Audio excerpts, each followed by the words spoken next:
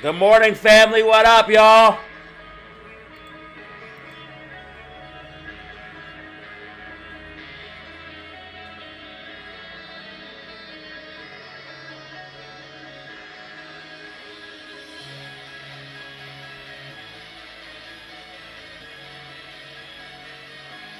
There are no shortcuts, ladies and gentlemen.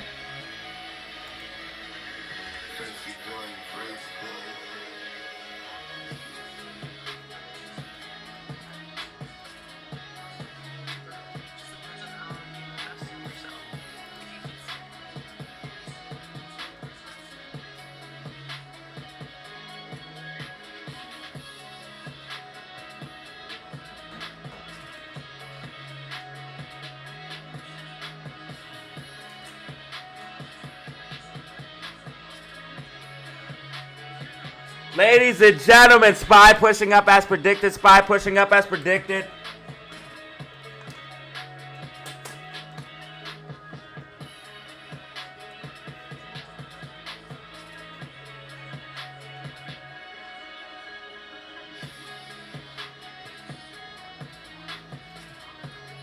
There are no shortcuts, ladies and gentlemen. Either you walk through the trenches and make it through the fire,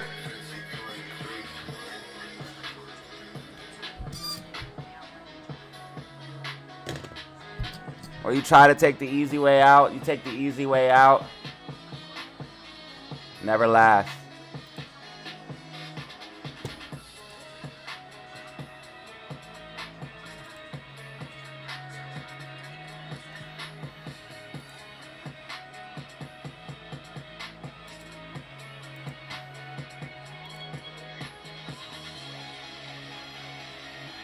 Fuck. These people are so stupid. SPY pushing up as predicted. SPY pushing up as predicted in yesterday's video. SPY's gonna probably go for this gap fill here. SPY calls. SPY up, meme stocks down. Everything's red but SPY. This is whack.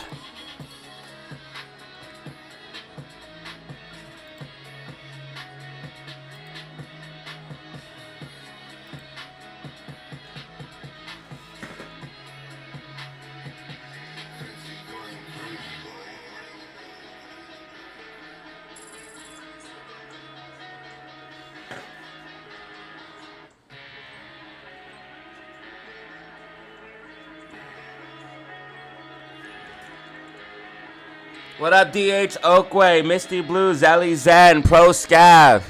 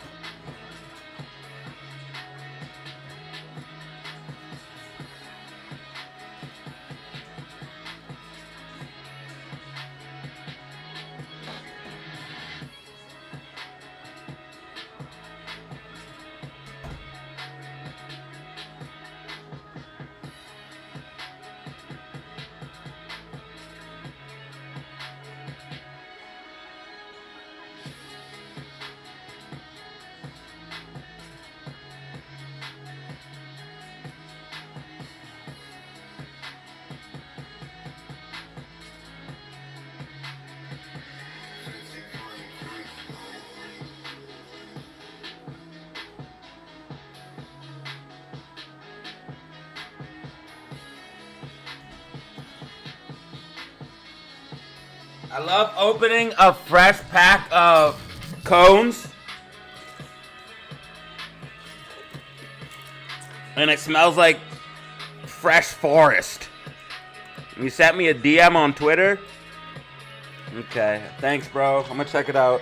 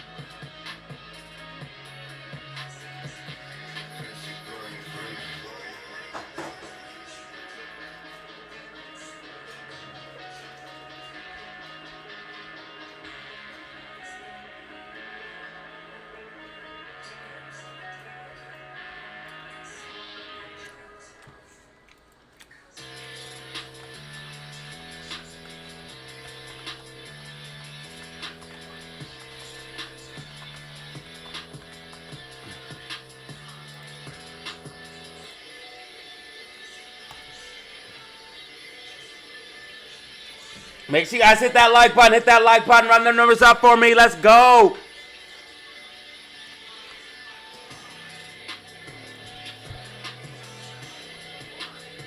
I'm going to check the DM, brother. Unless you're talking to someone else.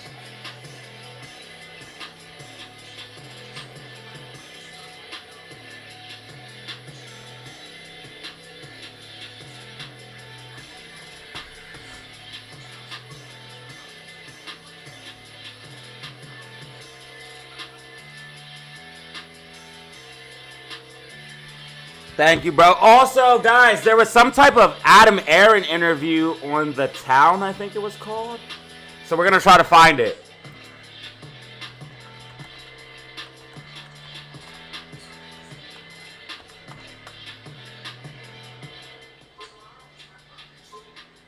How to save. All right, right here's Aron on this podcast. I found this. Maybe we could watch this. Maybe we could watch this. Yes, because I use this all. He's been doing a lot of press tours, man. What's going on with Aron, dude? He's a politician, man. He's trying to get back in the game. Maybe we could watch this together, though. He's like slash your wrists. So it's a disaster. But I describe the movie theater industry as a church built for Easter Sunday. And the reality is, do you guys think I should save this for on Friday and Saturday nights? Another day? Because it's quite a long piece of content that we could watch together. And that is something that has had my attention. I've run AMC now for almost a decade. That's something run AMC to the fucking ground. For a decade. Ever since you became CEO, the share price went down. Major studios and minor studios alike. Oh yeah, we're watching that shit. So we got a Friday expose. I got AMC. I got an AMC IRL investigation, the 12th, and then we can watch this live, bro, together, maybe on like the weekend or something. And I'll give my commentary and react to that. Reaction content is the easiest content to do, let's be honest.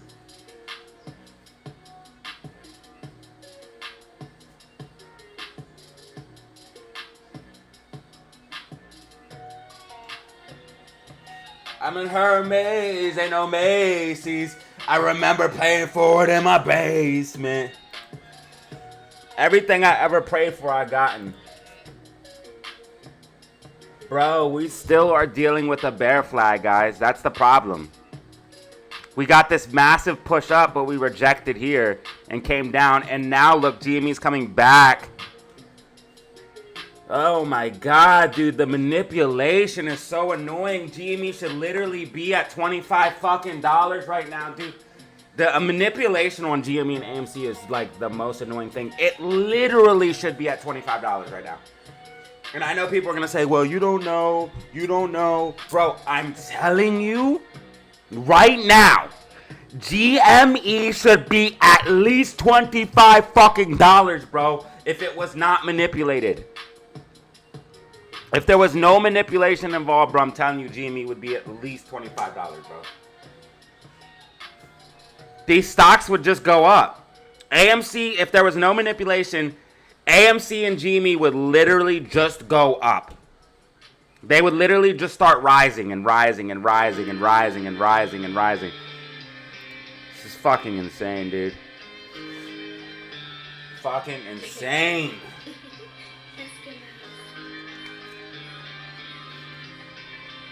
Men earn value, women are born with it. I only say that because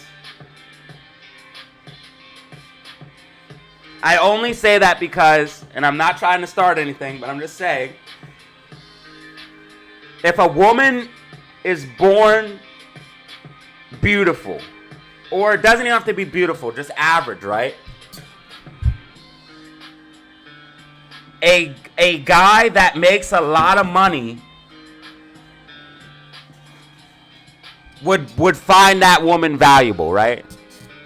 But a guy has to go through a process. He has to go out. He has to work out. He has to get his body in shape. He has to get his money up. He has to get his social status up. He has to do all of these things in order to be perceived valuable by women in society. So that's why I say women are born with value and men have to earn it. That's all.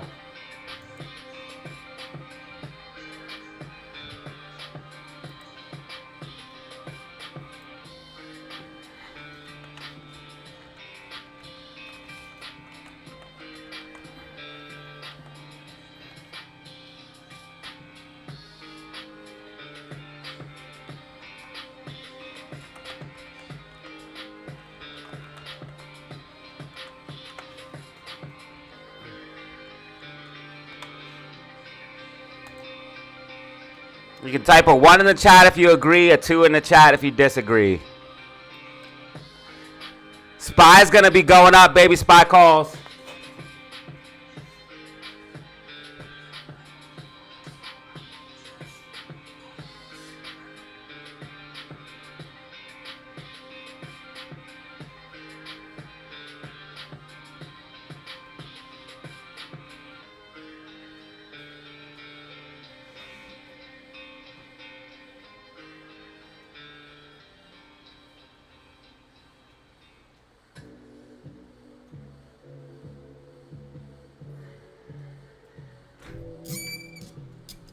Yo, a fucking super chat, dude.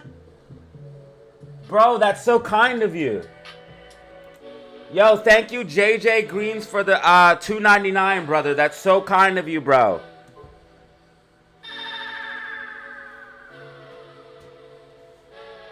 I really appreciate that, bro. Thank you.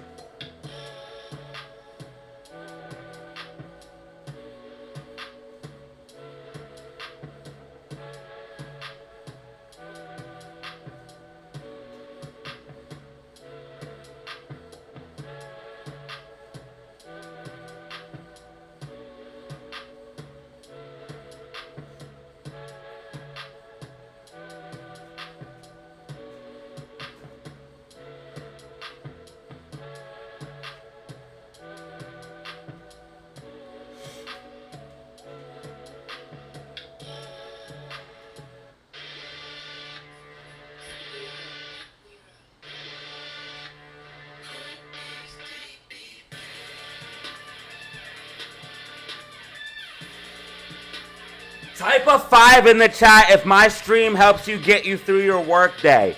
Type a 5 in the chat if my day helps you get, or if my stream helps you get through your work day. Type a 5 in the chat.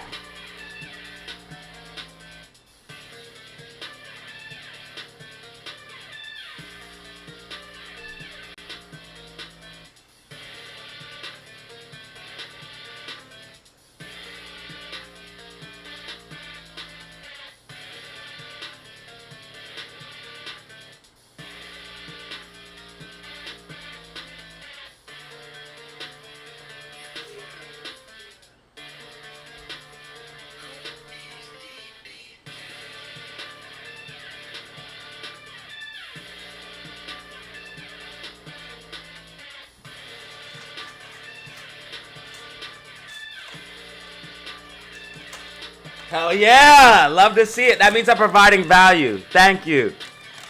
Love to see it, man.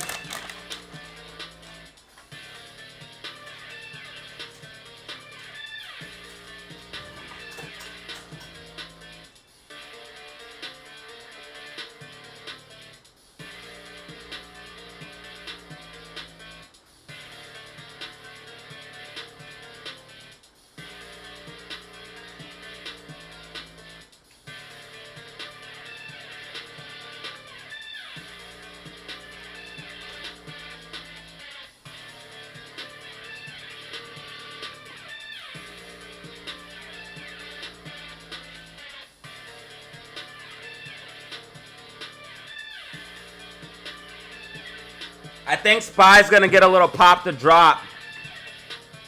I'm gonna put targets in the Discord right now.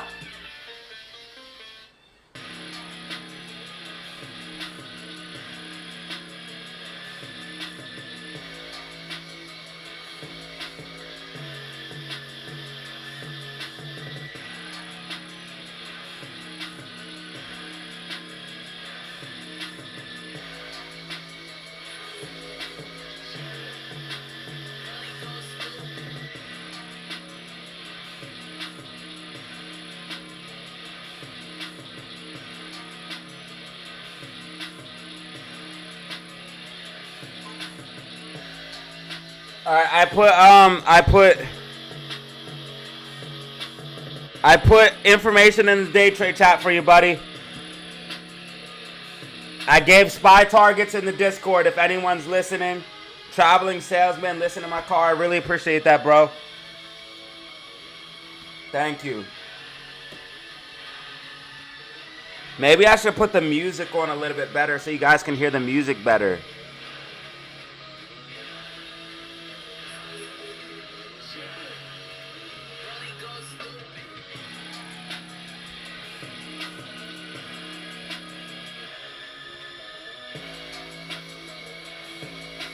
If I do that, though, I get more copyrights. I draw my lines on my chart. Then I learn how to lead. Then I learn how to read, man. Had to go through my hero arc. I was down, dick in the dirt. Nobody gave a shit. Nobody made it work. I told them I was down, how to make it work.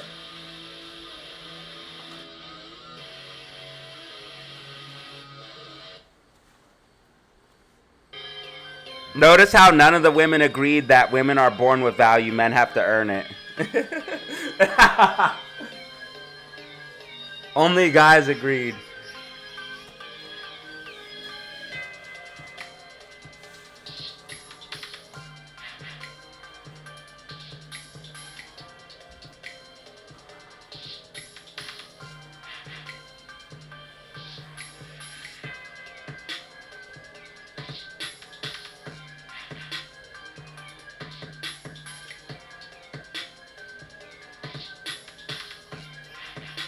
Just like how most guys are clueless about the woman's life experience, a lot of women are completely clueless about a man's life experience. And obviously we're two different creatures, but a girl will just never understand the shit a guy goes through, bro.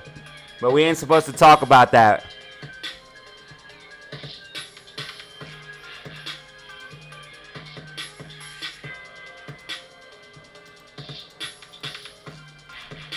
Heavy lies the weight of the crown. GameStop offers to sell shares to cover taxes. Yeah, I seen that. I can't open up my messages, or I would show it online. I cannot open up this. But hey guys, Ripple XRP ETF approval odds rise to 87%.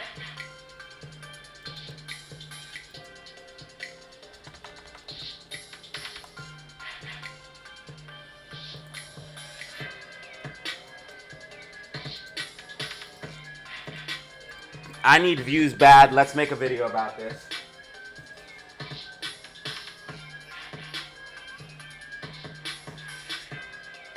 I think I'm gonna react to that. I think I'm gonna react to.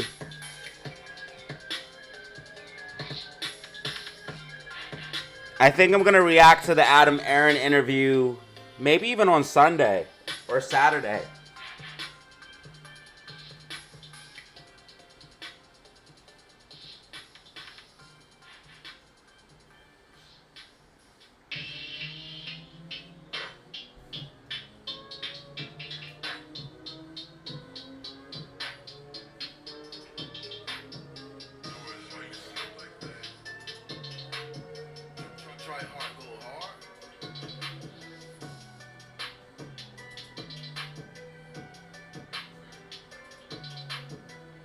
It's time for me to branch out. We're going to start doing reactions, commentary.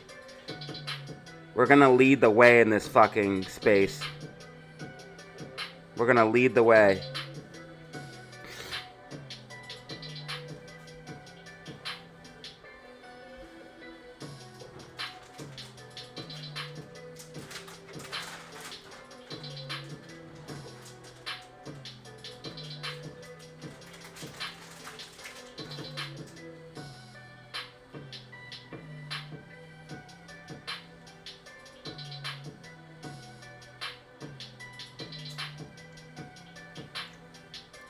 Hey, yo, check this out.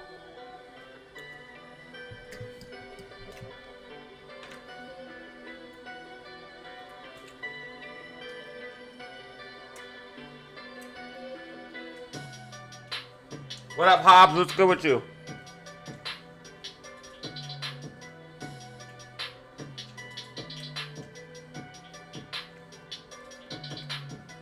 We're going to start branching out. I thought it was fair. I get that. Splendid Diva 8. Thank you.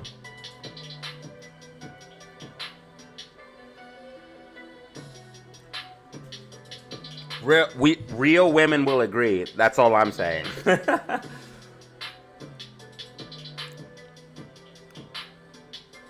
All right, guys. So the Ripple XRP spot ETF approvals rise to 87%. This is absolutely huge, and the deadline is possibly December 31st. If XRP gets this ETF, it's going to explode. Like and subscribe.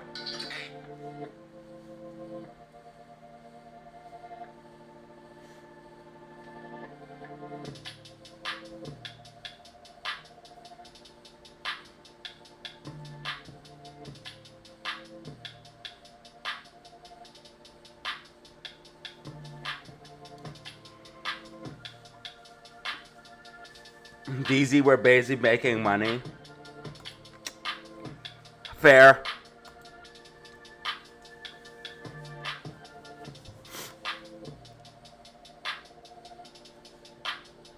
Hey, we got a retweet. Oh no, we didn't. I thought we got a retweet. I played myself.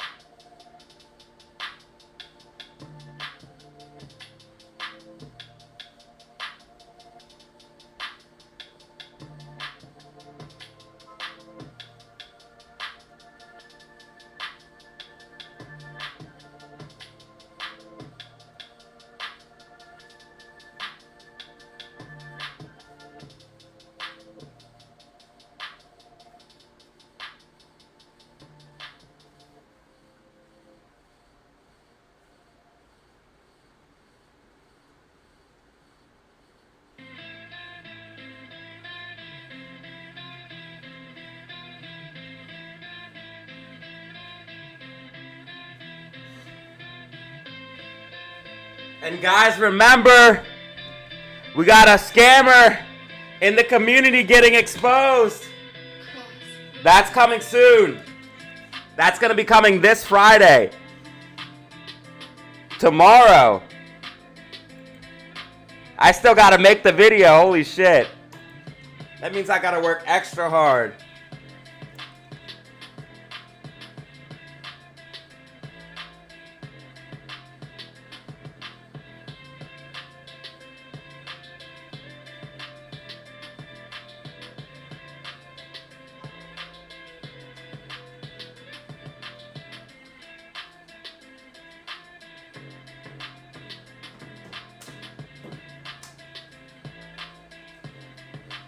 SPY meeting a little resistance, but I still think it will continue up. SPY meeting a little resistance. 645.88 resistance.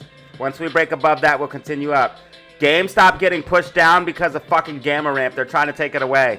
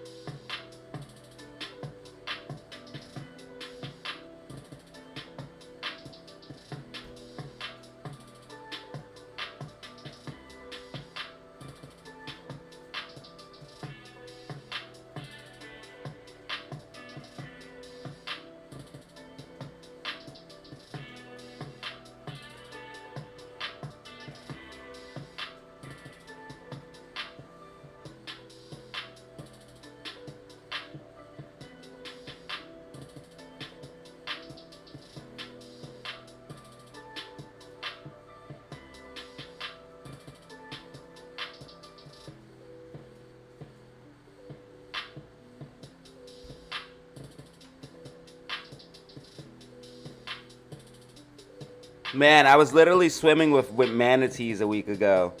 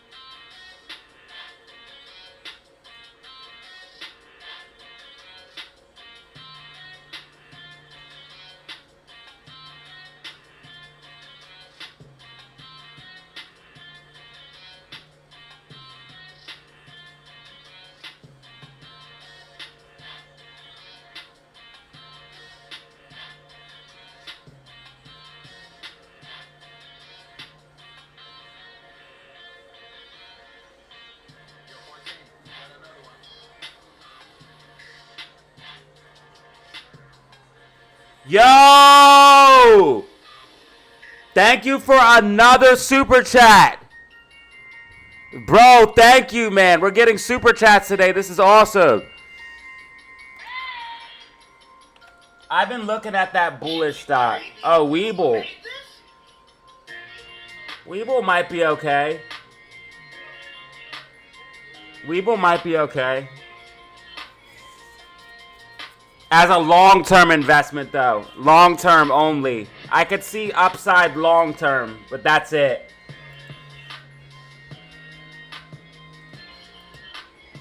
There's probably a better stock out there, to be honest with you guys. But it's not bad. I could definitely, it's low right now. I could definitely see some growth in the future.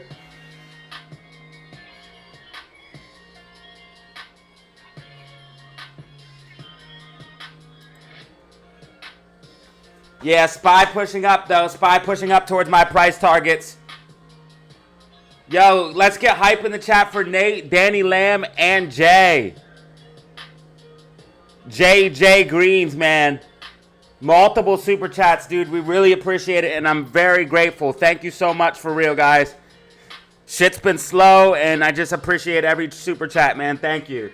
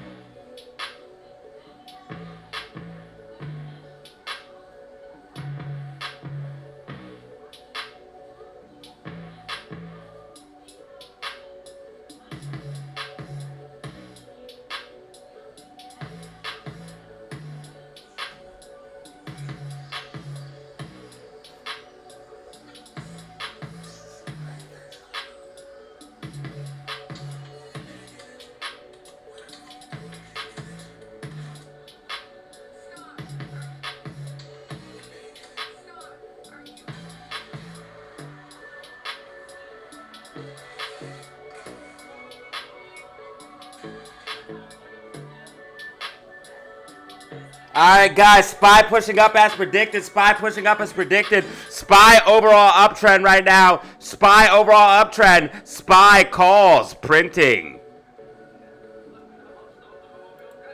Who got them SPY calls? Who got them SPY calls?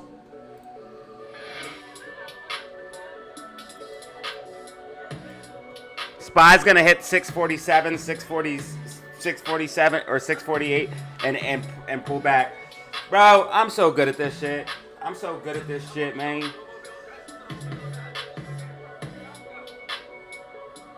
I have an email in the description. DataZero Official 5. DataZero Official 5.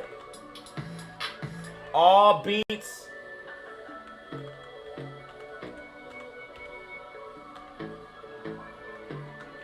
Must be non-copyright.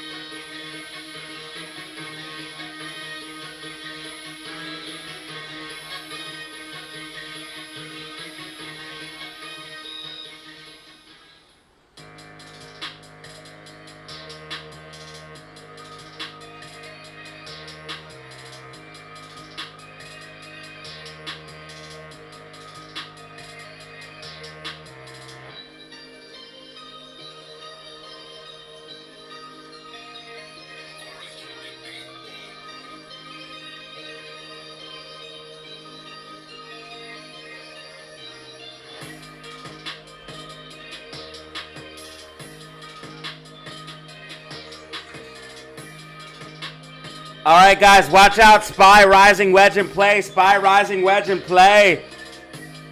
If SPY breaks below this trend line here, we will see a little bit of pullback. SPY heading towards 647 price target. GameStop trying to get a bounce off of 2250. We're going to need to hold that. We're going to need to hold that. SPY is how you make money, baby. Crypto is how you make money. Then you buy AMC and GME.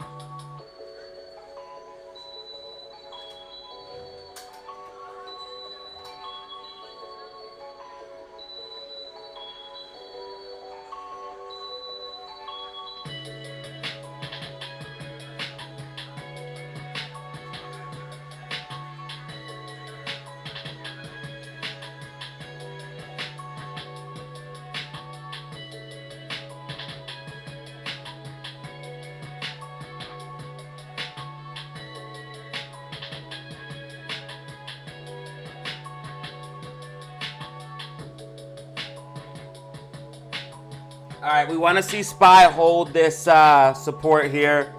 AMC is going to have support at 267. 267 is next AMC support. AMC should honestly be going up, dude. It's ridiculous that we have to bounce off this trend line 50 fucking times before going up. This is pure manipulation, dude, and it's just disgusting to me at this point. It's literally fucking disgusting to me at this point, bro. I'm literally fucking disgusted, dude. Bitcoin flush out might happen if Bitcoin loses the 109, dude, and I might have bought too early. Oh my god. I might have bought too early. If Bitcoin loses 109, it's gonna flush.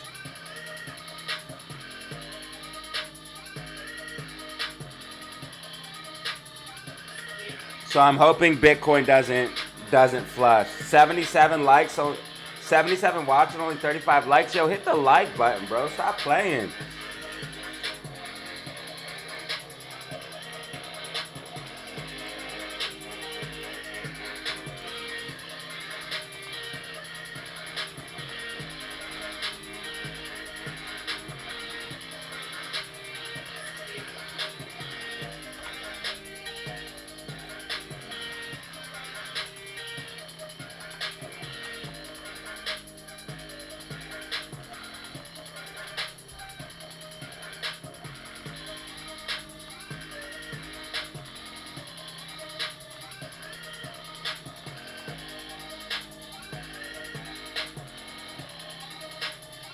Stop playing with your boy.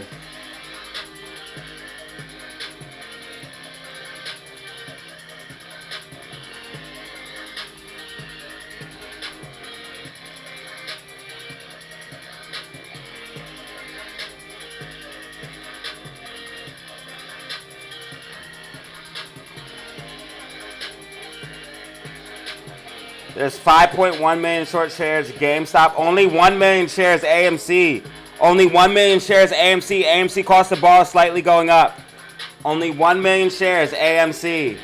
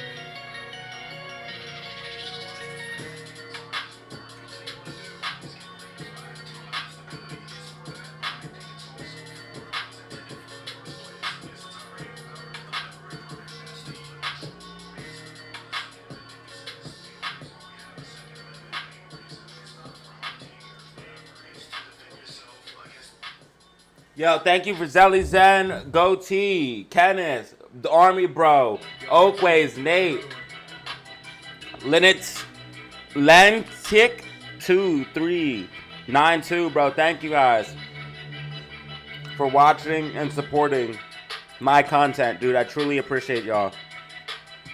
Spy still pushing up as expected. Spy calls fucking printing.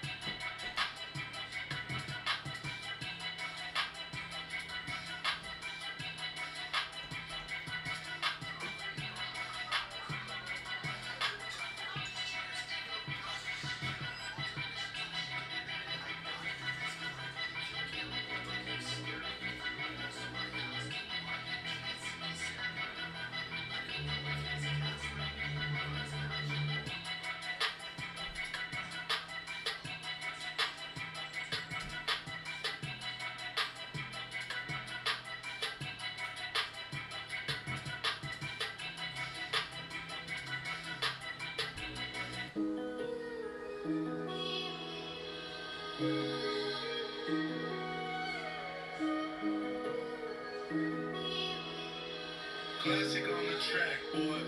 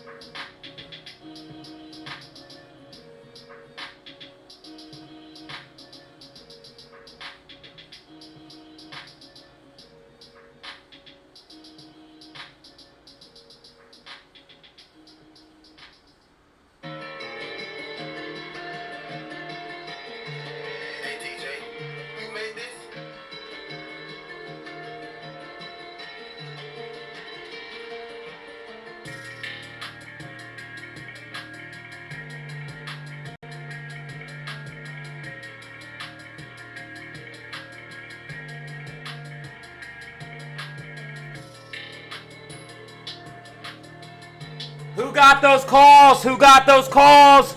Who got SPY calls? They're printing. Who got SPY calls? They're printing.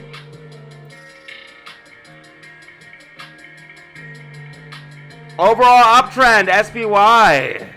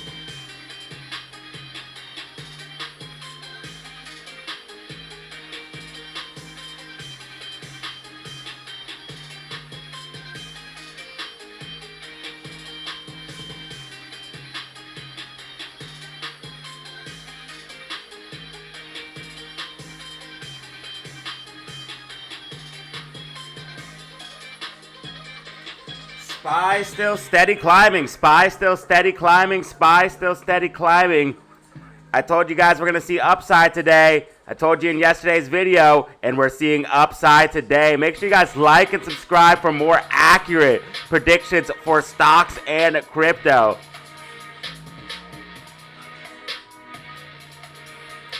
This is what we do, baby. This is what we do. Yeah, we call the shots.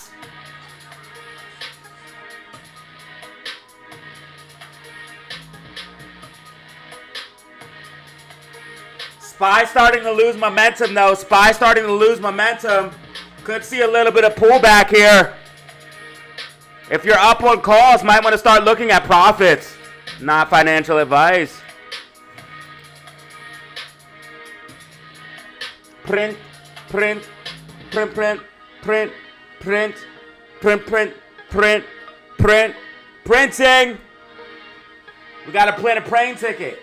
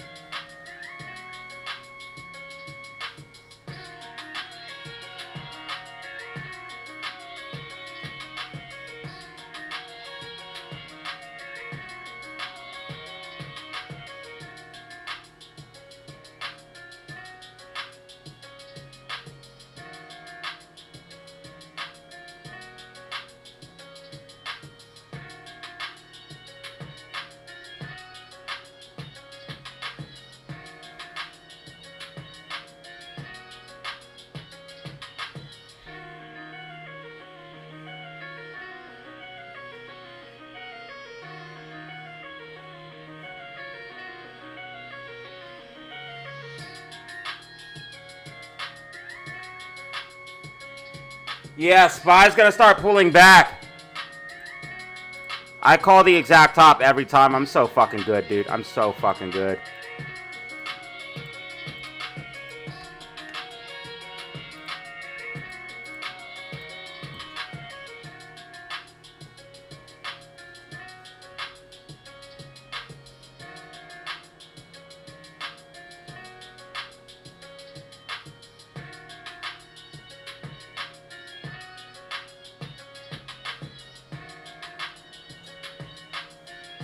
Actually insane that I called that.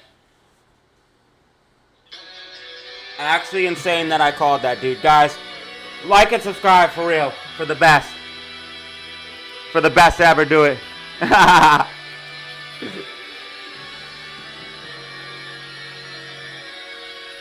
Predictions on predictions, baby. We got them. Free money here. This is how we get it. You never get it how we living. You never living how we living.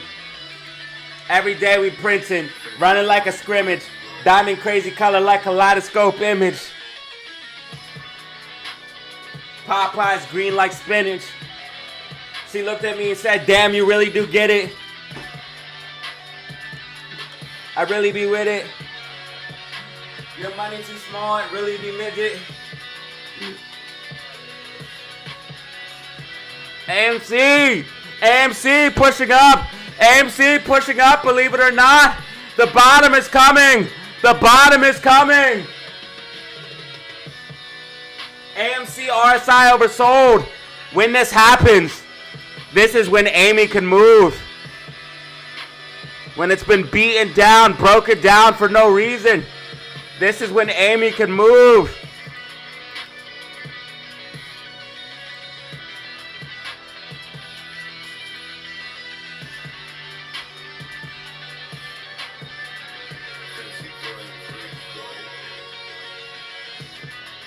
SPY's about to pull back. SPY's about to pull back.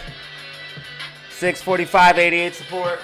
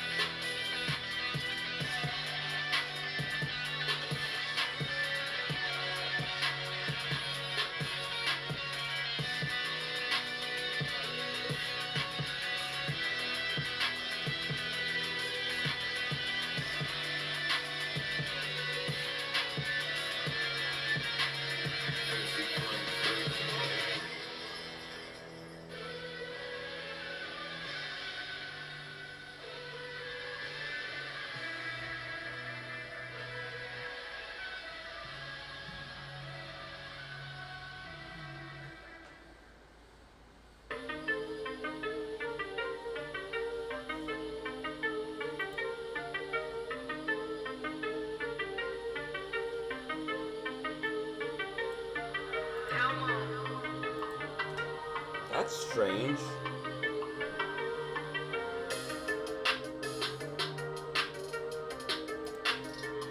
AMC trying to push up. AMC trying to push up. AMC green on the day.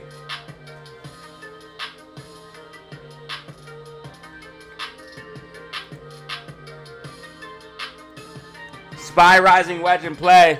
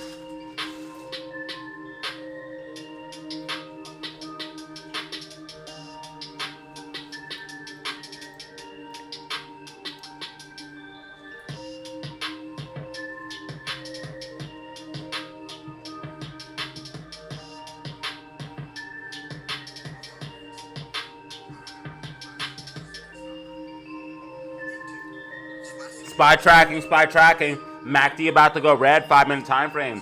AMC 271, GameStop 2266, SPY 646.29.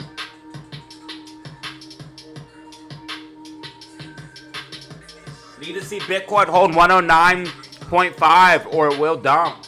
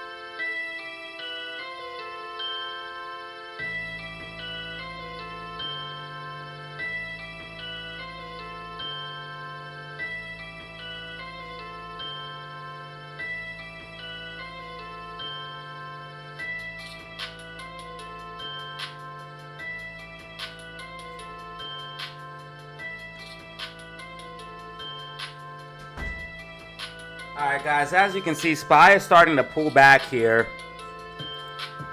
SPY is starting to pull back here. AMC sitting slight green on the day at 271. Right now we got GameStop sitting at 2262 or 66. Definitely starting to see SPY get a little bit signs of weakness as MACD curls down. Definitely gonna probably see SPY start to pull back here a little bit.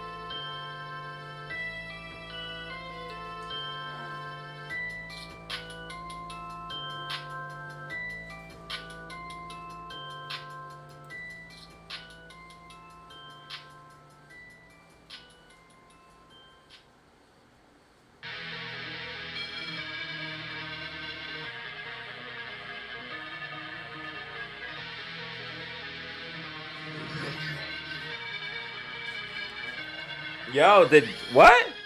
Amy just popped for 272?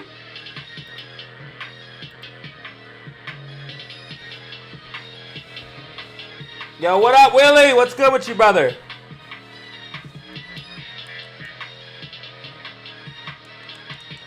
Yes, yeah, MACD just went red on SPY 5-minute time frame. This is bearish. And all you're doing is burning your theta on your calls right now.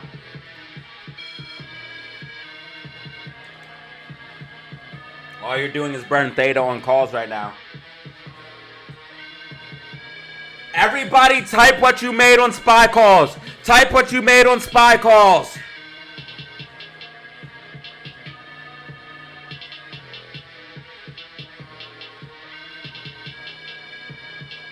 Type your profits in the chat. Type your profits in the chat. Everybody right now, yo, type your profits in the chat. We need you all to type your profits in the chat. Gravestone Doji, 5-minute time frame bearish. Gravestone Doji, 5-minute time frame bearish. SPY. Bro, everyone right now, type your profits in the chat. Really scared about crypto right now. We really need Bitcoin to bounce, and it's making kind of like a bull flag or a bear flag.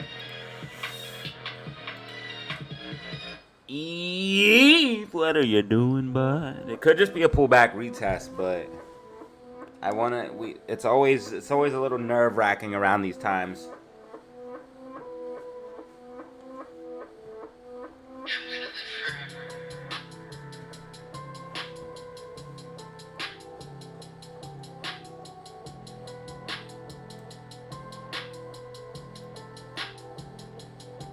Very nerve-wracking around these times. Everyone type your profits in the chat. We got 16. We got 16. 42. 1K. Motherfuckers making bank today, baby. Add it up, add it up, add it up. A profit a day keeps the broke away. A profit a day keeps the broke away. Especially if you're on the clock right now. If you're at work on the clock and you just made profit, you're balling. You need multiple income streams. Trust me, bro. You need multiple income streams. Without multiple income streams, you're fucked. I'm sorry. It's the truth. 2025 inflation, bro. Inflation's at 3% and it's never going back down. They're about to cut the rates. I'm telling you guys right now, inflation's never going the fuck back down. They're about to cut the rates. They're about to fucking cut the rates. Inflation's never coming back down. You need 2 incomes. You need 5 incomes.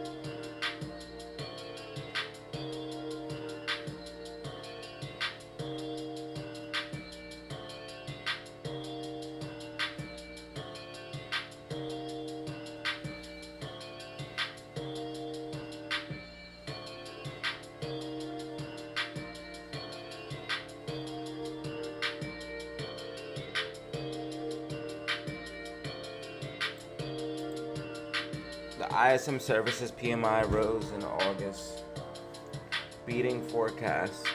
The reading pointed to the highest expansion in service sector in 6 months, driven by faster growth rates for business activity. And this is why SPY is so bullish today.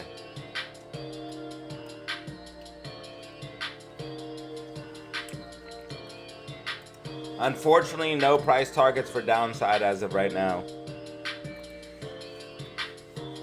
We have support at 645.88. Actually, no, I do have a prediction. It's right here on the screen, bro. And then on the side is the numbers. The numbers are right here. So this white dotted line is my projections.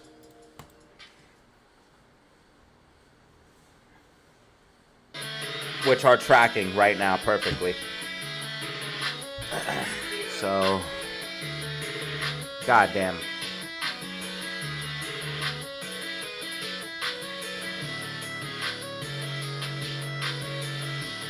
How does he do it? How does he do it?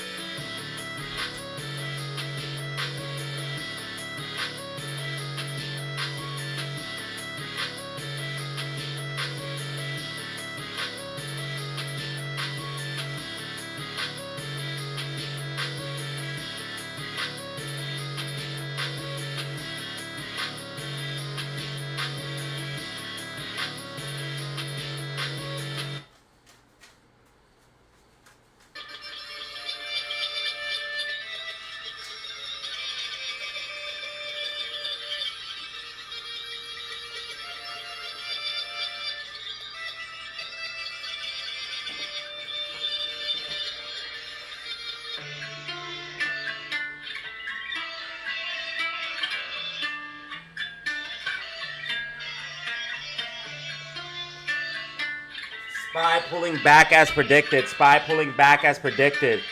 Turn 160 and the 480 in the last 3 days off the spy calls.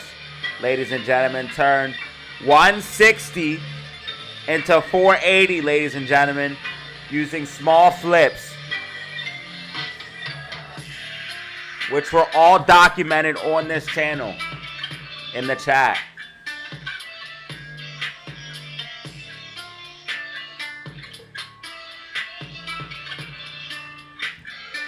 Bro, it's gonna get approved.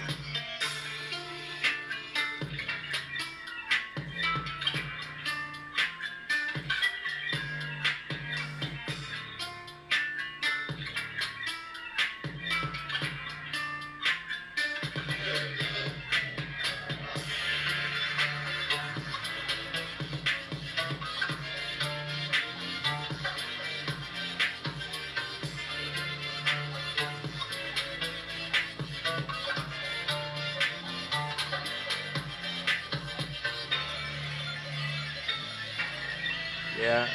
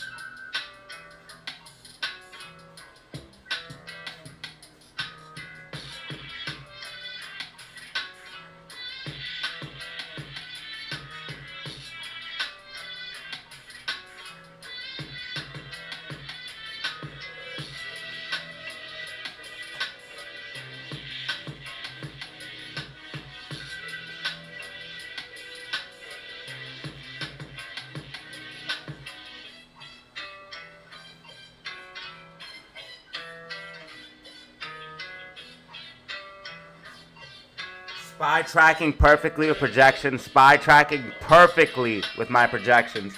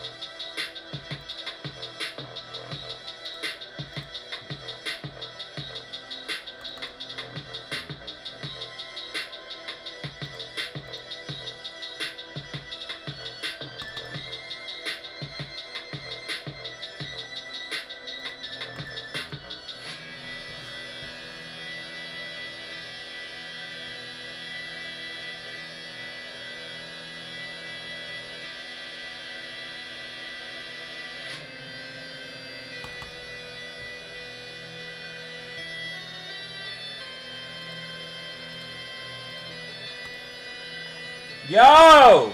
Thank you, Misty Blue, for the super chat. Thank you, Misty Blue. You didn't have to do that. Thank you. I really appreciate it. DZ's TA Thanks, is the Misty. best NFA.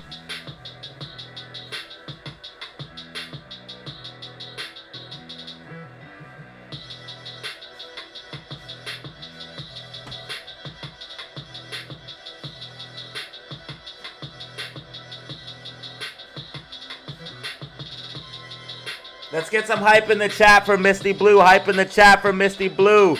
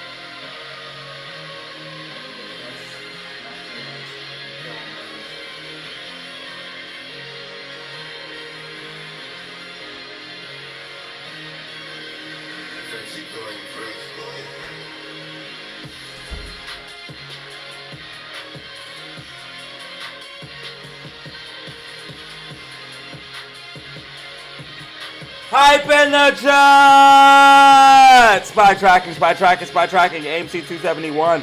GameStop 2264.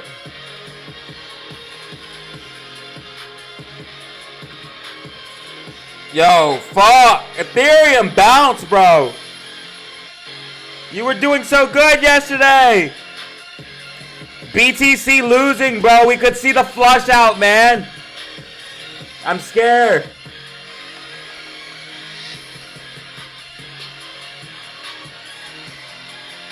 Remember I told you guys? Look at the fractal. Remember I was like, man, this could be the bounce before the dump. Now there's buy orders here, but look at the fractal, bro. We might come down a little bit lower and I have to wait. But if I have to wait, I have to wait. It is what it is. If I have to wait, I have to wait. It is what it is.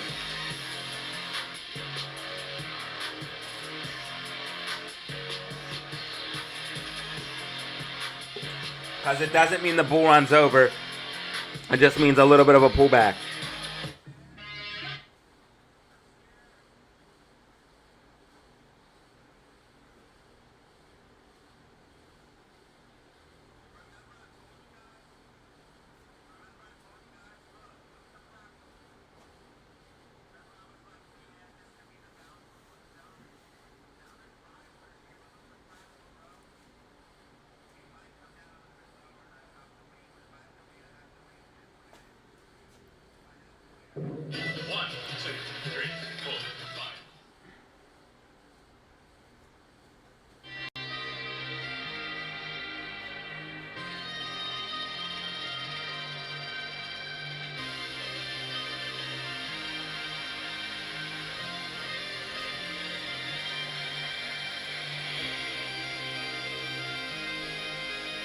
I gotta figure it out. I gotta fucking...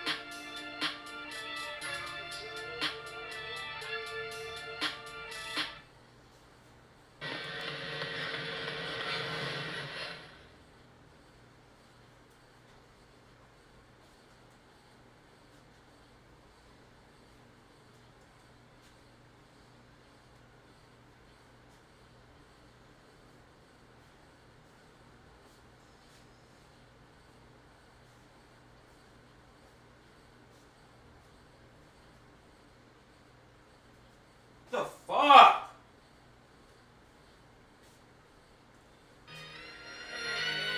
All that for a beat I already have?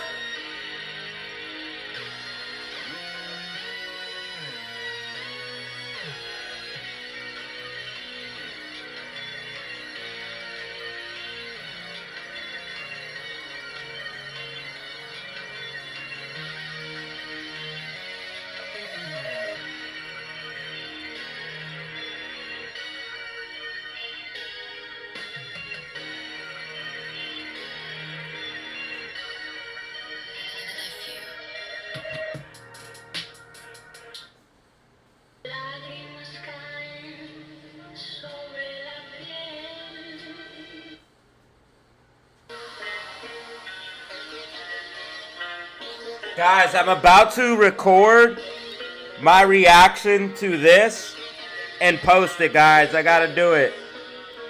So today's stream's gonna be a little bit different, y'all. Today's stream's gonna be a little bit different.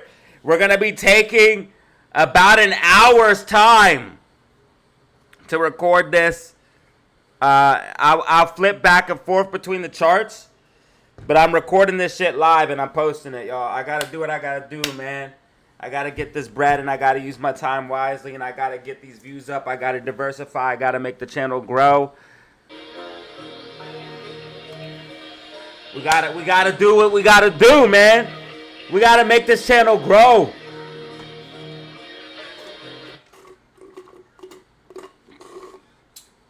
Plus, it will add hype to the live stream. People will want to fucking tune into the live stream because it's lit. What the fuck is happening with the internet, dude? I'm about to spaz.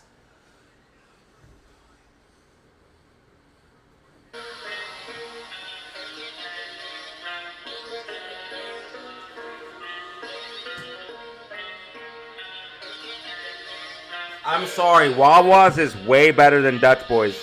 Wawa's coffees is way better than Dutch Boys. Bro, if this fucking shit doesn't load, I'm gonna fucking spaz out.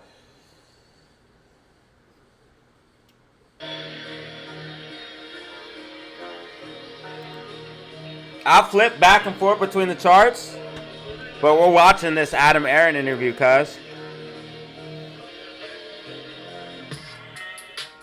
Now I'm posting that shit. I'm posting it on Saturday. We got fucking... Or I'm posting it... When should I post it? I'll figure that out later.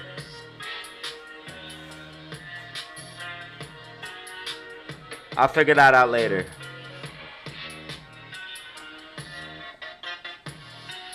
Because this Friday we got the TMI video.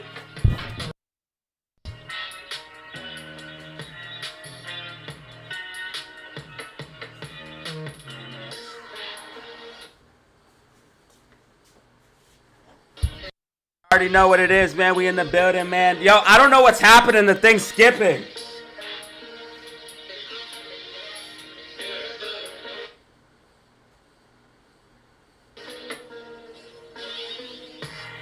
What is happening?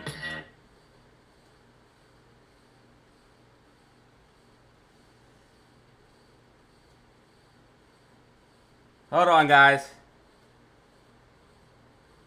I'm gonna try to fix it. What the freak?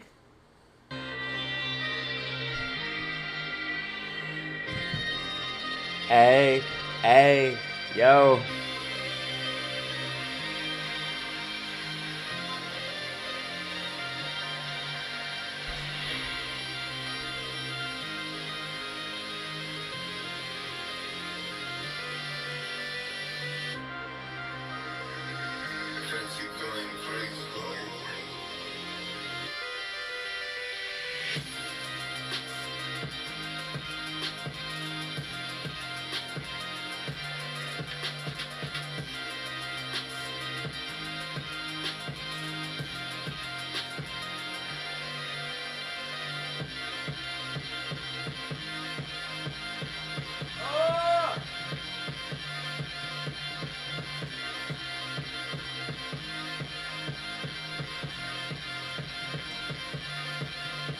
Bro, these beats got me feeling some type of way.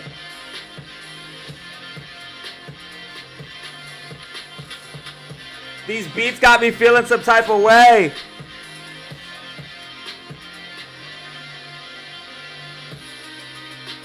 Oh my god, yo, this shit is disgusting. GameStop bouncing, GameStop bouncing.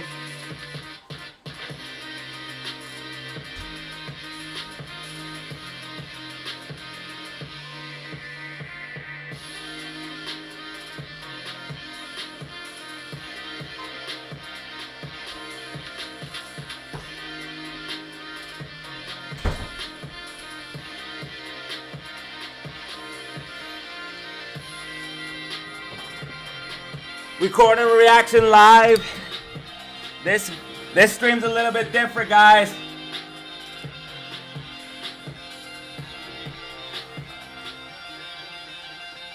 This stream finna be a little bit different.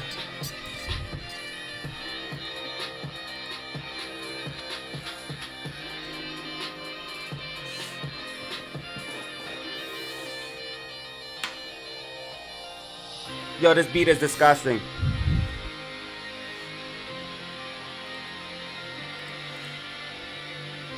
Listen to this fucking beat, dude.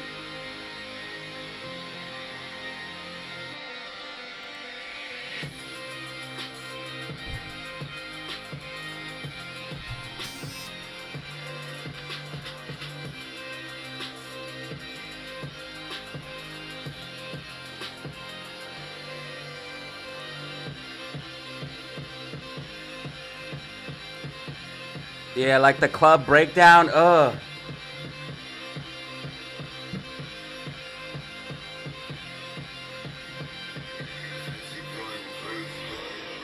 Yo, that is very good. Very good. Very good.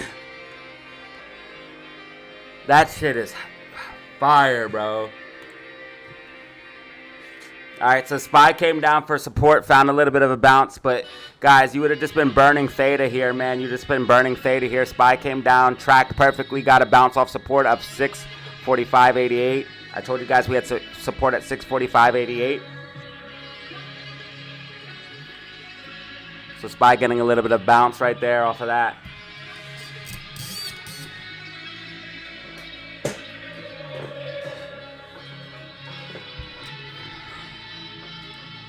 All right, I'm listening to one more beat, and then I'm gonna put the Aaron interview on, and then do the reaction and record that.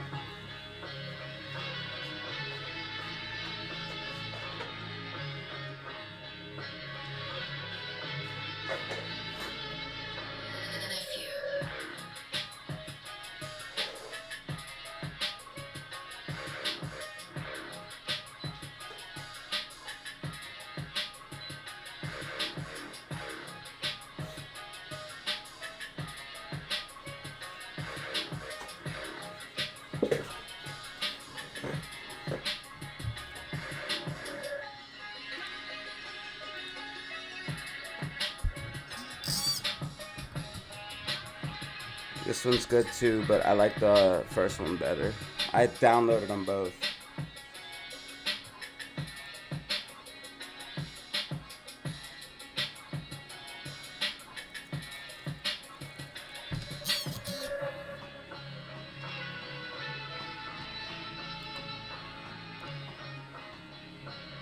I like this part a lot.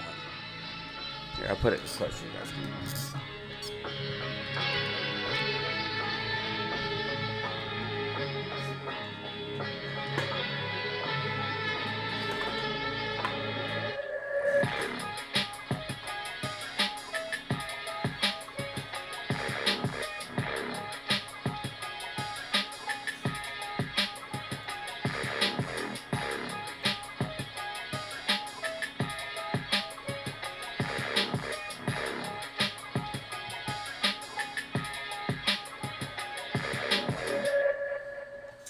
Not bad, not bad. This first one is better. GameStop's getting some recovery, guys, and then AMC 272. AMC 272, baby. Green on the day, green on the day, green on the day. GameStop also getting some recovery as well. GameStop also getting some recovery as well. Let's go. They're trying to push us down before Friday because of Max Payne, and they don't want to start hedging for those calls.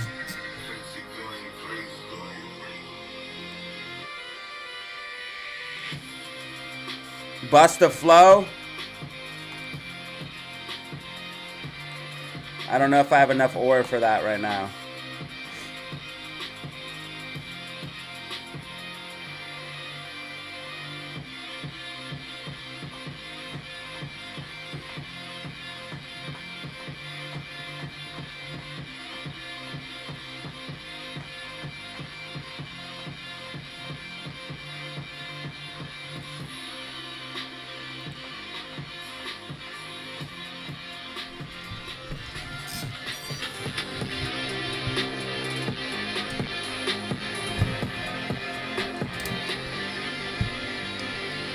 I literally lost the bolt, one bolt to this. I'm gonna have to order a new one. I lost the bolt to my mic arm.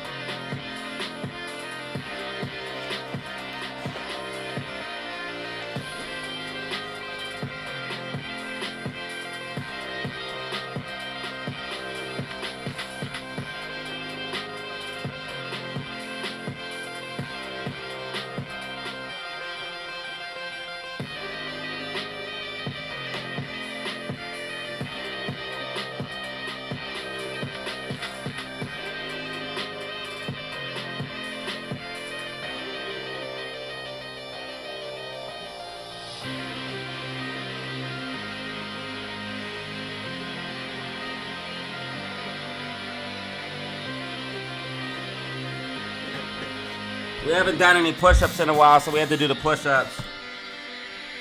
I did 35. Hopefully that's enough for the super chats. Let's see here. What?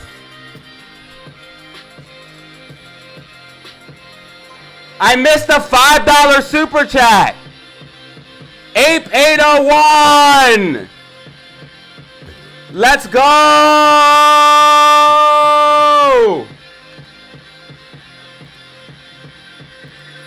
Bro, hopefully you're still listening, bro. Thank you. Gang gang, what up? Let's get it. Flex biceps, medium skin tone, money bag, money bag, money bag, money bag. Brother, thank you.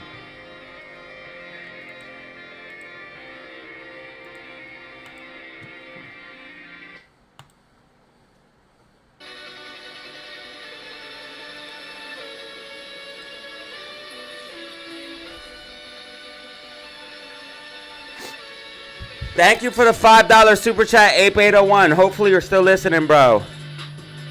I really hope. What time was that $5 super chat? That's why I always check this thing. Bro, thank you. Shout out Misty Blue, Ape 801, Nate, Danny Lamb, and JJ Greens, bro. Multiple super chats today. 5, 10, 15, 20, 25. Yes, I did enough push-ups. I did 35.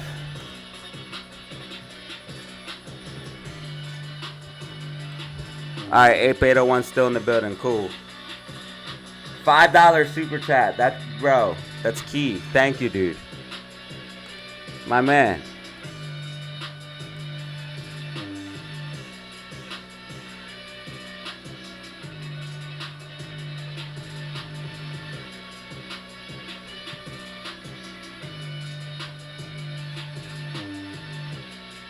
Alright, so now we're gonna do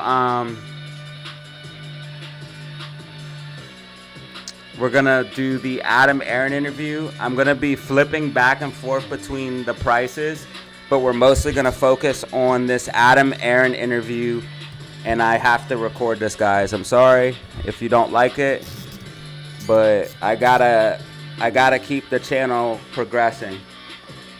And we got to branch out into different types of content. Right now, we've been blessed with a lot of interviews from like Adam Aron. We've been able to do the IRL stuff. We also have different stuff coming up for you this Friday.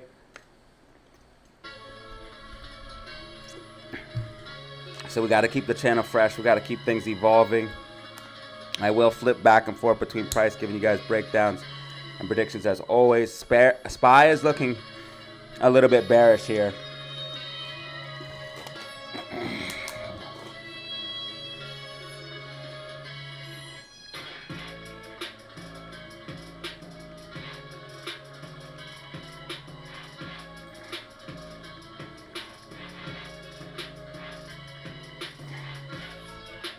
SPY starting to show short-term signs of weakness, guys. AMC at 270, GameStop 2264, SPY 646.01. It has support at 645.88.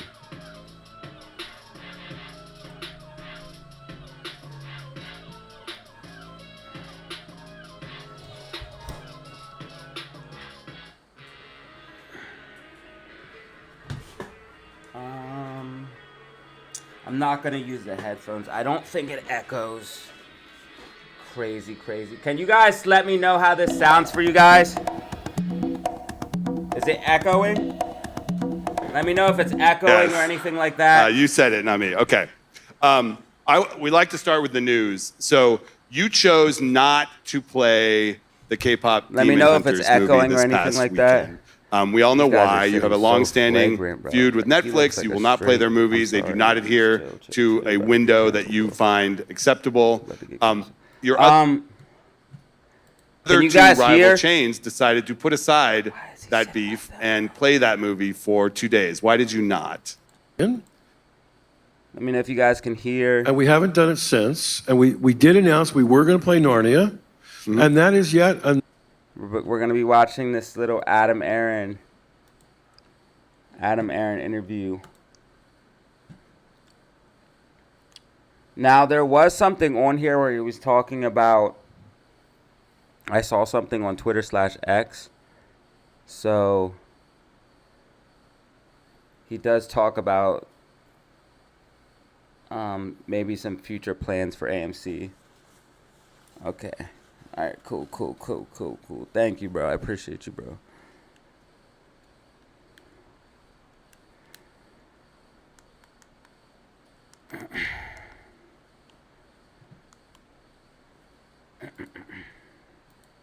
And I will flip back and forth between the price, but we'll just have this on in the on it.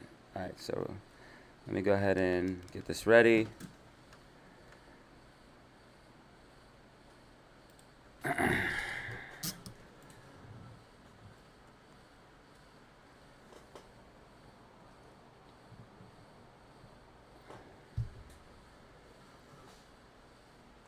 All right, guys. So Adam Aron just did a full podcast on a podcast called Town or The Town. Well, let me make sure I have my information correct before I... It's called The Town. Okay. All right, guys, what is up? Adam Aron just did a podcast on a podcast called The Town. We're going to be looking at that, giving you guys my reactions, a little bit of commentary behind that. We're going to be breaking it down as well. He has a little bit of insight for AMC stock. Let's see what the fraud, the silverback, whatever you want to call him, Adam Aron has to say on this podcast. We're going to be checking that out right now. Make sure you guys hit that like button and subscribe and tune into our live streams, as we are recording this live as well. So let's go ahead and see what Adam Aron has to say. We're going to be skipping past this part. More than 3 years ago. Here. He will be very familiar to those of... Anyway, maybe he's Twitter famous. He's not. Is he Twitter famous? Only because of the apes. He literally wrote... In his publicly traded company. He will be very familiar to those of you who have been listening to The Town since the early days, more than 3 years ago. In fact, even before that, I named him the inaugural Villain of the Year in my Puck newsletter Definitely for his interesting stock sales around that time. That led to he and I starting an ongoing dialogue. It was kind of a dialogue. It was kind of an argument. It was kind of ongoing, sometimes heated. Mostly a good-natured debate about the movie industry, the role that movie theaters play in modern Hollywood, why people complain about them so much yet keep going back, and the upheaval that the exhibitionist industry has endured over the past 5 years. You can see where this is going. I'm not. All right, guys, I pointed this out earlier. This guy's sitting extremely flagrant. I'm just pointing that out there. Direct from Kansas City, I'd like to introduce the most powerful person in the theater industry, the leader of the AMC Apes, a friend to both Nicole Kidman and Taylor Swift. Notice the man who sells more popcorn and Coca-Cola than anyone in America, the chairman and CEO of AMC Theaters, comedy, my good friend Adam Aron. This is absolute comedy. Was that Bro okay? can barely walk. You're over here. Bro came stumbling out. Thank you, we Adam. caught that Adam. For those He's who, hurting. Hello, everybody. Yes. He's hurting. For those not familiar, we have had a very spirited dialogue over the past few years, but never mean-spirited. Always See trying what to be AMC Stock's positive. doing real Ultimately. Calling someone the villain of the year is not mean-spirited. 70 right Well, now. I wasn't really going to do this because I was going to avoid this studiously. Okay. Lagging a little bit What? of bounce. The first time I heard of Matt Bellany is when I read his column that I was the villain of the year. And I was really upset. You weren't thrilled? I was not happy. And I called you, and you were nice enough to take the call. I believe this was Christmas Eve. Was it not? I don't remember. I just remember we went about an hour on the phone where I could tell you, this is wrong, this is unfair, this isn't right. Yeah. And I had pretty good answers for why it was. No, but you okay. didn't. But I sense a little hostility. here's what I want to say. here. It's very nice, okay? I since learned that with the exception of that one erroneous article, Just that one. just that, the only one that I could find, I learned that I think Matt actually is the most informed, knowledgeable reporter. No offense to Lucas, because he just said this about you, but I think he's the most informed reporter in Hollywood. I think he knows what's going on here more than I do. All right, no spin zone here. No I know, BS. but I just want to say, yes, Wait till I ask you why you hate your customers. it's Yo, this dude's keeping it It real with started them. Why when you does he trashed hate me, the but apes we've and hate his gone a long customers? way since then. Yeah, Yeah, It was okay. years ago. All right, there we go. Yo, Okay. this might get. Would you like to start, or guys, should I? I thought start? you already asked He's your coming first at his question. neck a little bit. I like can it. ask a. I have a. There's a nice way to. Well, I have a similar question, but I feel like yours might be better. But so movie theaters? Correct me if I'm wrong. Generally full, like 20% of the time, 15% of the time. 14 if we're lucky. Right. Every time Is there I went, another though, that business was packed. that is considered successful where you're only 14% full? Yes, because I use this all the time. I spent 11 years in the airline business, and as an airline executive, if you weren't 80% full and you were in the marketing department, which I was, you'd like slash your wrists. So it's a disaster. But I describe the movie theater industry as a church built for Easter Sunday. And the reality is we're sort of full on Friday and Saturday nights and pretty empty the rest of the time. And that is something on that Monday was has pretty- had my pretty attention. decent. I've run Actually, it was AMC now full. for almost a decade. It just might be That's my something area, that though. it's had my attention for a full decade. We do need more movies coming out of major studios and minor studios alike. We'll also have to look for alternate uses of our space in addition to movies, because we have so And much how about cutting some of the cost excess of your capacity that's just grossly overpaid sitting there salaries? begging to be used. But And it's- churches are not a business. I mean, many of them are in some ways, but post-COVID, Oh, God, here neither he goes have with the been we. that's true. Yes. You said it, not me. Okay. We like to start with the news. So you chose not to play the K-pop Demon Hunters movie this past weekend. We all know why. You have a long-standing feud with Netflix. You will not play their movies. Yeah, They do Spy not should hit adhere my overall to price a window target that you of, find acceptable. Your other two rival chains decided to put 647. aside It will that hit my beef price and target, play but that movie calls for 2 would days. have Why did you not? burned But out. don't you feel good? You dropped sitting down, next calls to would have burned someone out, but it's who going to hit my actually has price target of principles? Okay. 647. No. Are you kidding? GameStop pushing up a little bit here as well. You're in Hollywood, so that nobody feels good about that. And a backbone. And but to slightly correct the question, and it's kind of like we've been funny, haha, but it's like time to be serious. Nothing would make me happier than for Netflix to want to show movies theatrically. We have been trying for years now to convince Netflix that the most successful movies More on streaming information in the services Day Trade Chat and are those Discord. which have had a robust theatrical release. Paramount says that's settled. Last week We at have an to event talk for over the media, they video. That's said part of it. I it's can't just settled record now it. that movies that go to theaters first do better on streaming. Well, I agree with them. And by the way, it's settled at Paramount and it's settled at Disney. We have to pause the video and talk over it, brother. You can't just record it and then post it. And at Warner Brothers, and at Universal, and at Amazon, and at Apple. It's just not, F1. Well, they put Amazon Wait. and Apple both put movies on their streaming service. F1. Yeah, the windowing is not secure. We'll get to that, but the windowing at the streamers is not. But the major F1 was studios. a major theatrical release, and we've thought, and my hat's off to Apple. I think they did a great job with F1, and it was a wonderful movie. And you didn't have to be an F1 fan to really enjoy the story. It was really a well-made movie. But I think we've won that argument with everybody. F1 was, if you guys haven't seen F1, definitely want to check that one out. F1 was awesome, dude. At Netflix, and we've tried. I personally spent hours and hours trying to get The Irishman into theaters. Yeah, let's talk about that. Did you feel like that was going to happen? Is that the closest you've gotten to having a deal? No, the with... closest we got was the Knives Out sequel, The Glass Onion. Glass Onion. Which we actually played, hoping that it would convince Netflix that they would make money from it, and it would increase the ratings of Glass Onion on its streaming platform. But let's go back to but- Irishman for a second, because that was one of my things that readers said was one of the biggest calamities of the past 15 years. You guys were close. Netflix wanted to put Irishman in theaters, mostly probably because Scorsese wanted it.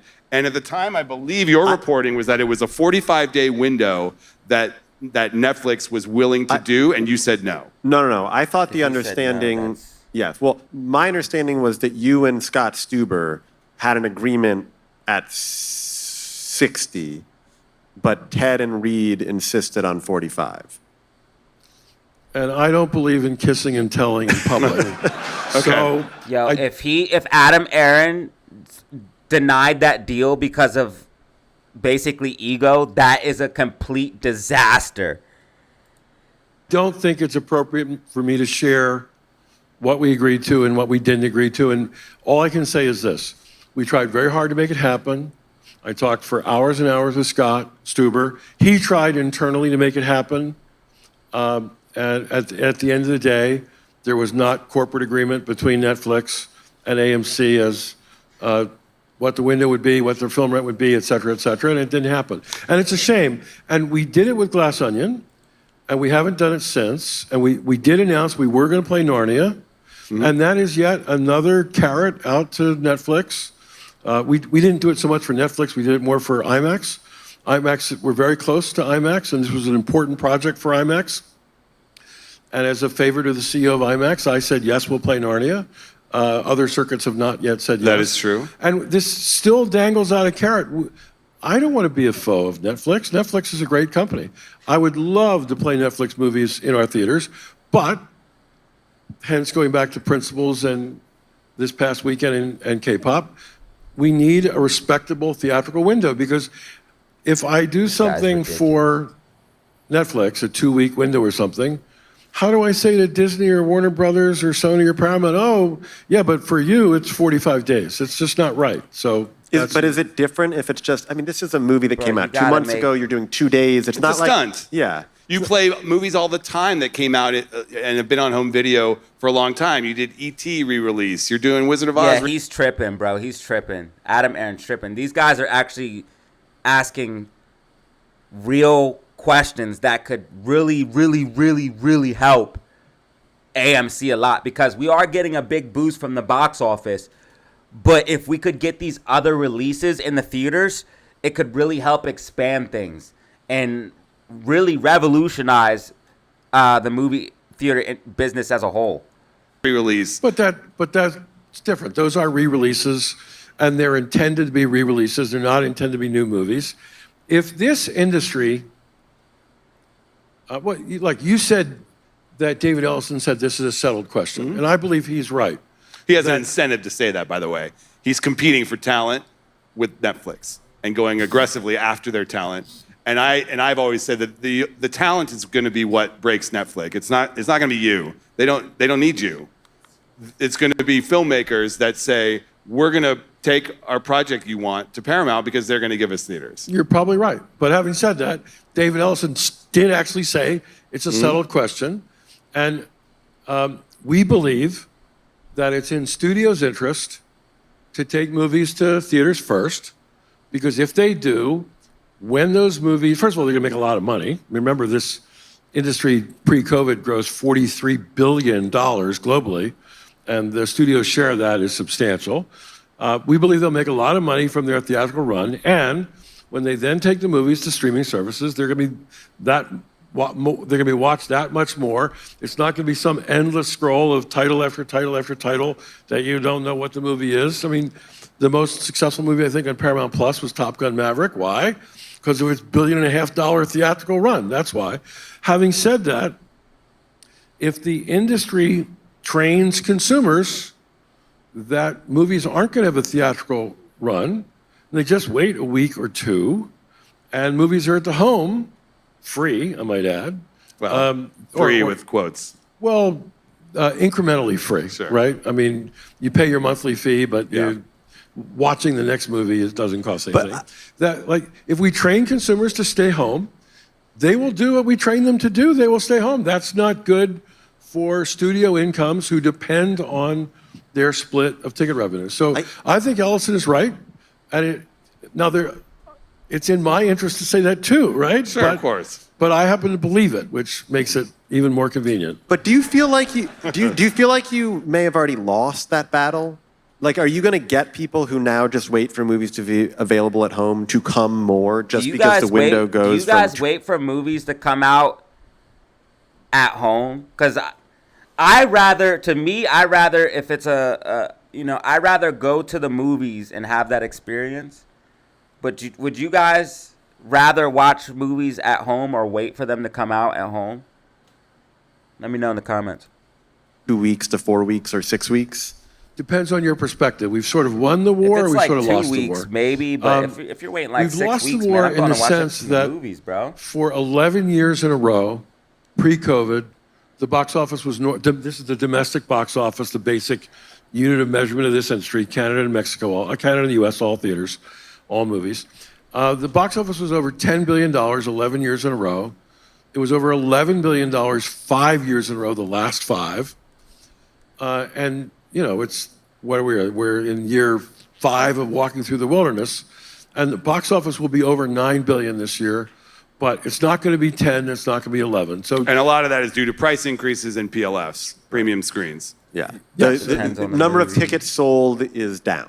But here's why we've won. I said, depending on your perspective, if you look at individual movie titles, there are plenty of movie titles that are doing wonderfully well.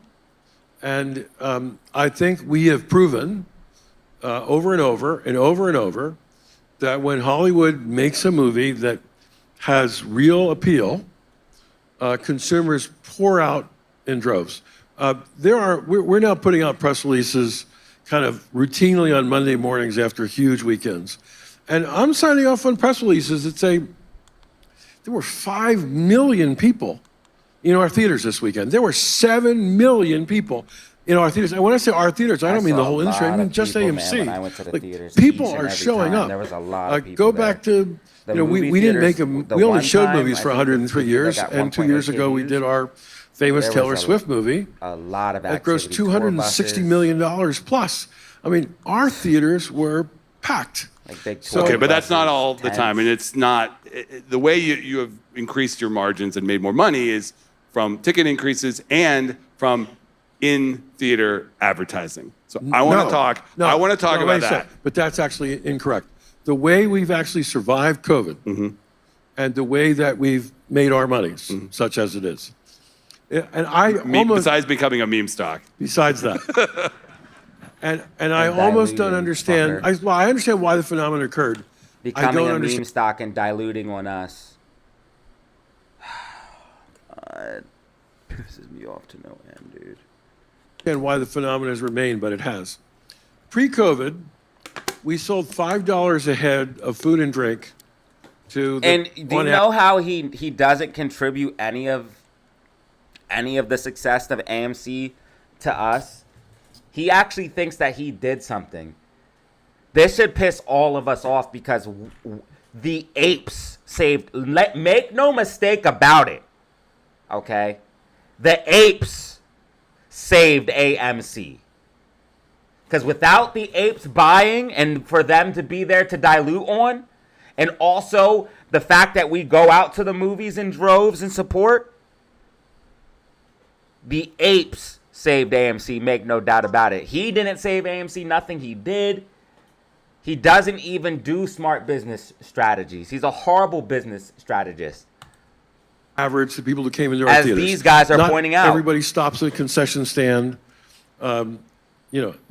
Like around half the people who come to the movie theater just buy their ticket. They go into their seat. They don't buy like 1 cent, nothing. Well, it's because they've stuck the food in their coats and, yeah. Just you. Just me, yeah. Anyway, and you're banned from our theater. No, but on average, we sold $5 a head. We came back from COVID. If you're it was broke, over $8 though, if you go to the like movies and have instantly, to first- hide food, if you're broke, just say it. I mean, honestly. Like, I go to the movies and buy food because I'm not broke. First day we finally reopened. And our profit margin on food and drink is really high. I mean, like we sell, That's because it's so high quality. by the way, we're on like 9 questions at the same time, but it is high quality. I actually once went to a cornfield in Illinois. Oh, God. I got a picture, and I inspected the corn with the guy who grew the corn. Please tell me there's a video of this. Yeah, and he told me, you buy the best corn there is. Wait. And I was running the largest theater chain in the world. We saw like tons of popcorn every day. And I didn't even know there were different grades of corn. So I went back to my F&B department and said, I was just told by the farmer that we buy the best. Oh, yes, we buy the top grade of corn. So it is our quality. But I thought the story ended with you telling them to cut the budget of the corn. No, actually, it was the opposite. And this shows you, you're a pessimist and I'm an optimist. Yeah. And you're a little cynical about how businesses work. And I actually believe that the best way for a company to thrive is to please its customers. I've always felt that. Okay, but then let's go back to the ads, because that does not please the customer. Before we go back to they absolutely hate it. I understand. I'll come there in a second. But going back to the corn. What you said, tell them cut the budget. No, what I said, sign it up on a long-term contract.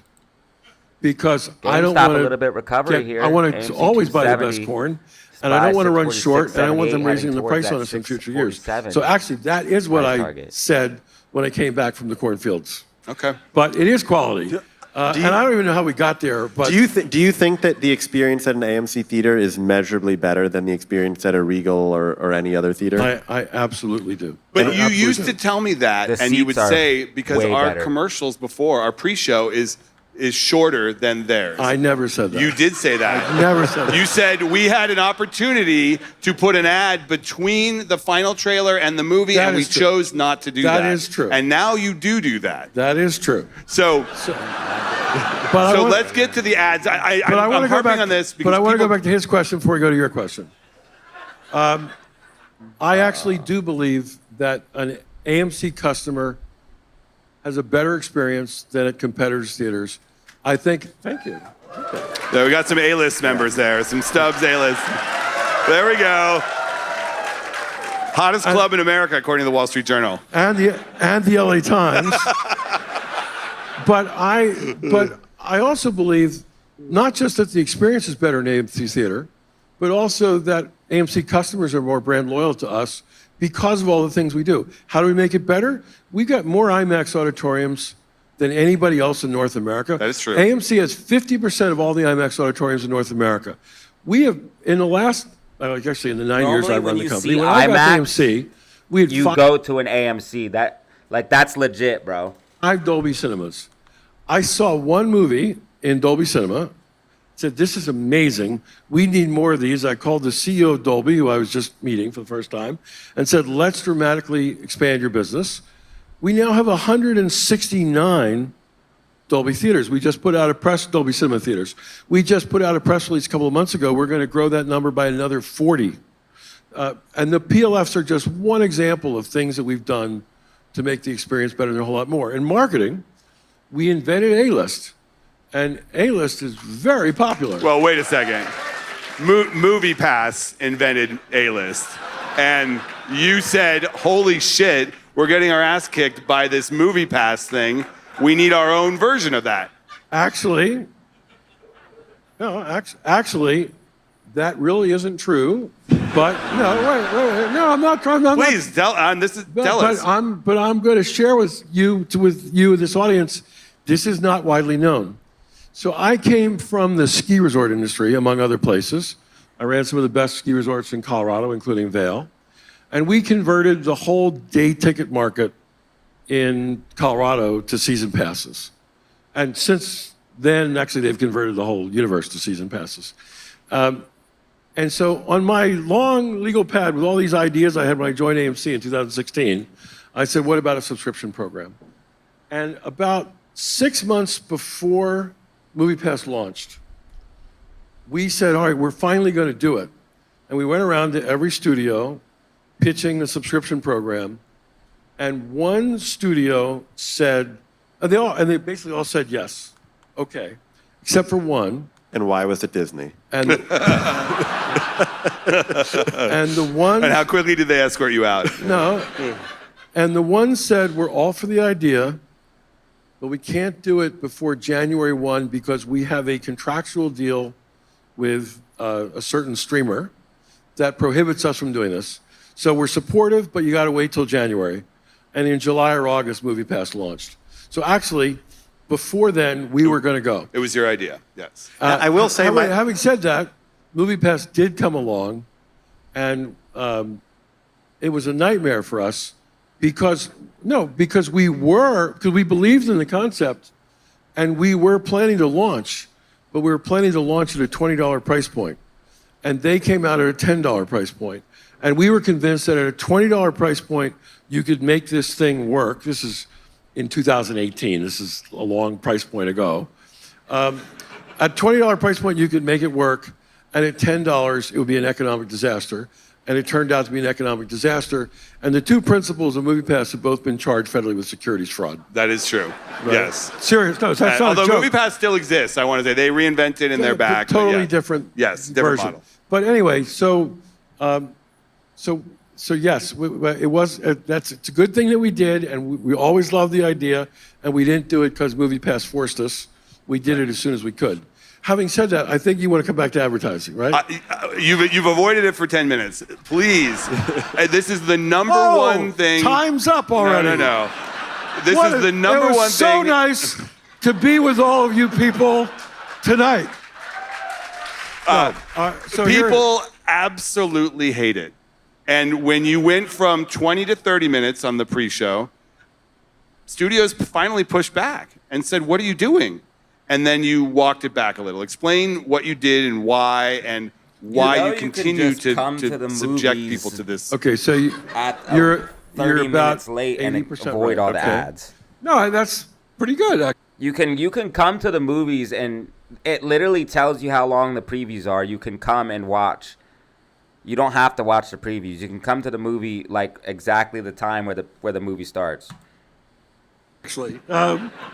So if you're so dumb that you can't come to the movies, first of all, you're because correct. you don't want to watch the previews. That I hate this idea. The idea is basically to show Nobody's a 1-minute forcing you to commercial, watch that. 2 trailers before the movie starts. I hate this idea, and I resisted it and fought it for years. And our 2 largest competitors started doing this 7 years ago, and we're getting paid handsomely for it. And in the first quarter this year, when the box office was very low and we were bleeding cash in our 5th year post-COVID of bleeding cash, we finally realized, we looked, and our 2 competitors who have been doing this since 2018, Cinemark and Regal, and taking the money, we did our work, and they did not lose market share because they did this. So even though I hate the idea of it, we really needed the money. And consumers, even though you say consumers hate it, consumers have been having this at Cinemark and Regal since 2018, and consumers weren't pushing back. Yes, And we movies finally start anywhere decided we from could 20 no to 30 longer minutes after spot our showtime. competitors It's easy. the tens of millions of It's dollars easy, they were dude. receiving from this advertising. So we I guess what agreed to TikTok's lengthen our bringing pre-show as by common as it is exactly crazy, 6 Tim. minutes. That's what you could expect. Okay. We knew when we did that, and it's not something we wanted to do, and it's something we Yo, Cody, you're right, dude. resisted for years and years. But at some point, it's irresponsible not to take the money. If the consumer is telling us because we weren't being rewarded with incremental market share away from the guys who are already doing it, 94 people watching right now. Thank you. I appreciate it. when we did it, we knew we were lengthening the pre-show. We weren't lengthening the pre-show from 20 to 30. We were lengthening by exactly 6 minutes. And we knew that if there was pushback, that we would have to immediately shorten. And actually, while you described the studio's reaction, Movie that trailers are part of the really, experience. Yeah, movie trailers are part of the experience. You see about the new studios bitch movies. at us all the time. It's like part of life. Yes. And by the way, I say that Nobody's a in fan love of with that. studios because like we get all of our product from studios. We work so hard to have a great partnership with every studio. We lean into their movies. We do everything we can think of to sell tickets for their movies. We do everything we can think of to make movie going pleasant for Oh, our wow, a mutual super guests, chat, bro. theirs and ours. But it wasn't to push back. Yo, thank you, Elijah, for the super chat, man. I truly appreciate that, bro. Yeah, we're watching this interview from the town with Matthew. It's pretty good, man. Dope stuff right now, actually. From studios that alarmed us. It was pushback from consumers because we take consumer feedback very Thanks for the seriously. super chat. And our ears are to the ground, and we pay a lot of attention to what the guests in our theaters say. And if we do something they like, we try to do more of it. And if we do something they dislike, we try to do less of it. And we knew when we made this decision to lengthen the pre-show, Some chats we today. might have to shorten. And But you suggested in a tweet or in a comment that people should just show up late. well, not exactly. And- what we said. And the studios don't like that because they want people to watch their trailers. Well, I want people to watch the trailers too, because I think it's the By best pushing ad towards that 647 studios price have for their target. movies, and it's the best ad that we have to Jimmy getting a recovery here. Jimmy getting recovery here. I told you guys meme stocks looking good. SPY pushing towards 647 price target. get people to come into theaters to watch the movies. What we did put out a message was, and by the way, that message has always been on our website. It just was a little more buried, and we made it a little more That's true. visible. You've told me many times. I show up 25 minutes late. Personally, I do. Yes. Because I knew the movie started 25 minutes after showtime. Yes. On average, and now they start 30. And we gave more visibility when we lengthened the pre-show. We gave more visibility to the message that feature films start 25 to 30 minutes Bro, after thank posted you for showtime. another Because super chat, Elijah. we didn't bro. want to We get some mislead chats consumers today, baby. that you got to rush, you got to get there on the dot of when the showtime is, and they sit there for 25 minutes and they're upset.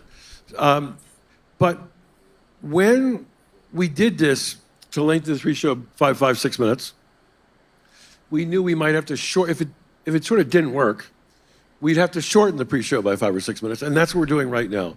So we're cutting out about 2-ish minutes from all the marketing stuff we do before the Why movie. do you do that? Why are there 4 separate AMC ads during the pre-show? Because they work. But what does working mean? You need to means- market AMC to people who are sitting in an AMC theater. Yeah. Yeah, Yes. why is that?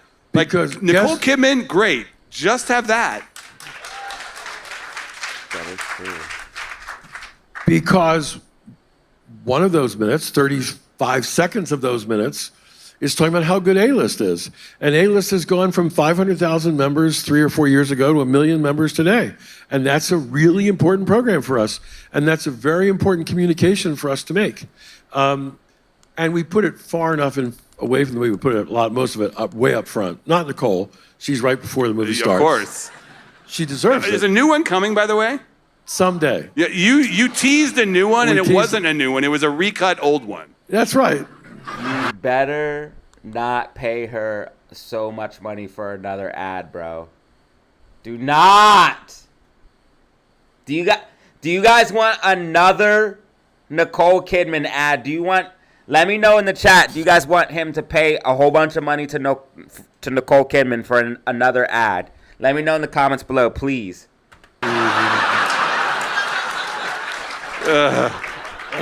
I told you, he knows what's going on. It's, Okay. So, and by the way, we're going to do it again for another year, and we're going to recut it even shorter. oh, really? Yeah. Nice. We get another hit out of that. I hope she gets paid more. Of course. Yeah. But I gotta finish the advertising question. So we're taking about 2 minutes of the marketing fluff out, and we're gonna show one less trailer because we actually show one more trailer than everybody else now. And if you add those two together, How many trailers are you up to per movie? I think we do 8 and everybody else does 7. So we're gonna go back to 7, like they do.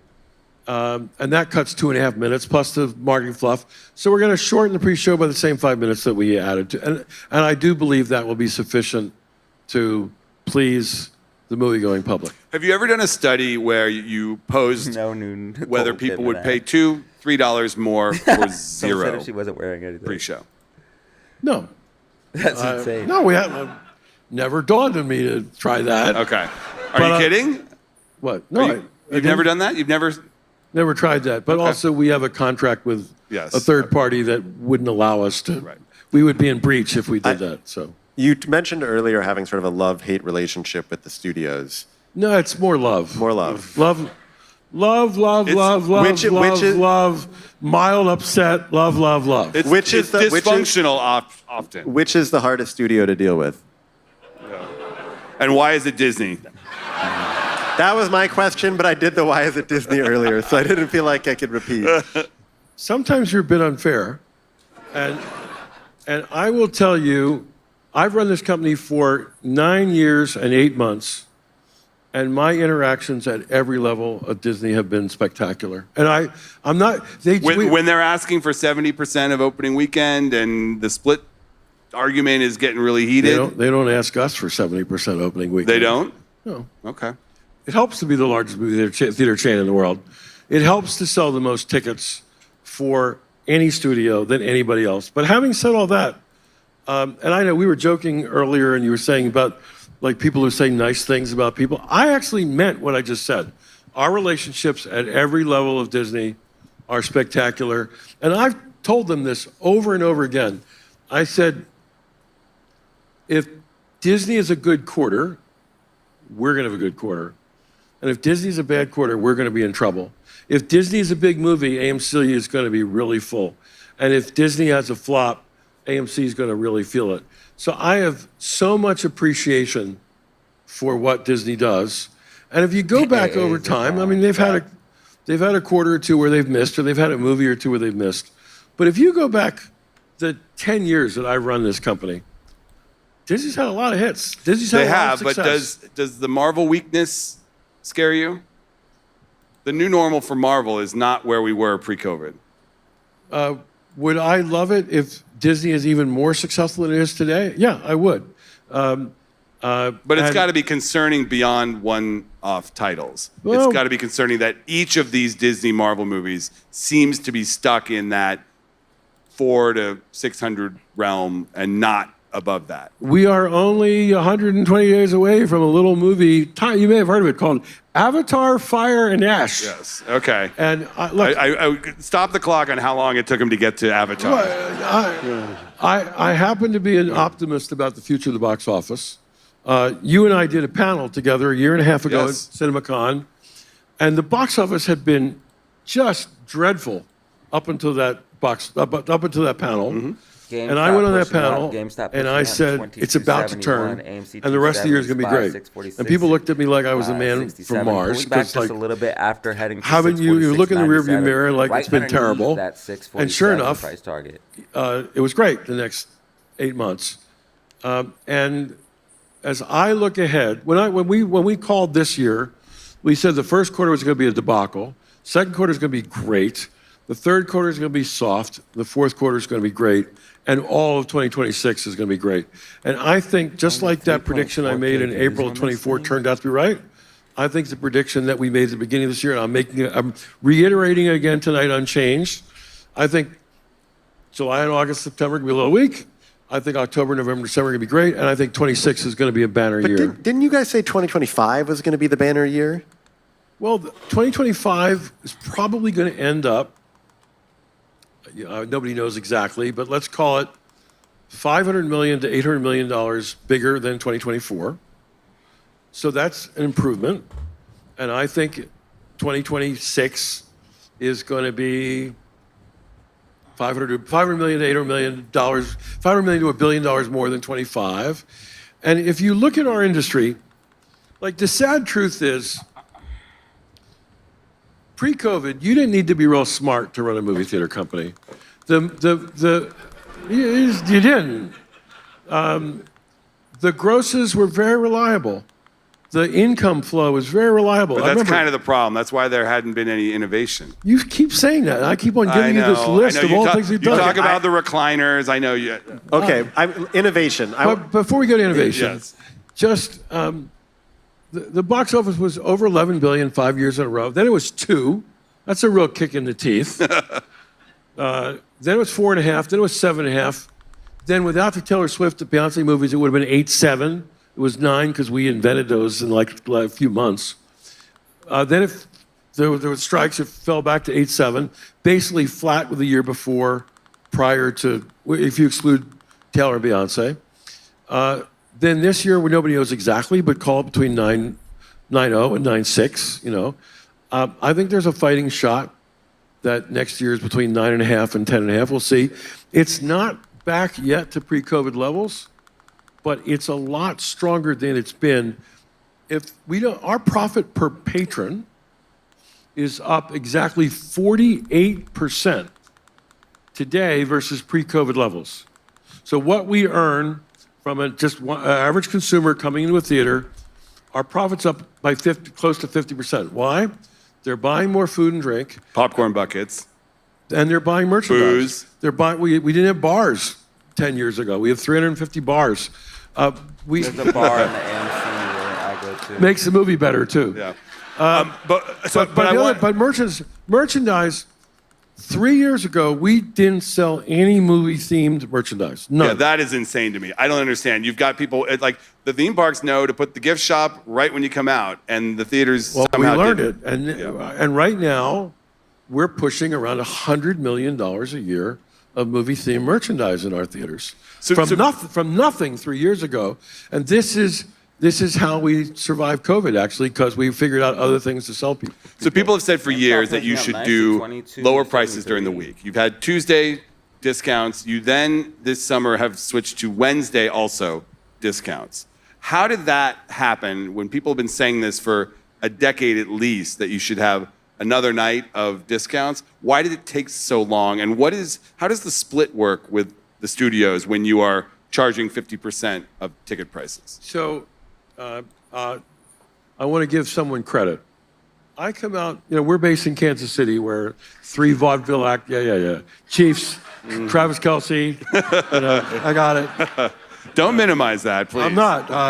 It's a big moment for both of them. For the whole world. Yes. Yeah, I know. I have the greatest respect. Just remember, we did a Taylor Swift movie 2 years ago. I have the greatest. Words cannot describe how much respect and appreciation I have for Taylor. Do you want to FaceTime Scott, her father? You've tweeted a lot about her. I do, because we owe her a lot. We made a lot of money on the Eras Tour movie. Anyway. So did she. And she deserves it. Yeah. But anyway, how do we get there? The 50% off nights. 50% off. To give somebody credit, we're based in Kansas City. I come out to Hollywood kind of every 6-8 weeks personally, and I usually make the rounds and see a lot of people. And I was at a meeting at Sony, and with Tom Rothman, the head of Sony. Yeah, the head of Sony. And he took my head off, and he said, "Movies are too expensive." And literally a light bulb went off. That can't be true. I swear to God. It took a meeting with Tom Rothman to think that maybe a 50% night would be good to double. The numbers on Tuesdays have been larger than the rest of the week for years. Well, he wanted me to cut prices 7 days a week. Okay. And I said that would probably be a disaster, because there are many markets where we tried to cut prices and all it does is cut our income. But I swear a light bulb went off in that meeting, and I thought it's finally time to try. Let's take Discount Tuesdays and turn it into Discount Wednesdays. But They recently advertised this on the Times Square billboard.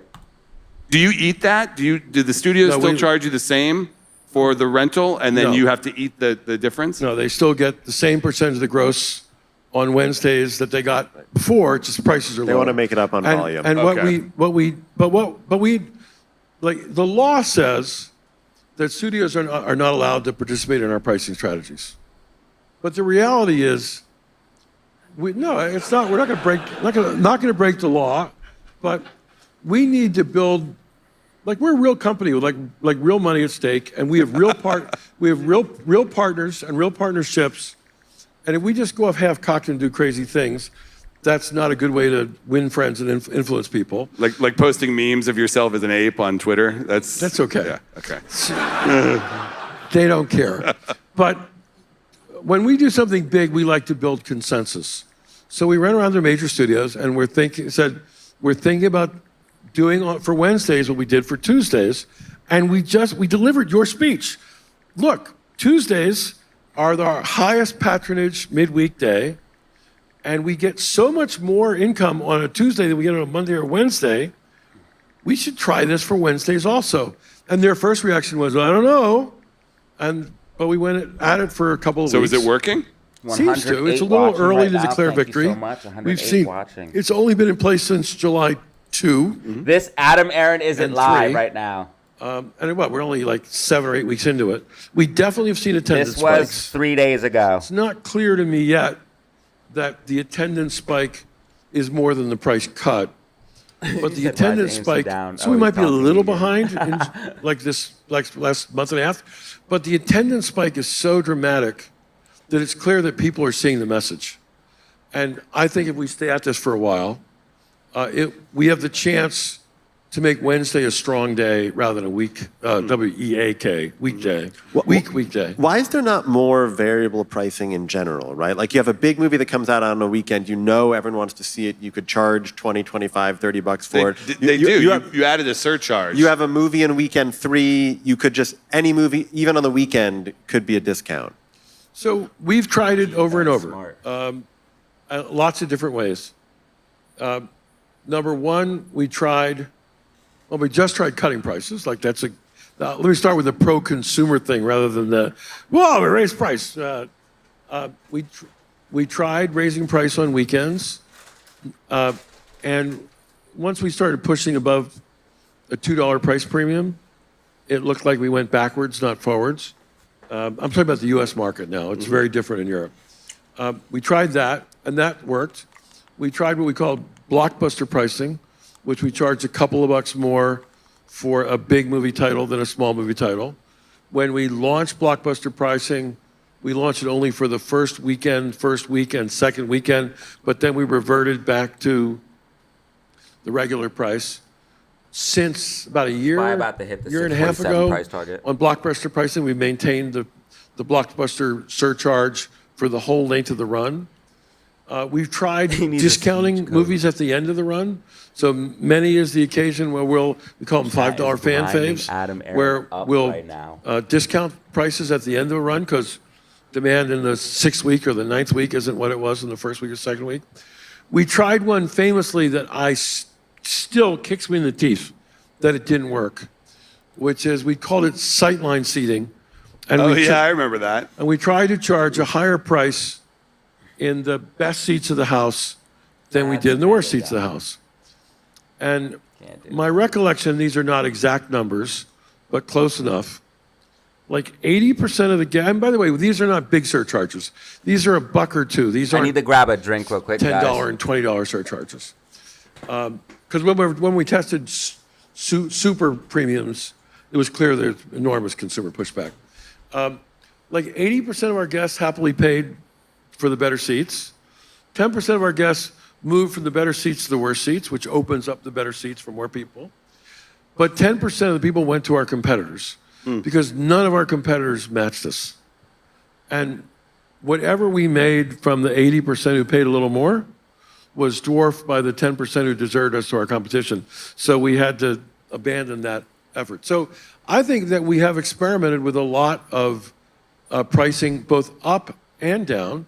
And the most recent example is 50% off Wednesdays. And hopefully, that's why I'd rather talk about the price experiments where we went down than the price experiments where we went up.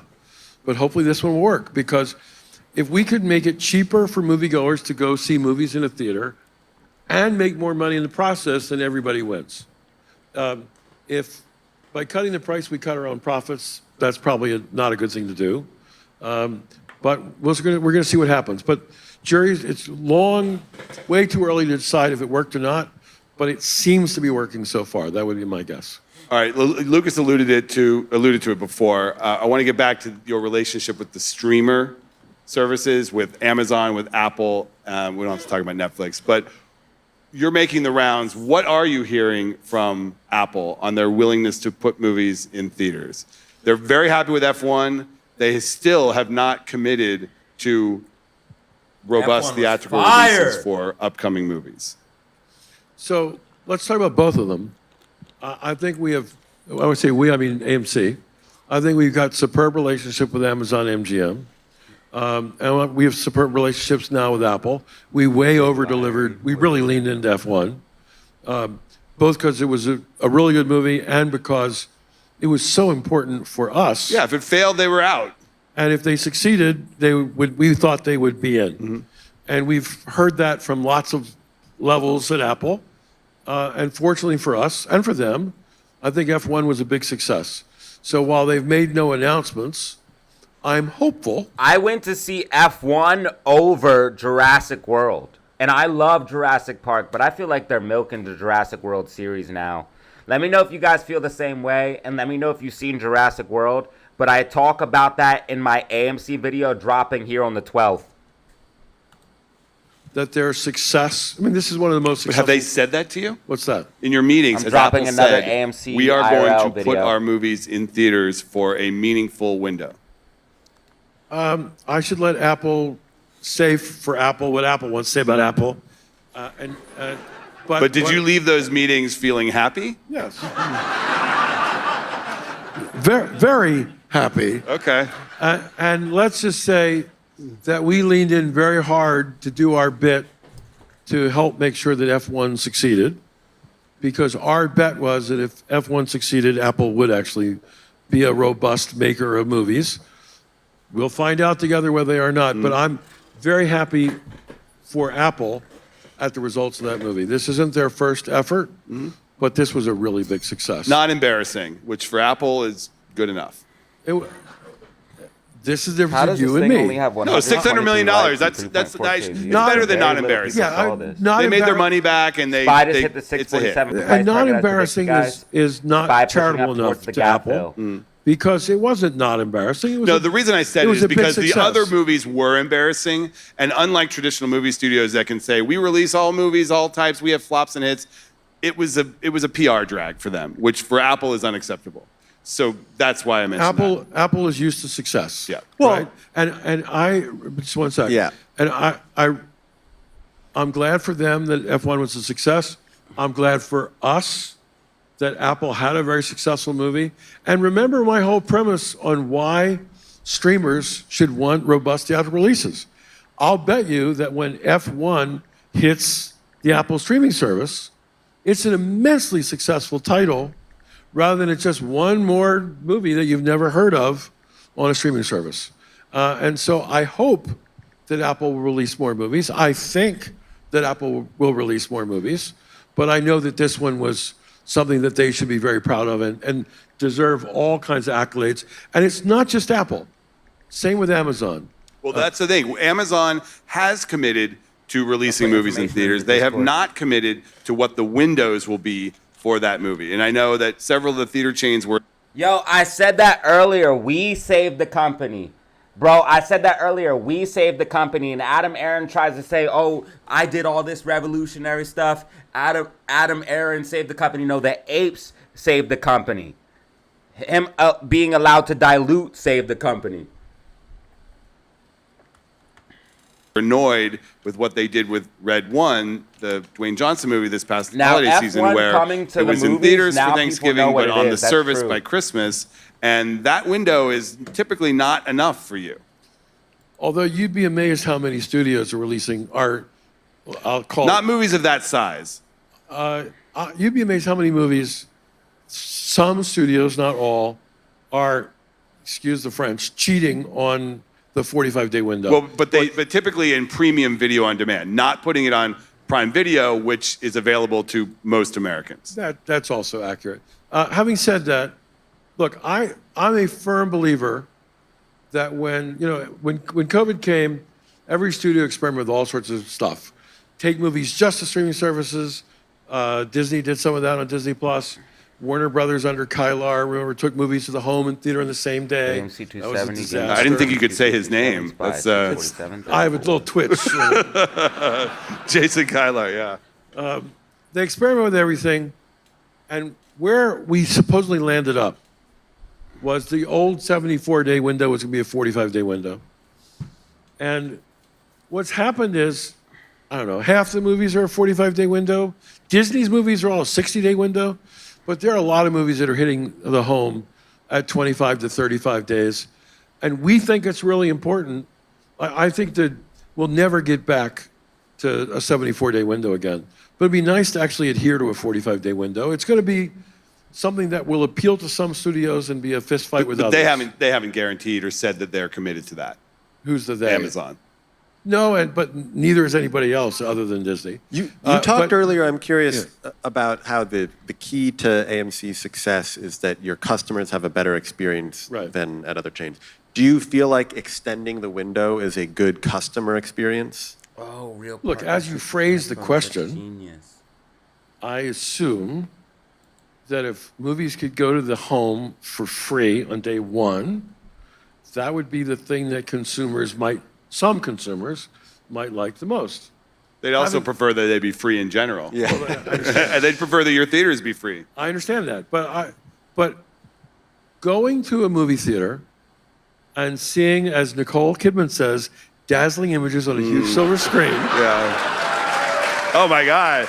It's like crack. They love it. Do you know that there are bumper stickers and T-shirts with phrases from the Nicole Kidman commercials I believe it. all over America? And you already know this guy does the powder. Look Yeah, at why him, aren't you he's selling those flamboyant in your as hell. theaters? Look, he's on it right now. should. He can't There even we contain go. himself. He's on the powder They right would sell. now. Where- In LA, the powder Ryan, right write now. that one down, Ryan. Yeah.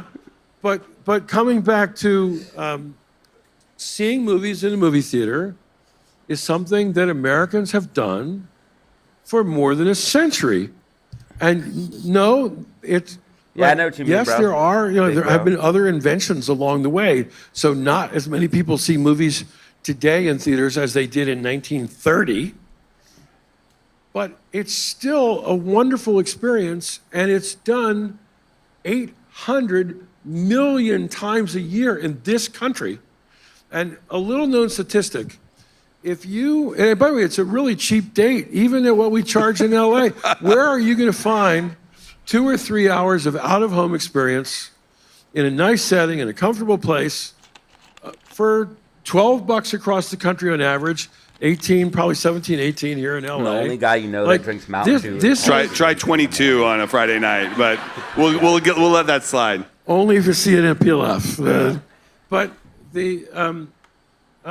But I think that preserving for your kids and their kids the chance to see movies in a movie theater 20 years from now and 50 years from now and 80 years from now, that's a good thing. And people, look, if COVID taught us anything, it's like your house or your apartment's really nice, but you don't want to spend every moment imprisoned in it. You want to get out. You want to go do something. I remember it was like sometime in late 2020. Yeah, that's why. And I That's actually why I left my go house to the and I went to movies. Home It's like an Depot. experience. And I spent 3 hours do there. something. And it was like the most exciting thing I'd done in 6 months. I was so, wow, look at this place. It's amazing what they have here. And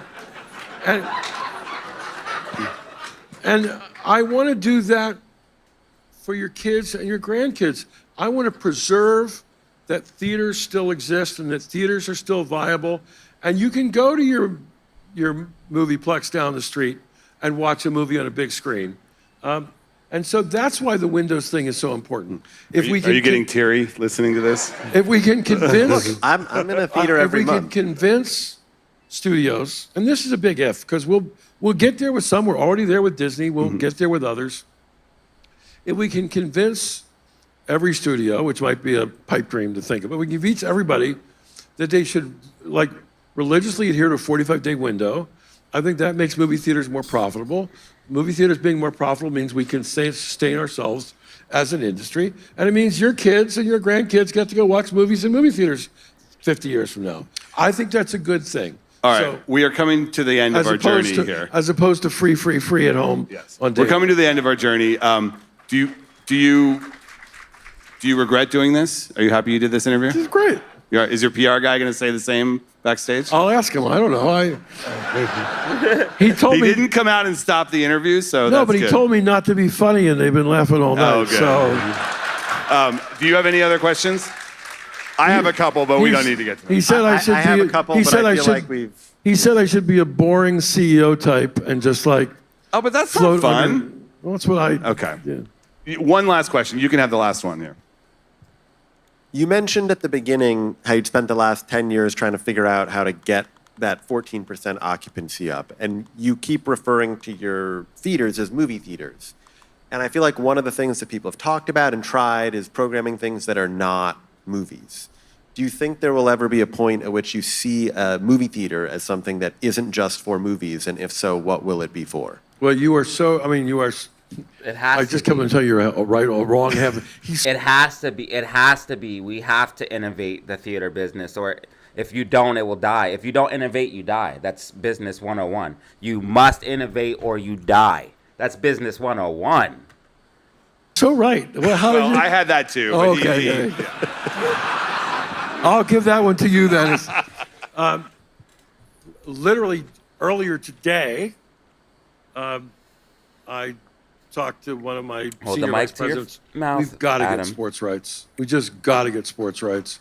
We've been trying for years, mostly unsuccessfully. We showed, for 3 seasons, we showed NFL games. We showed all the wrong games. No, we did. We got the rights from DirecTV, and what they had the rights for were what are called the out-of-market games. And what I found out is that in Chicago, they don't want to watch Seattle play Jacksonville. They want to see the Bears. And in Denver, they want to see the Broncos. And in, and I guess in LA, I mean, when I lived in LA a long time ago, there wasn't even a football team here, but there are. I guess you want to watch the Rams and the Chargers in LA, but people want to. So we've been showing the wrong games. Well, Cosm is essentially that. I was going to say, do you you see Cosm, you see the Sphere? Do you feel like, I mean, Sphere's a little expensive, but do you feel like that should be in a movie theater? Well, if you know what it costs to build a Cosm, with its very, I went to check it out. I would say that the cost of Cosm, I'm just sort of remembering, it's a while since I looked, was like 30 times what it cost to build one movie theater, auditorium. So we probably couldn't put that in 850 locations with 10 screens. But I do think that, I know because I went to see some of the wrong NFL games in our theaters. And watching a football game on a 55-foot screen is pretty good. Why don't you do Monday Night Football? That's Disney. You have a relationship with Disney. They could distribute Monday Night Football via your theaters. We got really close, but we weren't able. We got Disney on board. We weren't able to get the NFL on board. Why not? If we don't innovate, you die. They want the content in more places. Ask the NFL. Okay. I got to send a cease and desist letter. So, oh, wow. Yeah. But having said that, you say we need to fill our theaters on Monday nights. I completely agree. But sports rights is one.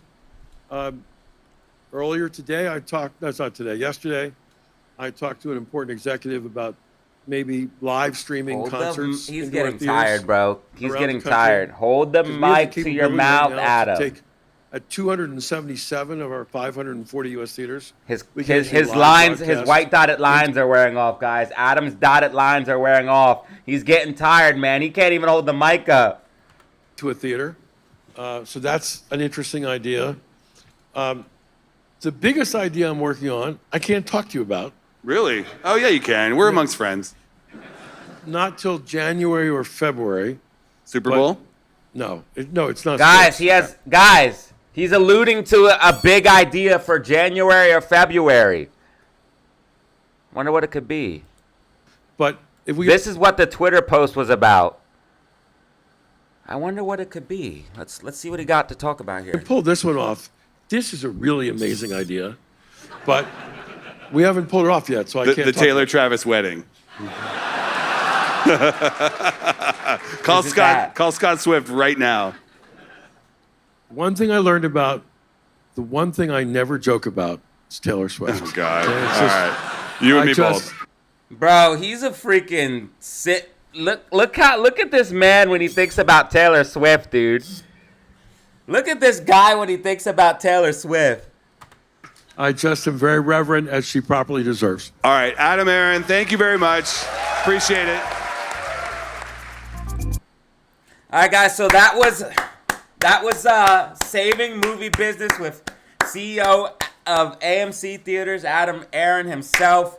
Let me know what you guys thought about that in the comments down below. If you watch this live, let me know what you guys think about it right now, man. I appreciate you, anybody who watched this video, because I did record this video live. I appreciate you guys. We're diversifying on content, trying new things. Make sure you guys tune into our live streams because we do this kind of stuff all the time. We're going to be doing this stuff more often. You never know when something could be popping off when we find a piece of content. Also, we give you guys stock and crypto news as it drops, so make sure you guys check out those live streams. I appreciate you guys. That was, again, how to save the movie business with Adam Aron, CEO, alluding to something coming up possibly here. What do you guys think that's going to be, man? I appreciate you guys. As always, man, have fun, stay safe, make money. Peace out, gang. Until next time. Peace, y'all. All right, cool. And that is how you utilize time wisely on top of getting some new content. We're diversifying. We're what did I say we need to do? Innovate. We're innovating, guys. So I'll be posting that probably either like Saturday or maybe maybe I should switch to AMC Investigation. I'll figure out when I'm posting and I'll let you guys know. But maybe I should switch to AMC Investigation. That's going to be an hour worth of content right there, man.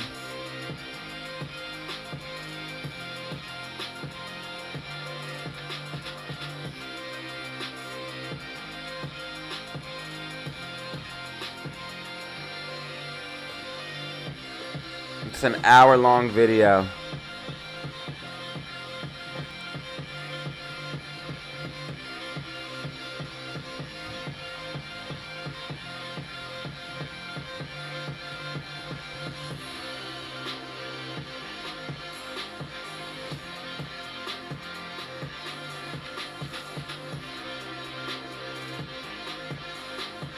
Where's it at? I'm scared.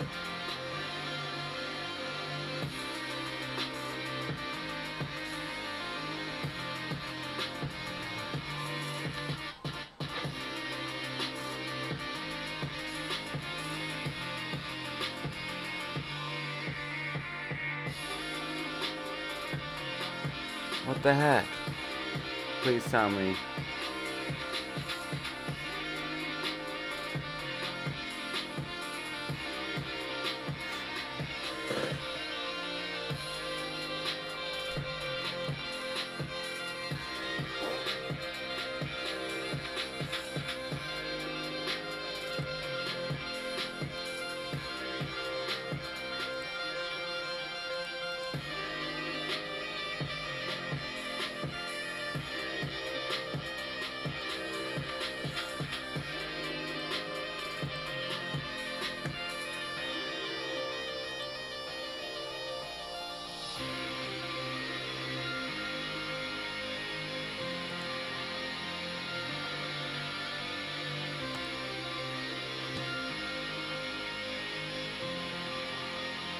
not record it?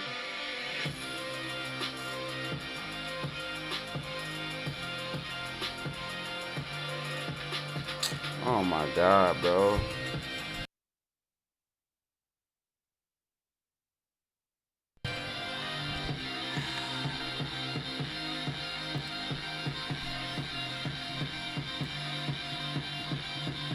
I swear I checked to make sure I was recording it.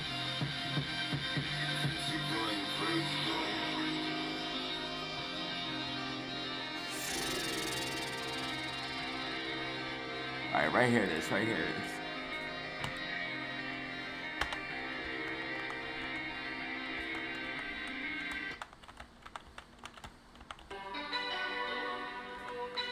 I'm about to be mad as hell!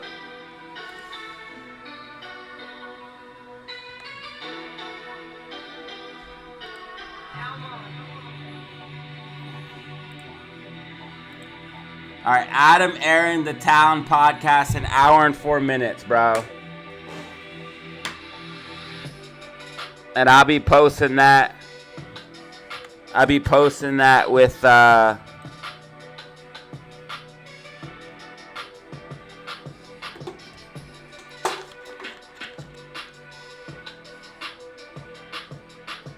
gonna put GME and AMC. That's their big deal that Adam Aaron's alluding to.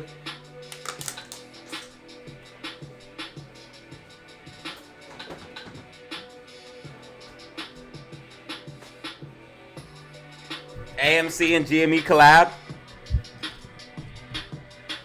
Adam Aaron, the Town podcast. We got a whole freaking hour of fucking content, baby, that we will now be able to post.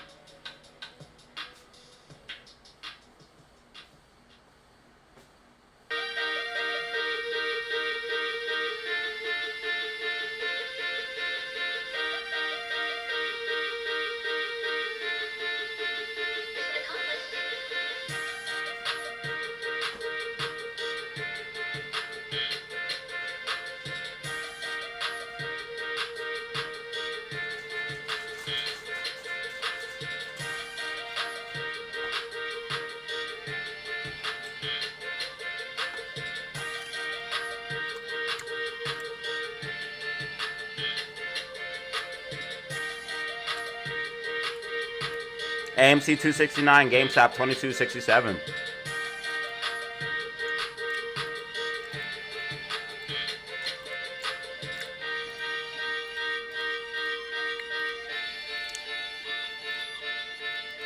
Gap fill on GameStop, gap fill on GameStop 2270, 2271.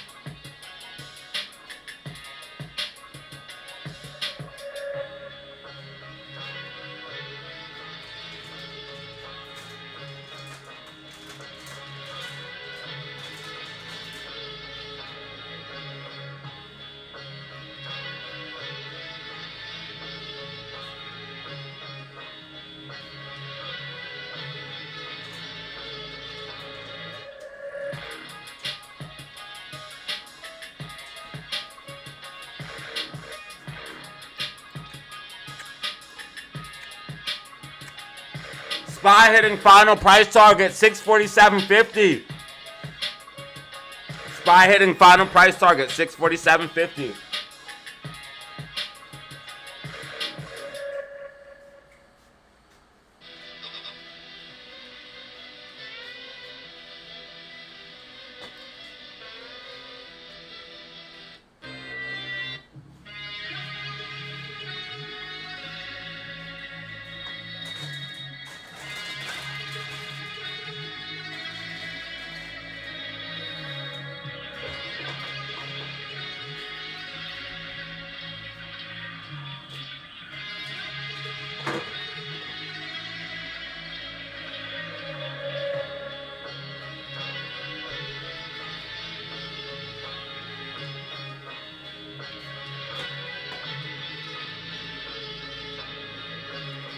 Now the thing is, you could have held your options, but you might have even made less money because it didn't really go that high that fast. So you might have made more cashing out here than waiting to cash out here. Depending on what options you have. If it's a daily option, you definitely would have made more cashing out here than waiting all the way to this time for this to run up.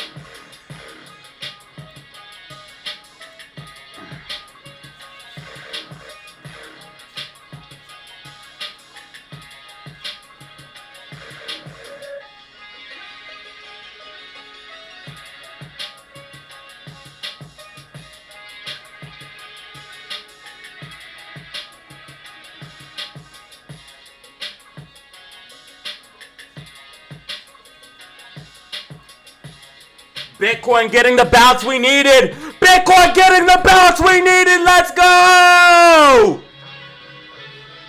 Bitcoin getting the bounce we needed. Crypto hella fucking bullish. Bitcoin holding key level of 109.5. If we lose that level, Bitcoin fucking dumps. GameStop coming up for gap fill. GameStop getting a bounce. GameStop getting a bounce coming up for the gap fill.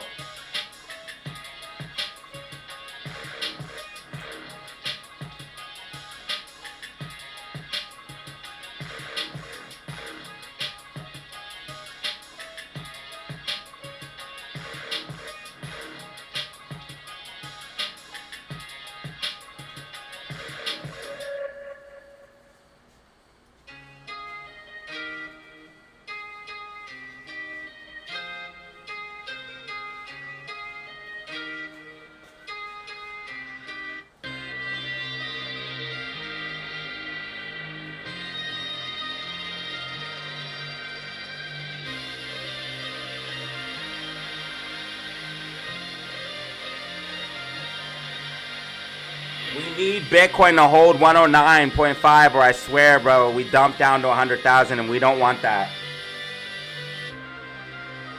We want Bitcoin to fucking decouple from the fractal. We want to see mega bullish. We want to fucking go to the moon.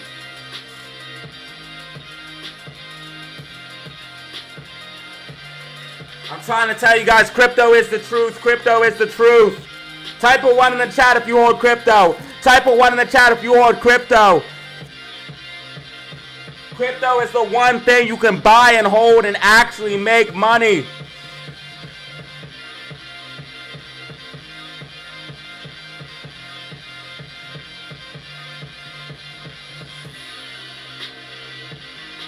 Other than like buying and holding SPY.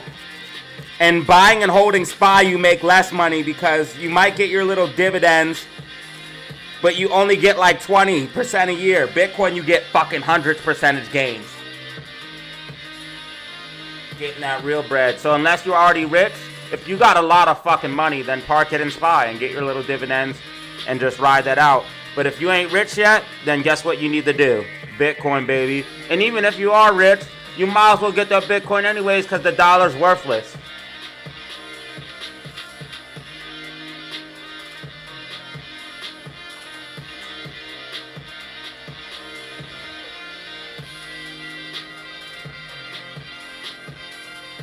You need Bitcoin. You need Bitcoin. Don't get trapped by altcoins. If you don't have Bitcoin, you're gonna be sorry. Yes, it is good to have some altcoins, but I'm telling you guys, Bitcoin is the one. I promise you. People say you don't make gains off Bitcoin. I did a fucking 6x on Bitcoin.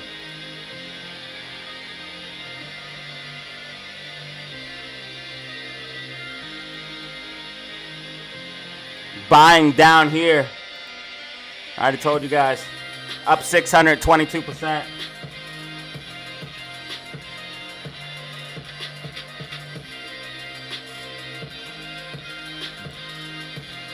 Bitcoin makes money. 6x. And it's going to do more than that.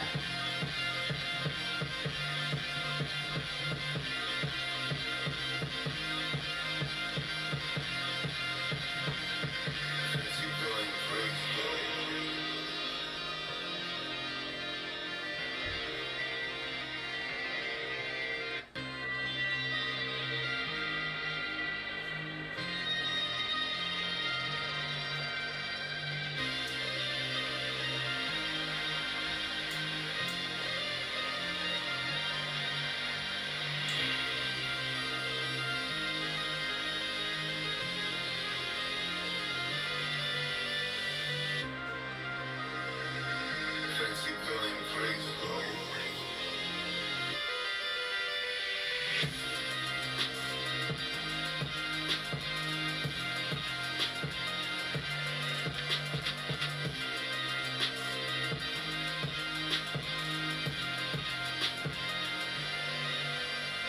Best job in the world, baby. Thank you so much, man. I'm so grateful.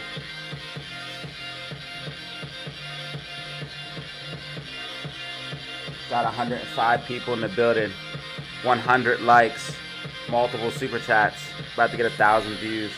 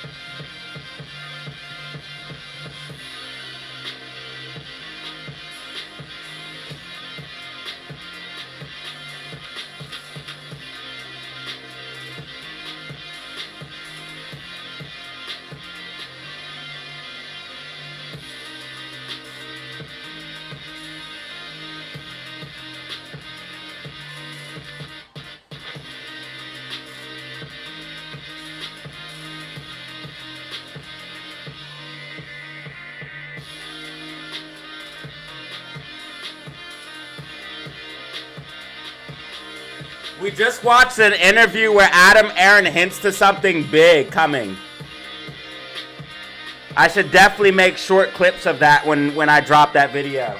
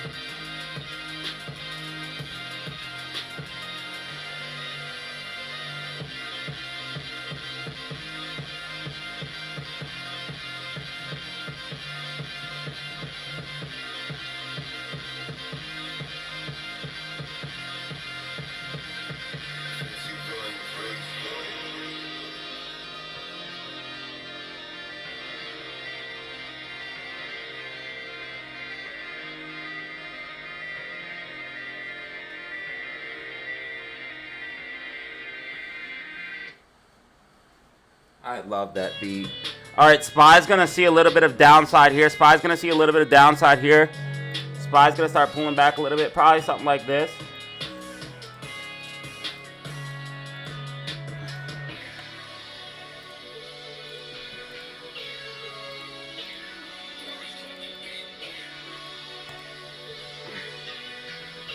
All my predictions on Spy been on point. All my predictions on Spy been on point.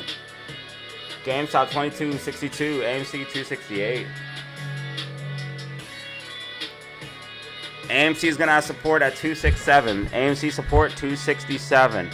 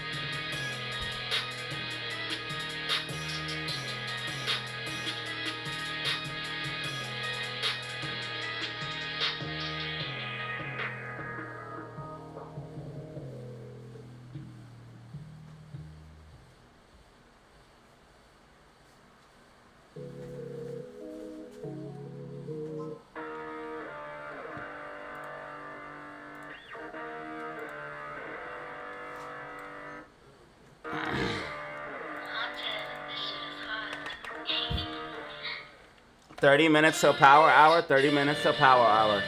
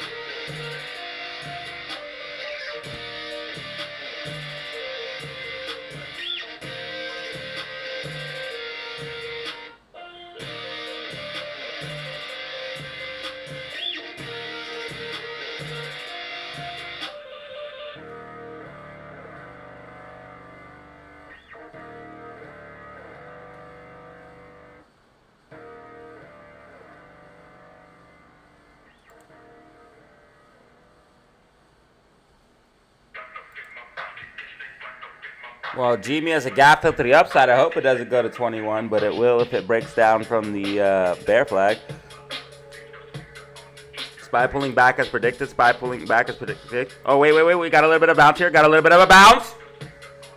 Watch out, though. This could just be a retest of resistance. It could still follow the white dotted line.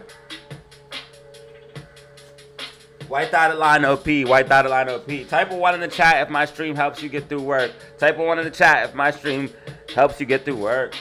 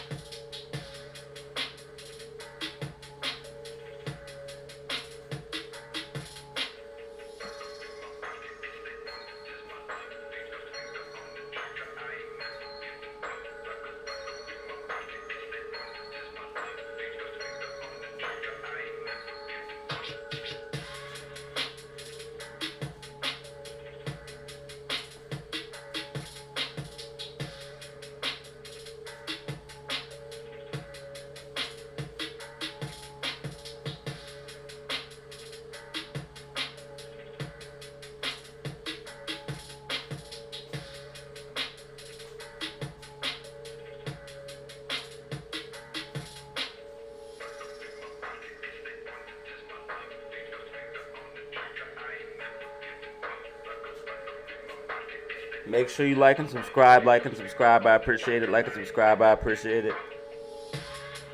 Spy pushing up. Spy pushing up. Spy pushing up. GameStop heading towards gap fill. GameStop filling gap. GameStop filling gap. GameStop filling gap. Want to see GameStop break above and hold 2270.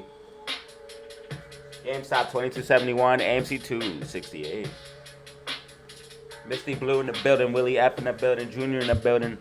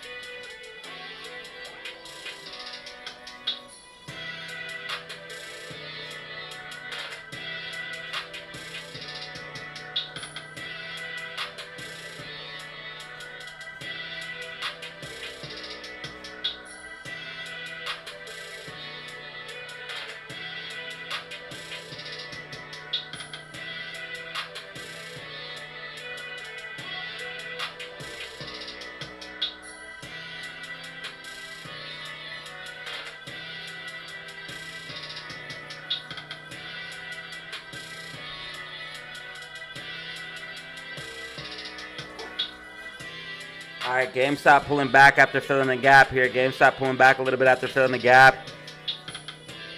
Let's see if SPY tracks right here. SPY could be rejecting. Yeah, SPY looks like it might track. SPY might pull back a little bit. SPY micro pullback.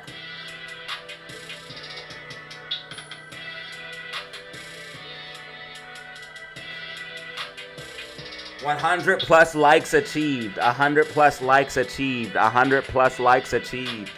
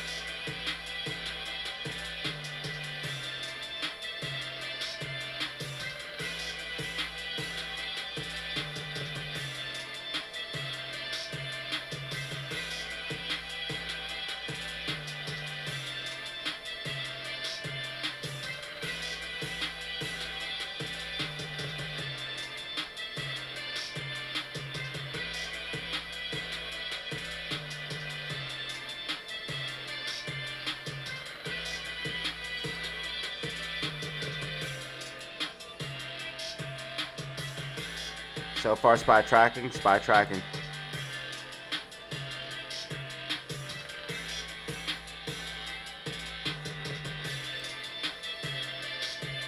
Bitcoin getting a nice bounce. It's at 1010 or 110 right now, $110,100. Ethereum at $4,300. Crypto obviously pulling back with BTC. Altcoins pulling back with BTC.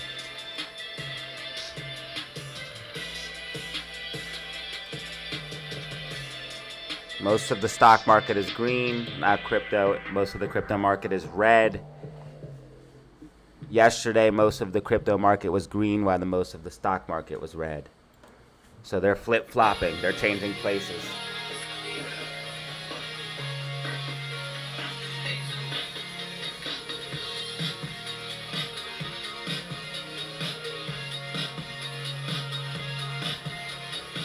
They're going to try to push GME down because of the call options.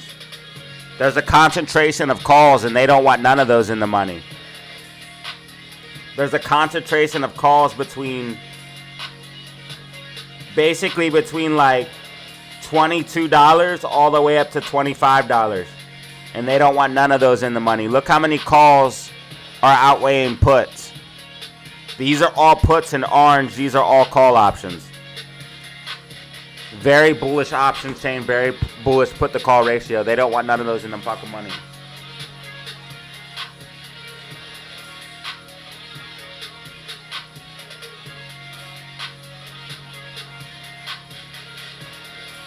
Unfortunately, AMC and GME are one of the most, if not most manipulated stocks in the whole entire stock market.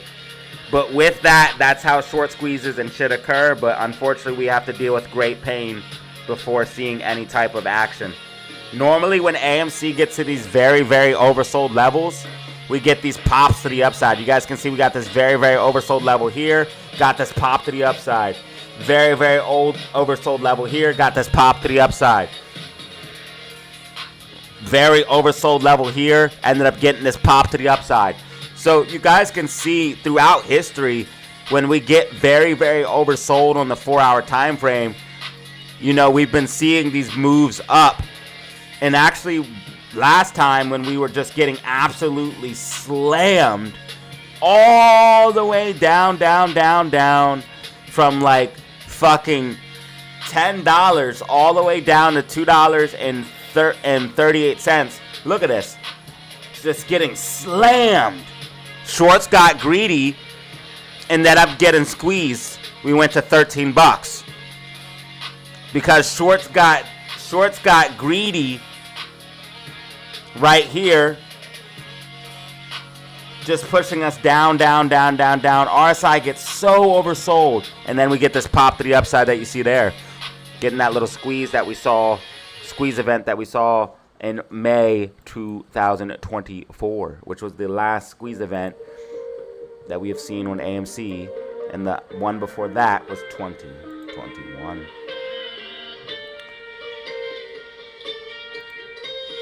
I need my crypto, I need my Bitcoin, I need Bitcoin to go up, I need Bitcoin to go up, Bitcoin to go up, I love crypto to go up. Yeah, man, the chickens need to come home to roost, Krabby. The chickens need to come home to roost for real, man.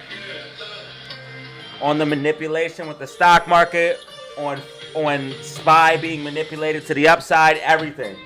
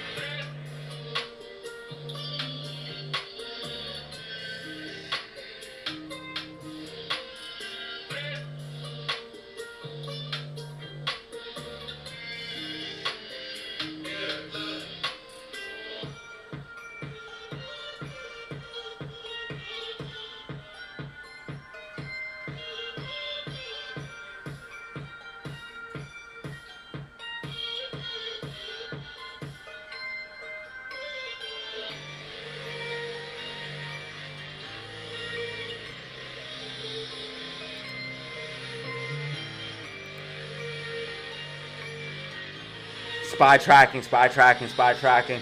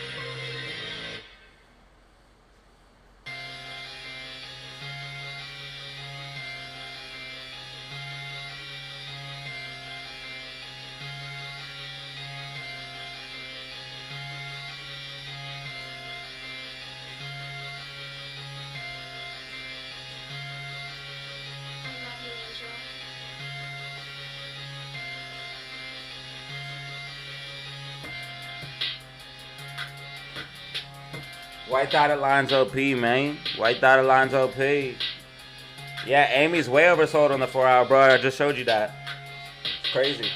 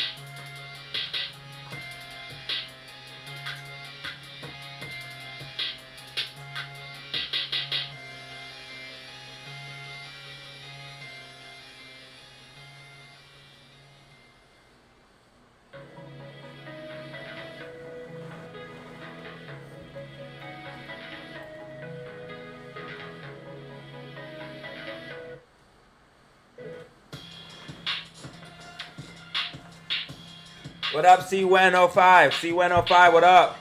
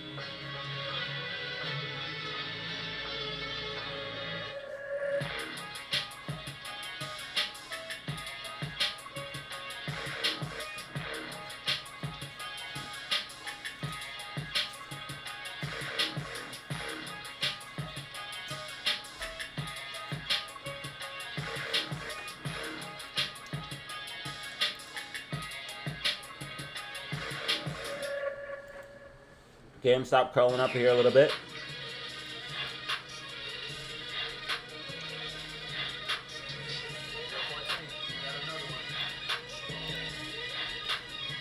Shout out Elijah, Misty Blue, 8801, Nate, Danny Lamb, and Jose.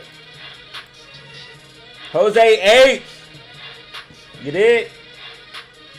What up, Howard? What's good with you, brother? How you feeling today? Spy, 647.60. Spy pushing up, trying to maintain. GameStop, 2264.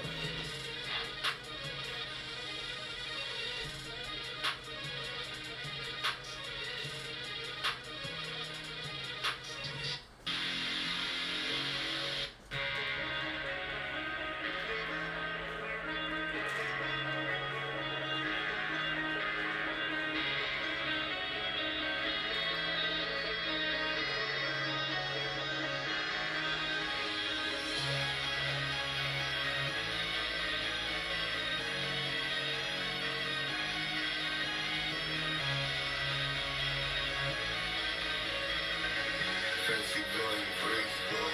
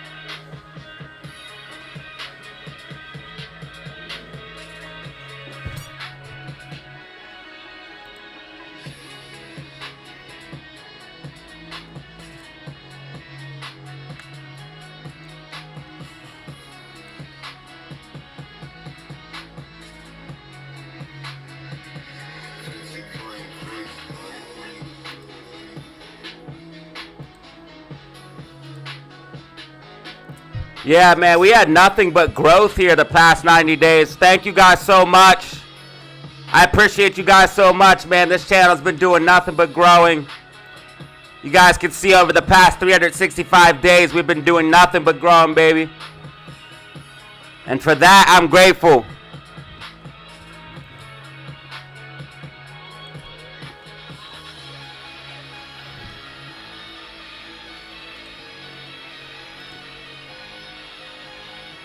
Last 28 days, growth.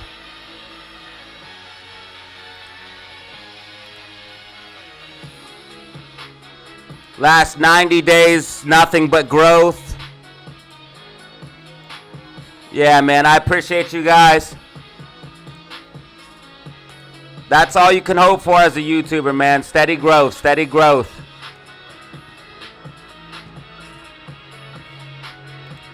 DZ stock always going up, baby, man, and I appreciate you guys for that. Everybody who comes and shows up every day, you guys are the backbone to this channel, man. All the hate watchers, man, I appreciate you for hate watching, keeping the numbers up, man. I appreciate you.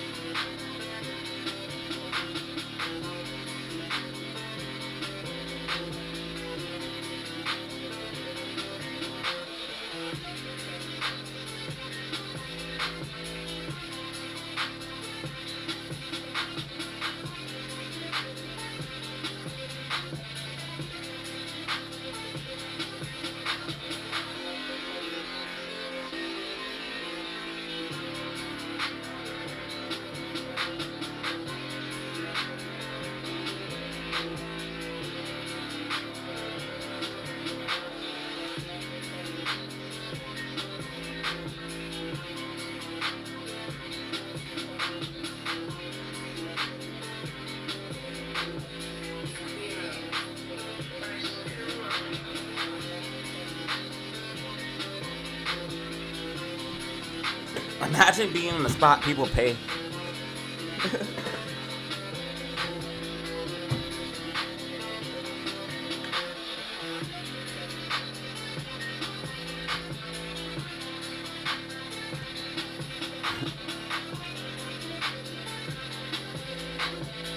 Sunny GG, what up? How long you been a member, Sunny GG? Flex on him.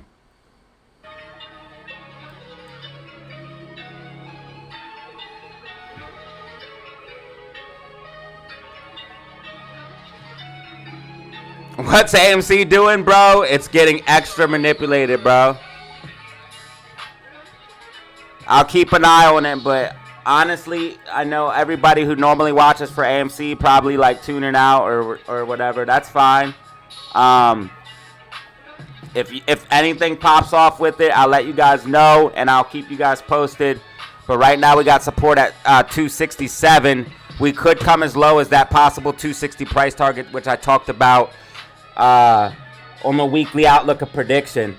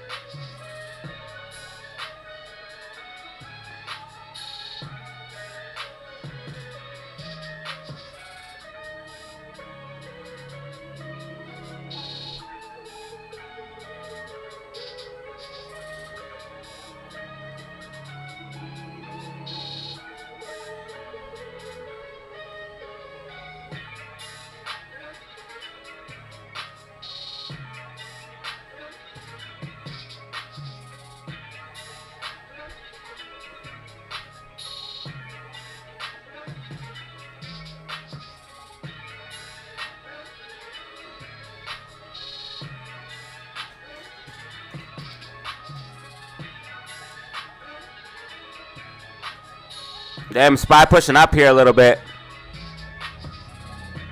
Spy heading towards that gap fill.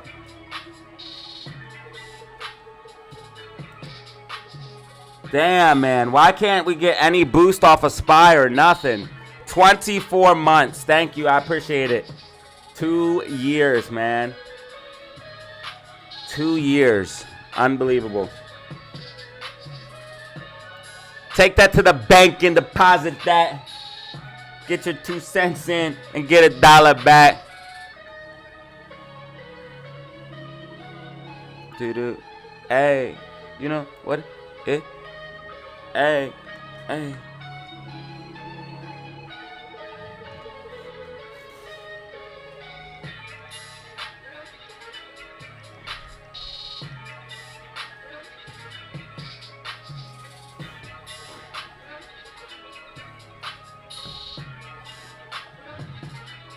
Yo, can you guys believe that there's people that listen to my stream all day under like false accounts and stuff like that? Dude, what kind of existence? You have to be unemployed.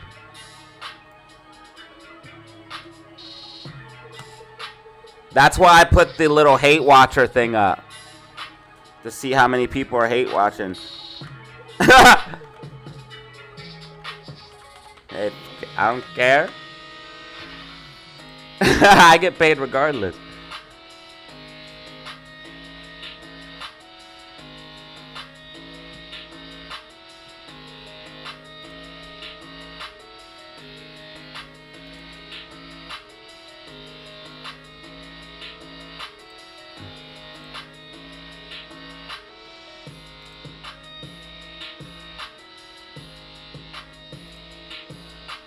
Thank you.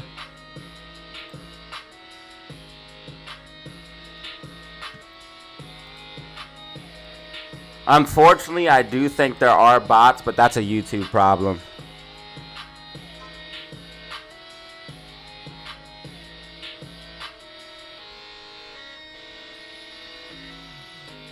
Yeah, unfortunately, some people unsubscribe as soon as I say AMC is gonna go down. It's crazy.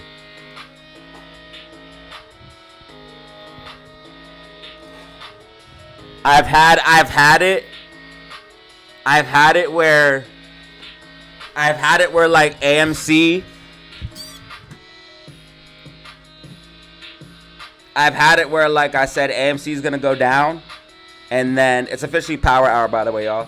But I've had it where, like I said, AMC is gonna go down, and then people that video will unsubscribe. You have to have haters. If you don't have haters, you're not doing something right. But I don't know what motherfuckers hating on me for, bro. I don't even do nothing to nobody. I don't care, though. I've been doing this shit too long. How many birthdays did we just celebrate? 3 years? And then I did a giveaway.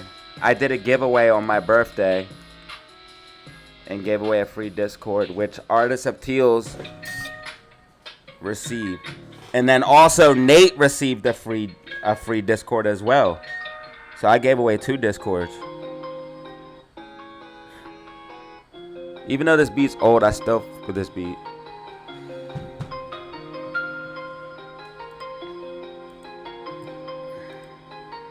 I got this thing here. And it like massages my back, so it helps me sit longer, so I can have face cam on longer. This thing is clutch right now.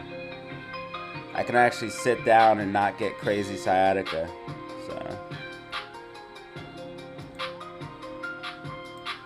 unfortunately, I only have 2 bars left on the battery though. But we only have an hour left in stream.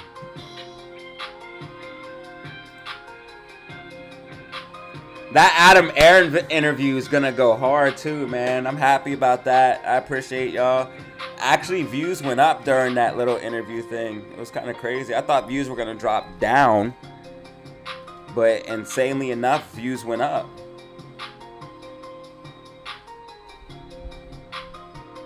It's crazy.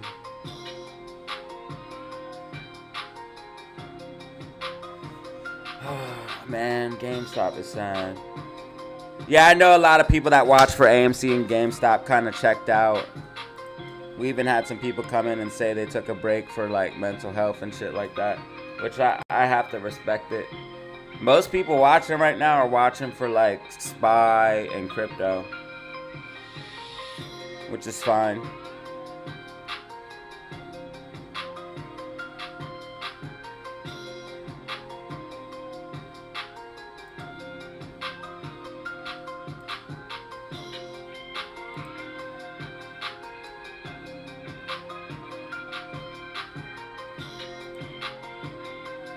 If we can get this, see, we keep getting manipulated to the downside, but if we can get this push back up, AMC should be able to finally start fucking moving, but we are getting pummeled as far as manipulation is concerned on AMC and GameStop. Like, I haven't seen it this bad since before we squeezed in 2024, when both AMC and GameStop are doing nothing but going down. So right here, GameStop was doing nothing but going down all the way to $9.95 and then squeezed. And they had it on lock like this whole time. They were really just running it down, running it down, running it down. And then the same thing happened with AMC. You know, they're just running it down, running it down, running it down. And then we got this squeeze pop. I haven't seen the manipulation this bad since before then. It's bad. What up, Jimmy? See when?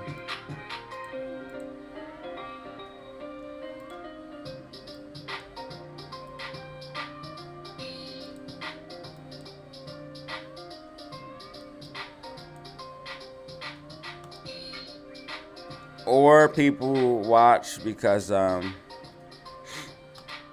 like just the backbone of the DZ fam, which I gave you guys a shout out. You guys just are DZ fam, man, and rock with the family. I appreciate that. The people that like always leave comments, always leave likes. Oh, is that some ape stuff? Okay, we got some. What is that? They got apes with live pandas? That's awesome.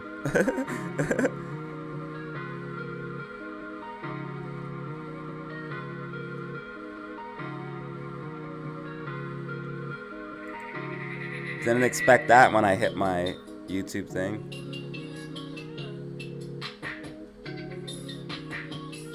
I forget what I was doing. Oh, guys, this premieres 9/12. So this video comes out Friday.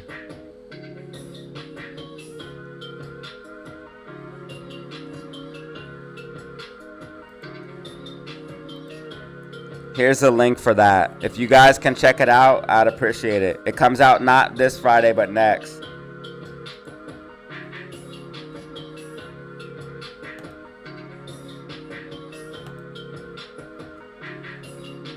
That's an AMC investigation. The backbone, right here.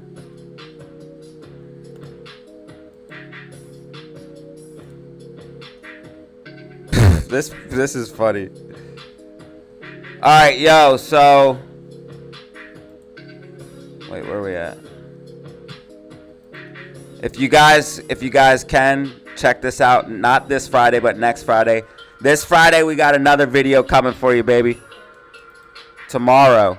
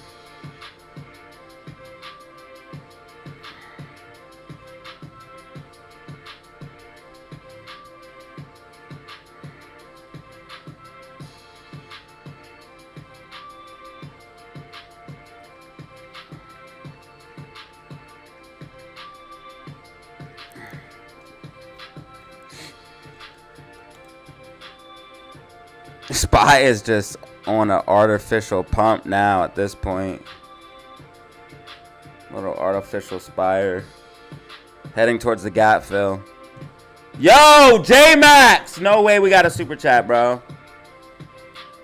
Unbelievable, brother. We got super chats today. Thank you, guys. You're going to put a tear in my eye. You didn't have to do that, brother. Thank you. What up, DZ Amy I really GME appreciate gonna that, pop man. off one day. J-Max, thank you, dude.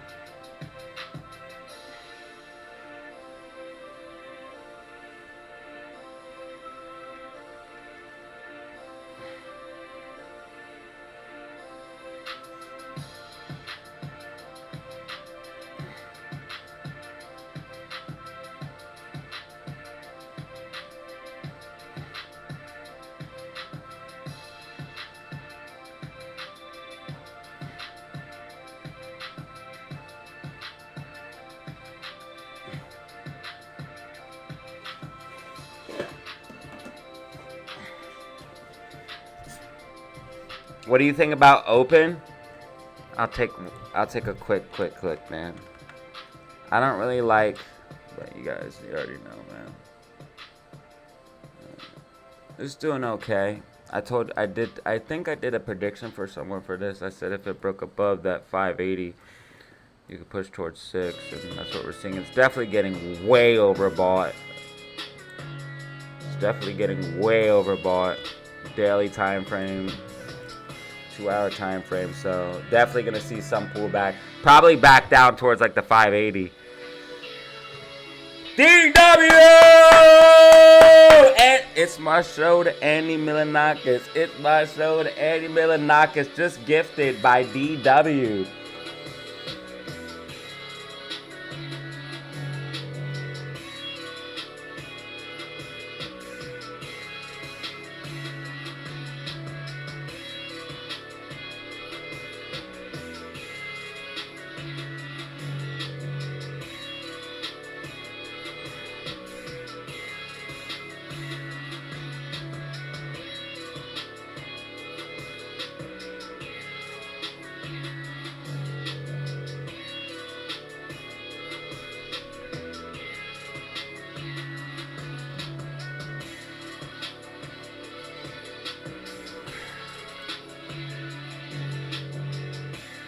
Yeah, it's really overextended right now.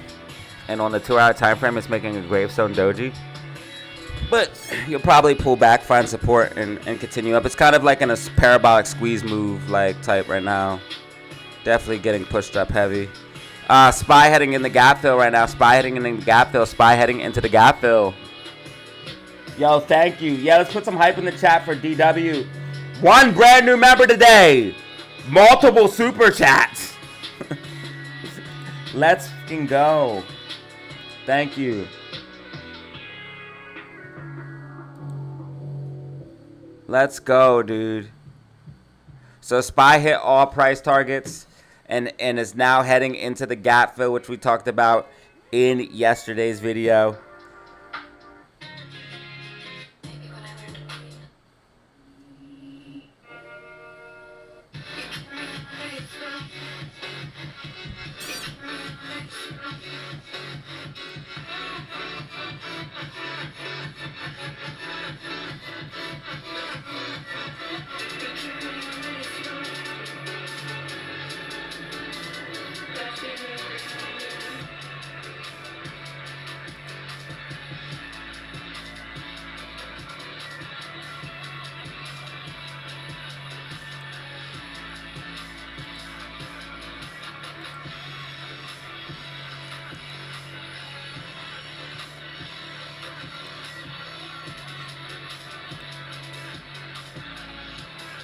Banner in the building, banner in the building.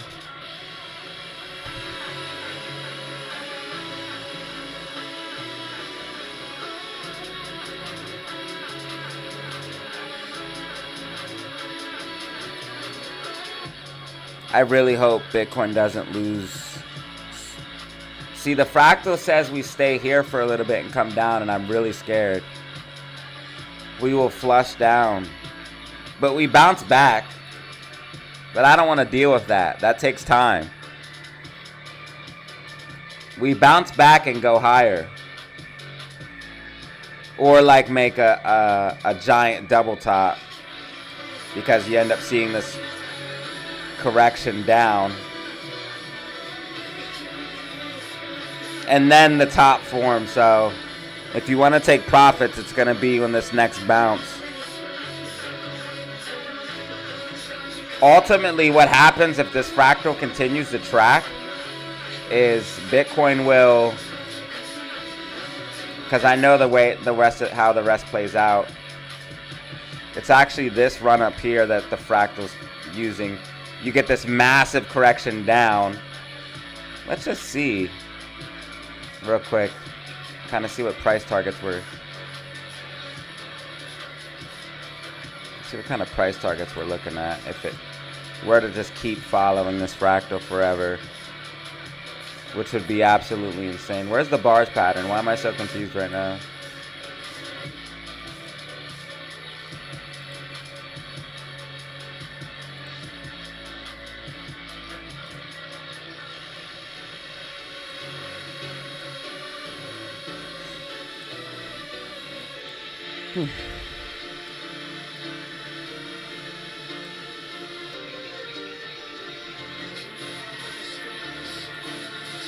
So Bitcoin, like I said, wow, this is actually really, really, really telling.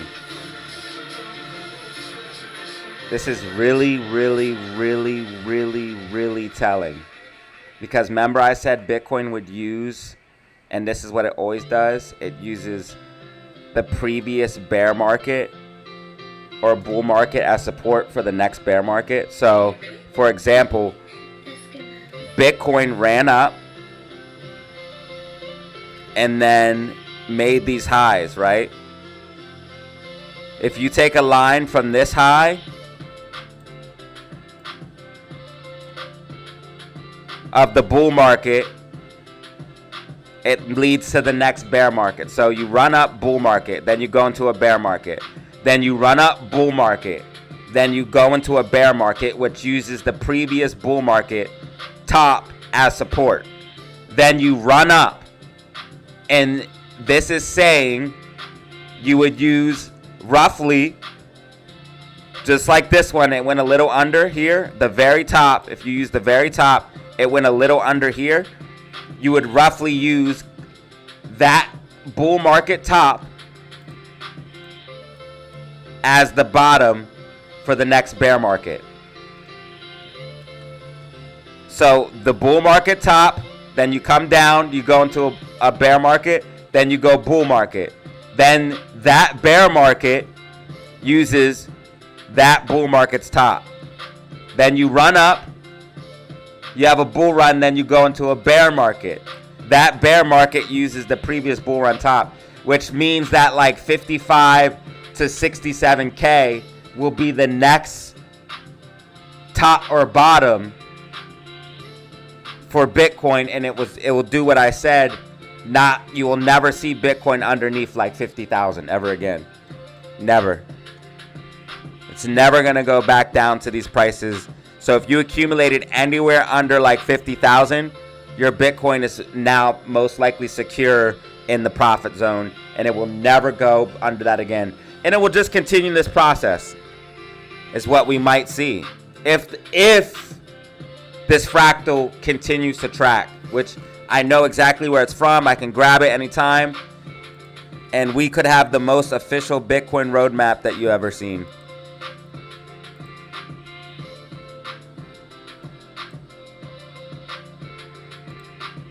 So you kind of come down, crash, and then go a little bit higher, and then go into a prolonged, and then you run up.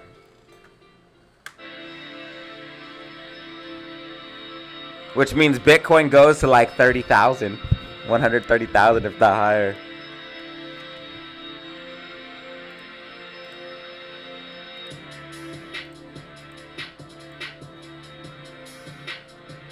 So we might have the ultimate Bitcoin roadmap, which means we know the entire crypto market. If this flush out ends up happening and this continues to track, we have everything. And so far, it's really, really, really disturbingly close. It says we consolidate here, but we end up breaking down. People are buying here, and they're going to be buying here. So anyone who bought here is not dumb, because you could dollar cost average, and it's still going to run up. And and ultimately, if the same pattern continues, the fractal says that eventually Bitcoin will be so much money that anyone who bought at this bull market top, which we go a little bit higher, will also be in profit later down the road. And you get to, everyone gets to a point where if you secure Bitcoin down here and here, you're never gonna not be in profit. Soon it will be, if you secured Bitcoin, since you secured Bitcoin down here, you'll never not be in profit. And then soon that same thing will be said for Bitcoin even way up here. So you're always gonna remain in profit if you hold long enough, if this pattern continues. The ultimate asset, bro. And the reason why it could move so mathematically like this is because of the halving, the fixed cap, all of those things. It's basically a computer program. It's a protocol. So the halving, being every 4 years, the mining, the fixed cap, that could be the reason why Bitcoin moves so methodically and almost predictably if it does continue to play out this way. I think I'm one of the only people, I don't know, there's probably 100 people, but I think I'm one of the few people that are calling this out. I don't think people are noticing this, that Bitcoin uses the previous, I don't think anybody realizes this, that Bitcoin uses the previous bull market top as the next bear market bottom. So that means you can accurately predict the next bear market bottom before it even happens. And that's what we're about to do if this works. That means the next bear market bottom will be around 65 to 50K. So we might already know the next bear market bottom, and then we could scoop up coins for the low and get paid, family. Not financial advice, of course. You guys want to lock in, man. You guys want to lock in. Make sure you like and subscribe, man. Damn, AMC and Jimmy getting pummeled, bro. AMC 269, Jimmy 2260. Ethereum down low. Small account hurting right now. Could be a retest, but if Bitcoin comes down lower, Ethereum and crypto is going to come with it. Got 102 in the building right now. 102 in the building, man. I appreciate y'all for being here. 102 in the building.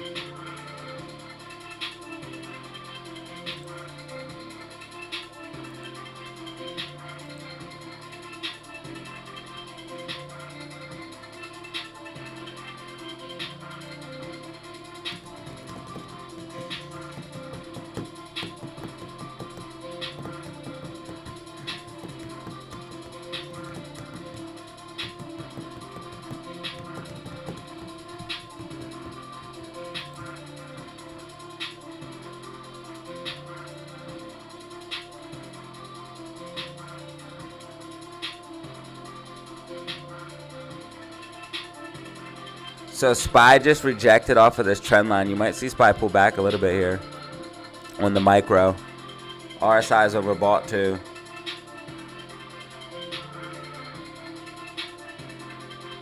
Look how perfectly SPY tracked here. This is ridiculous.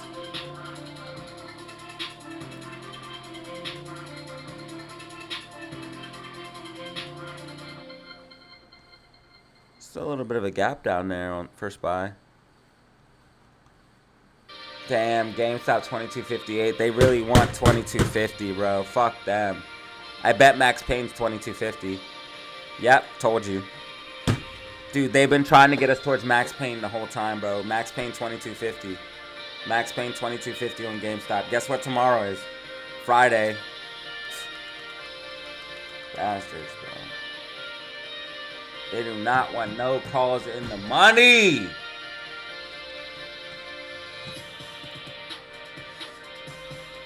Fucking bastard, dude.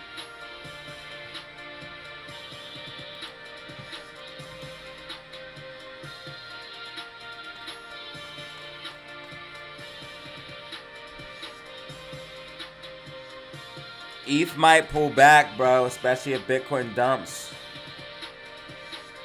If Bitcoin loses 109.5, it dumps. I'm telling you right now, man. It dumps. It dumps all the way down to 100, 105. I'm telling you. And that means the fractal's 100% right. If it does that.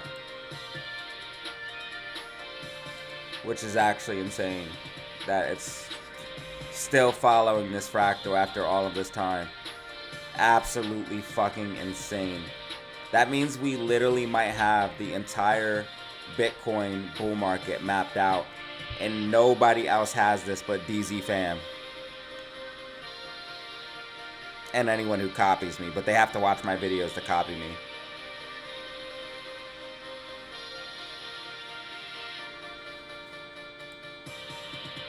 Which, if you guys see anyone copy me, you know it came from here.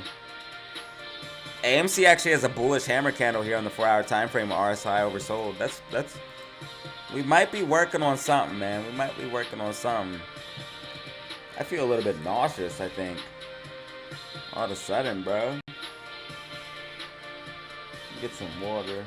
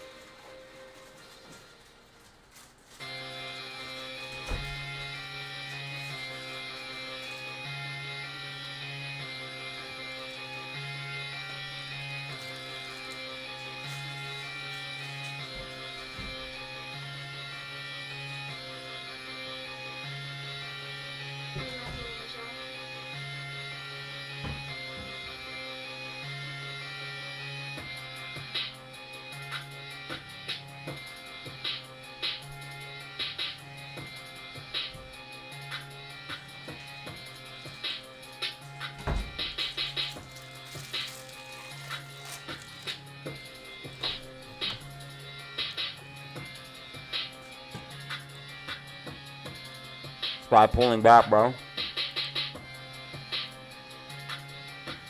Spy pulling back. Once it broke this trend line, you already knew it was gonna pull back. We're at MACD 5-minute time frame. Did you guys see that BBBY stock is back?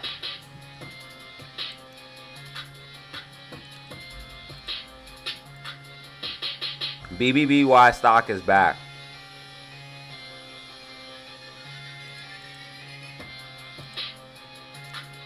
BBBY stock is back. What the heck?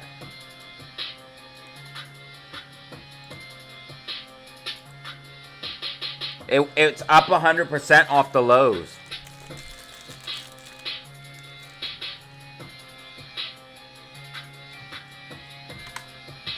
I still didn't get a new chair. What am I doing?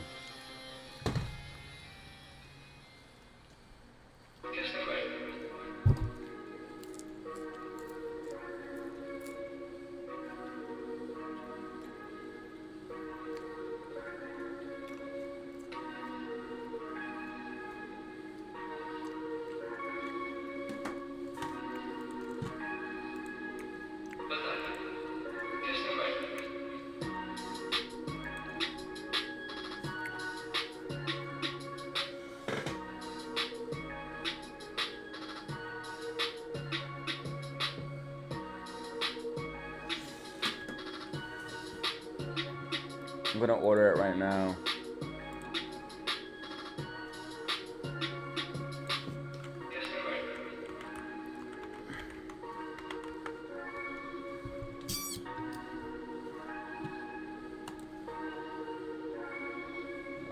Please don't get scammed.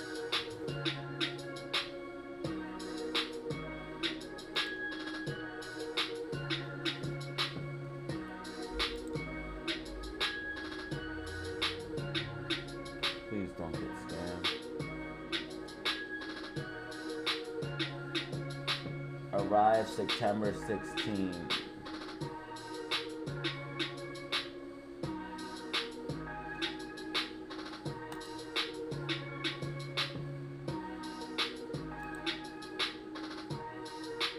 I don't want a protection plan.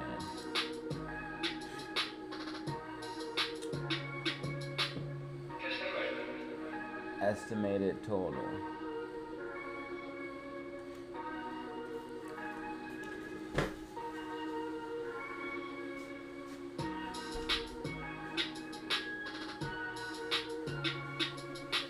What? I have my wallet in my pocket. Okay.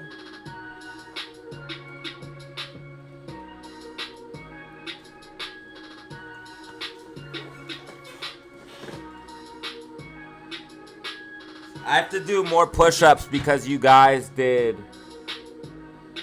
super chats, but I'm gonna order the gaming chair now. I'm gonna do push-ups off of the chair.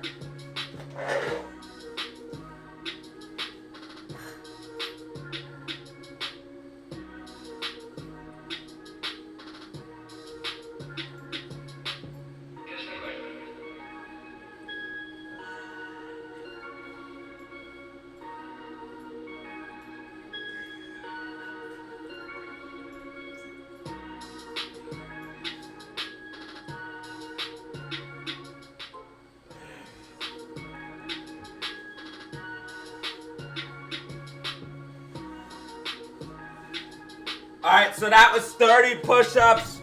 That was 30 push-ups off of the chair.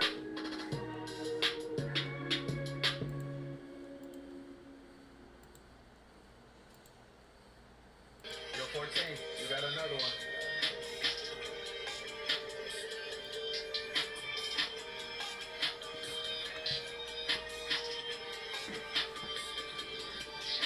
So 35. That's 65 for the day.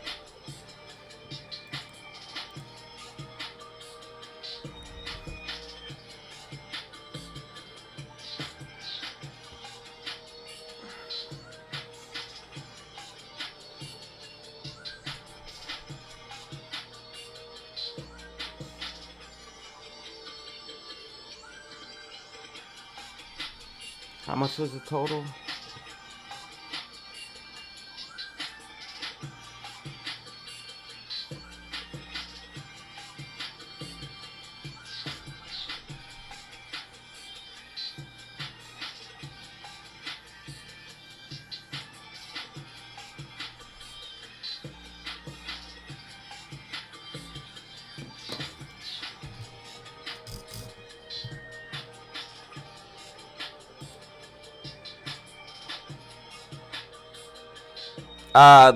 You feel it more up here and in your shoulders when you do it off of the chair, or when you have your legs elevated.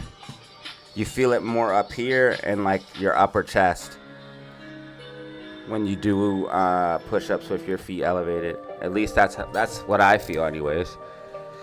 I feel it more here at the top, and it gives you that like line right here. And then I feel it here, so it gives you like shoulders. Alright, so hopefully I don't get scammed, but I'm ordering it from Walmart. It should be good. I ordered a monitor from there before, and it came just fine. So let's go ahead and do this.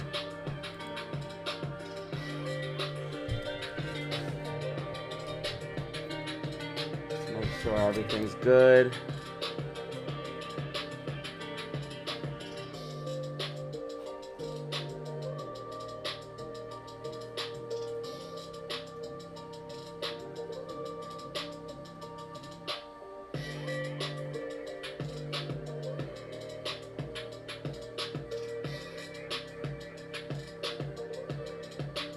Where's Okay,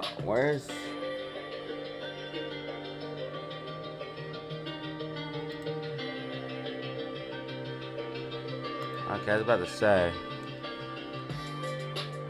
Alright, let me turn the camera off for just 1 second.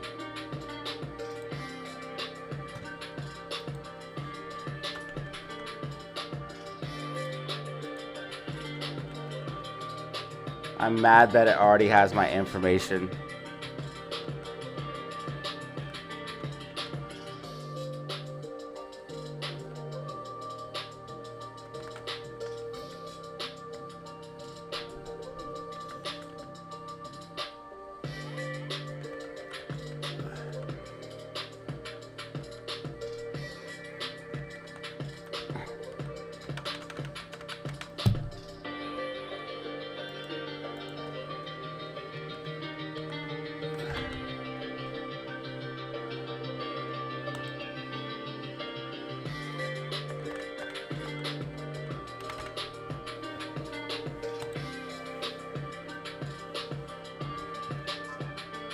I just turned the camera off and I just put my info in. Well, I gotta put my other info in too.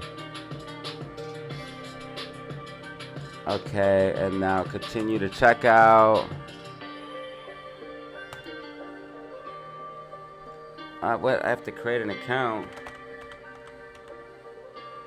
I didn't have to do that last time.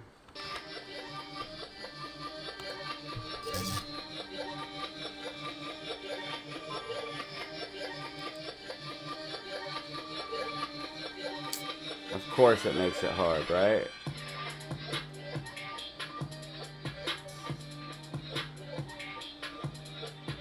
Of course it makes it hard. Yo, AMC just is trying to push up a little bit here. GameStop getting a bounce as well.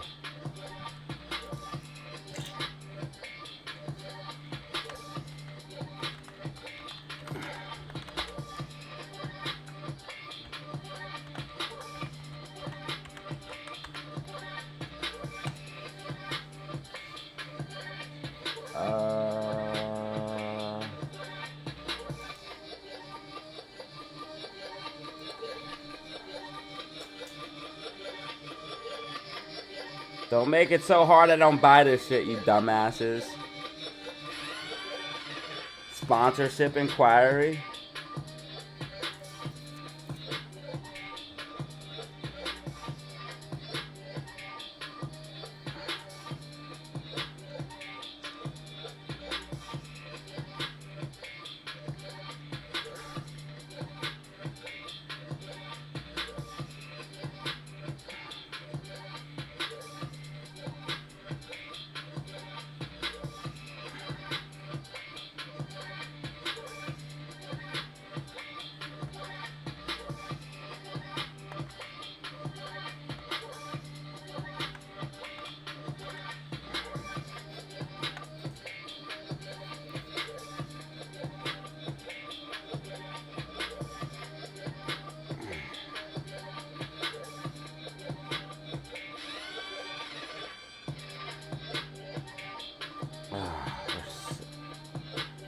Crazy shipping costs, whatever.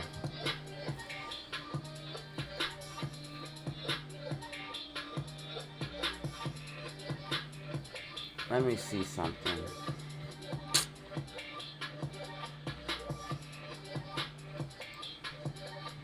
If it's cheaper on Amazon.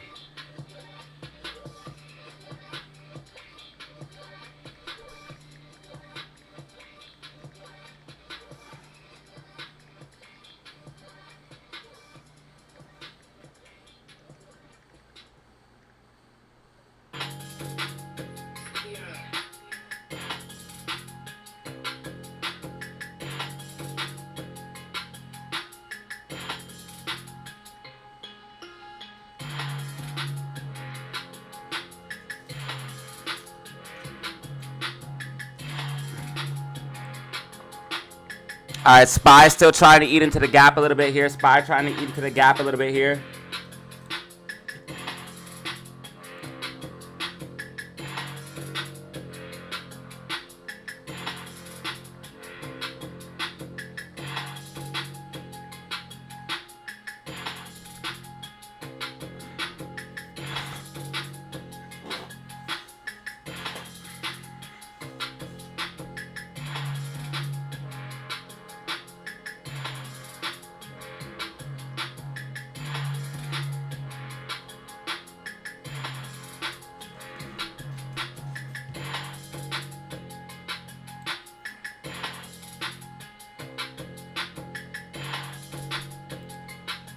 Whoa, there's 119 in the building. Oh no, 119 likes, 104 in the building, 104 in the building. I appreciate you.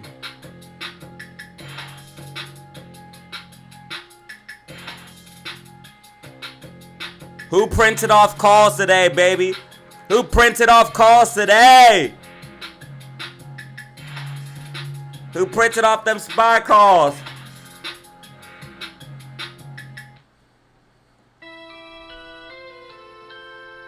I told you it's an artificial pump, man.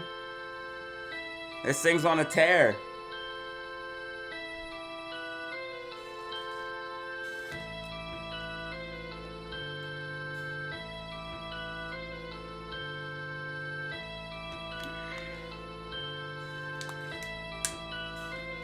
I have a credit card already.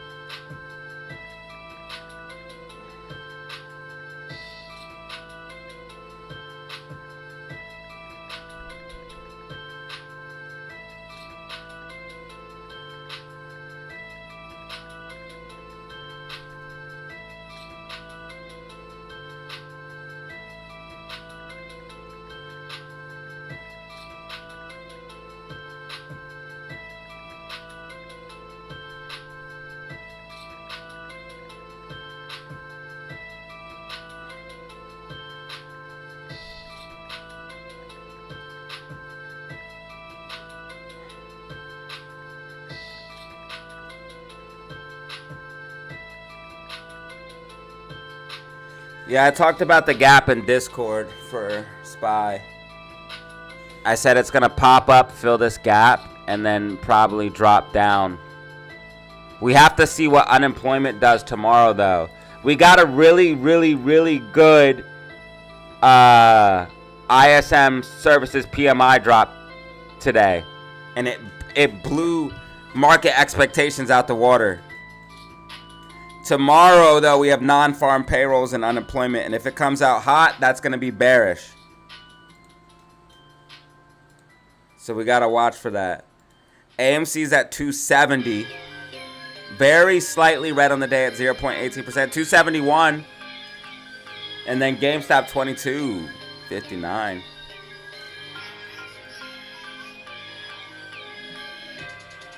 Unemployment's 8 a.m. in the morning. Bitcoin getting dangerously close to that 109.5. We might see that flush, guys. We might see that flush.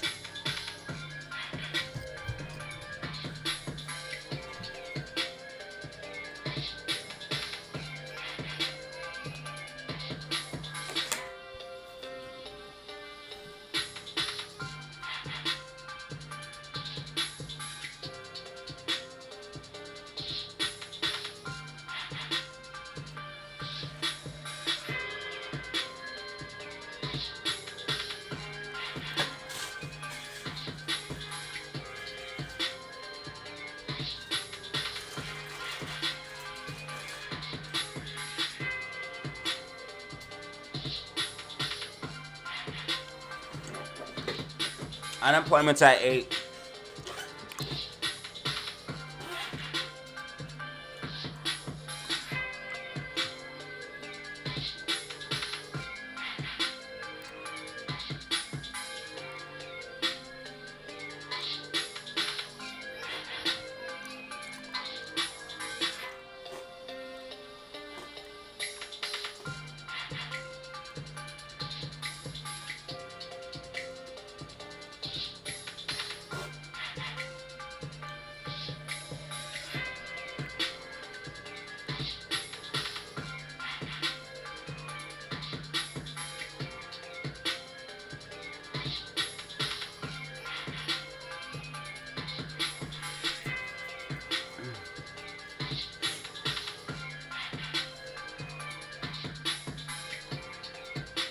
Yeah, man. Especially if unemployment comes out. If unemployment comes out bad tomorrow, that's going to be bad for crypto.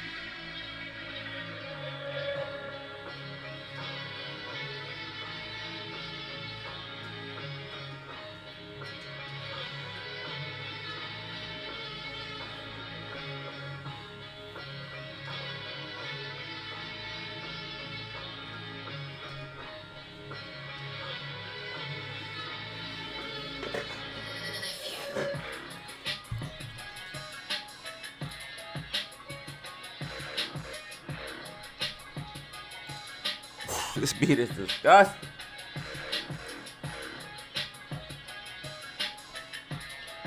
$114 in the building, 114 in the building, 122 likes.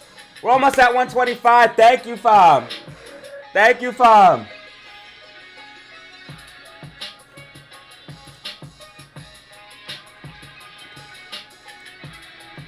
All right, so we're going to order the chair off Amazon because it's cheaper. Walmart, you missed out.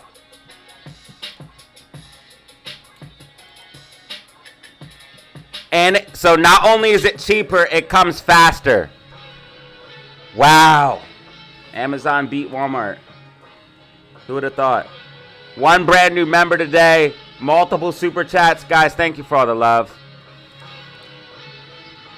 Shout out DW, J-Max, Elijah, Misty Blue, 8801, Nate, Danny Lamb, and Jose H. We got mad love today, man, and I appreciate it. We did push-ups for all those.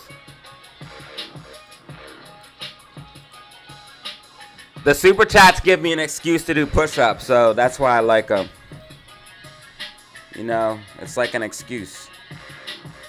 You got this many super chats, got to do push-ups, bro.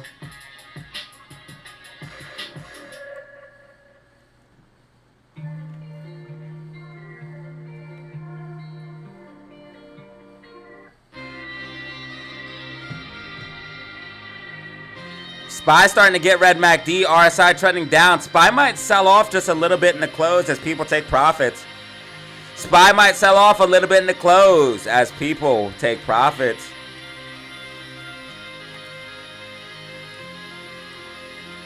AMC 270 still.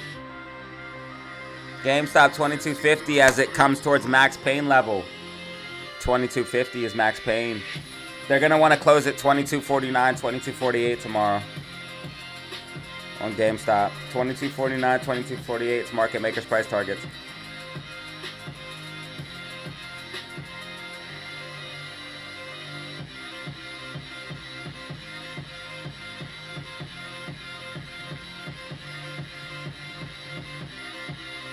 SPY has done okay for unemployment, but it depends. It can be really bad.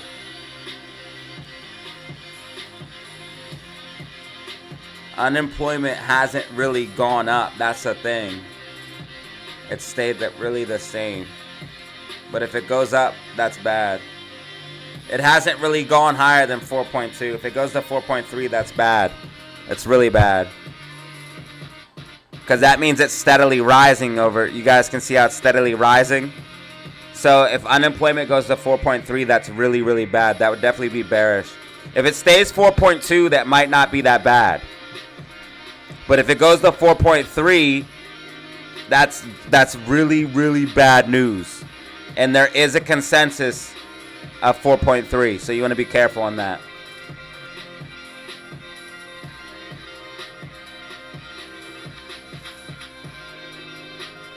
SPY trying to fill the rest of this gap real quick.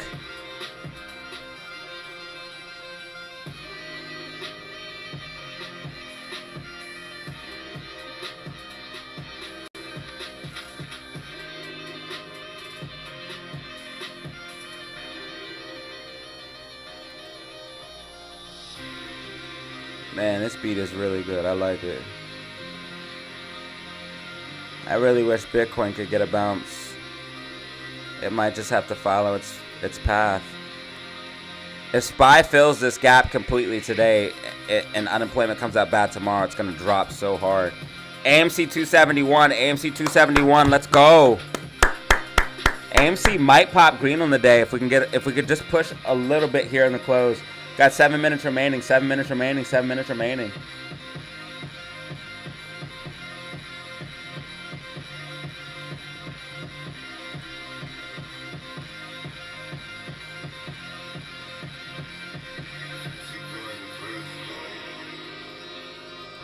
That beat is fire, yo. Do you guys like that beat or nah? Let me know in the comments below.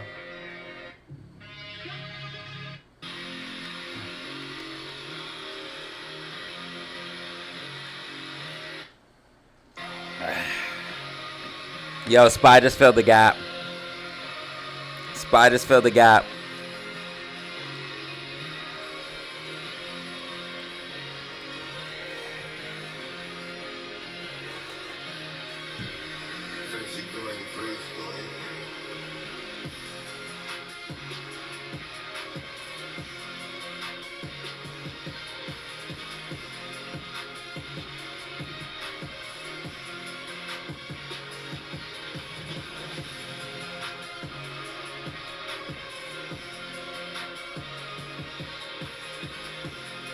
I would definitely take profit on calls at this point.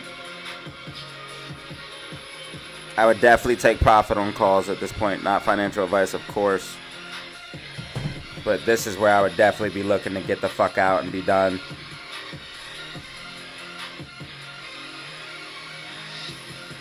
You can always come back in tomorrow. I would not hold over there. Especially with unemployment coming at 8:30. No fucking way.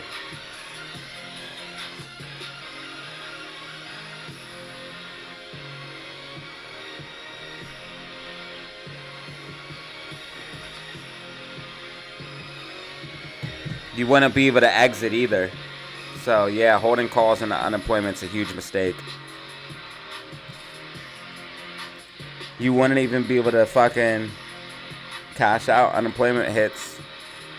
If it's not bullish, you're screwed. GameStop trying to hold 2250. GameStop trying to hold 2250. HYMC up. Hell yeah, brother. Shout out HYMC holders. Get the bag. 116 people in the building. 116 people in the building. I appreciate y'all. Nice little 5-hour live stream today.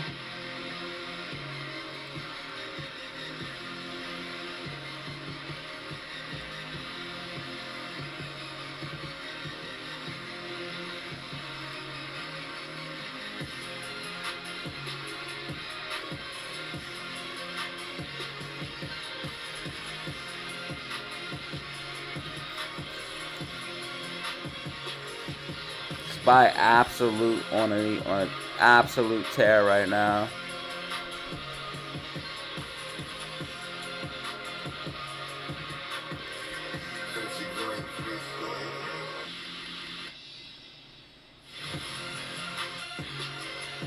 SPY 648.86. AMC green, AMC green. Drop those fucking rockets for Amy.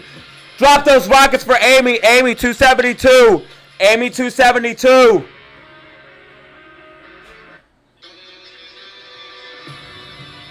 Amy 272. Can it close green? Can it close green? It would be the first green day in a long time. Can it happen? The first green day in 1, 2, 3, 4, 5, 6, 7 days. If we could just close green.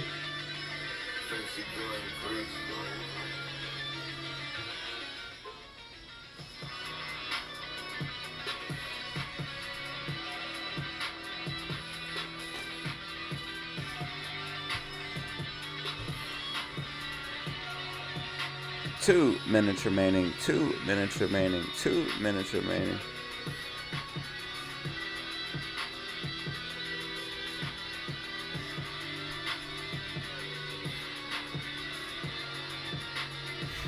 YouTube just told me my gifted membership expires soon.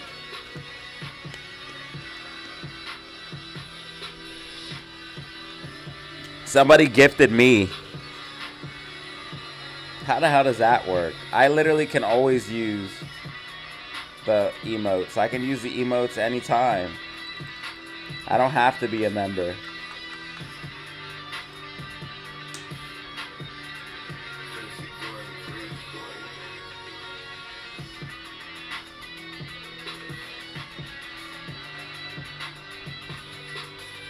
Spy is on an absolute fucking moon mission right now. 649.01 resistance Spy. 649.01 resistance. Shout out to everybody who printed off Spy calls. Shout out to everybody who printed off Spy calls. If you printed off Spy calls, man, let me know in the chat below. 1 minute remaining. 1 minute remaining. 1 minute remaining. If you printed off Spy calls, let me know. If you printed off Spy calls, let me know. GameStop falling. GameStop fucking falling hard. GameStop falling hard in the close. AMC pushing up. What is happening? AMC green, GME red. AMC green, GME red. What is happening? What is this? GameStop falling hard. 2240 GameStop. 2239 GameStop absolutely puking. It's Spy, man. Too much liquidity. Fuck this shit. Bitcoin down. GameStop down. Fuck this shit. Fuck this market. 2238 GameStop. AMC 271 fucking closing white on the day. Not even green. Some bullshit. And then Spy 649.05 fucking fake ass shit, man. This whole market's fucking trash. Crypto's the way. Crypto's the way, bro. Fuck this market. Crypto's the way, man. Thank you guys for watching. I truly appreciate you guys. Thank you so much, man. We got some great videos coming for you Friday. We got some videos coming for you Saturday. We got mad content coming for you guys. So make sure you guys hit that like button, subscribe, put the bell notification on. That way you stay locked in, man. We got videos on videos, different types of content coming for you, baby. You already know what it is, man. I appreciate each and every one of you.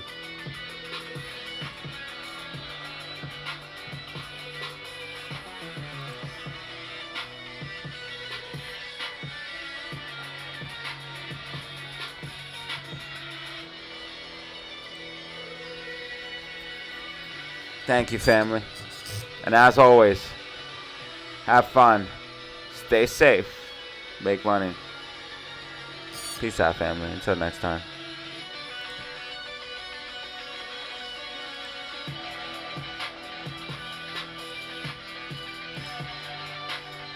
Until next time, family. I will always be here. And I appreciate you all for watching, man. You guys are the best. Could not be here without you.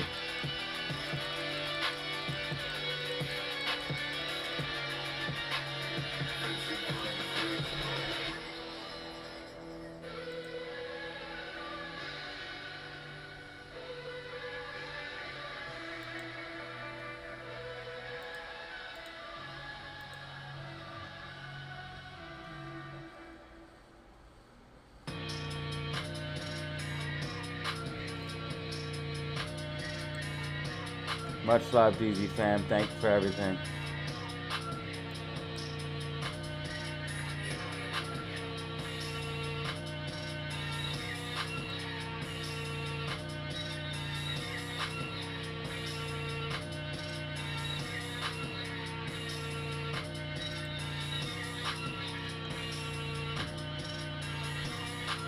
They're trying to push us down so they can get us towards max pain price.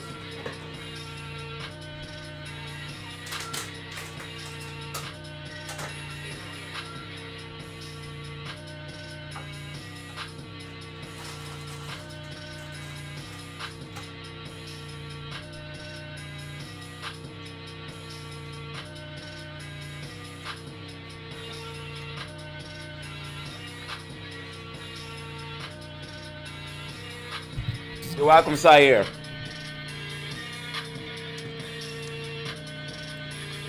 Make sure you buy some Bitcoin too. Diversity is key.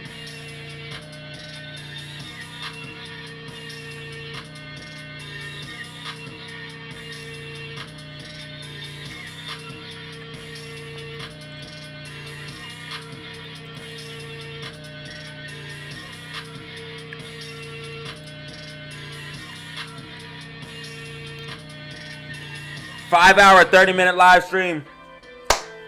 I appreciate you guys. Check out the video later today. Check out more videos on Friday as we got content on content. Let's go.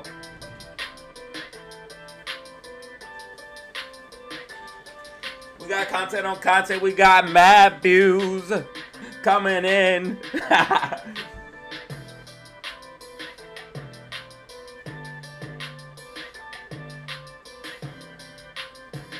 We got videos scheduled for you guys already. If you look at my channel, we got videos scheduled for you already. 9/12. We got one coming up for you on Friday. We got more content being posted, man. We got content on content, baby.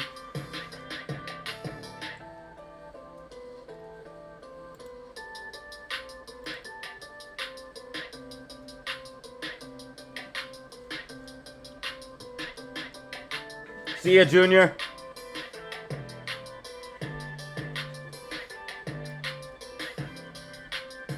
I'll see you guys on next time.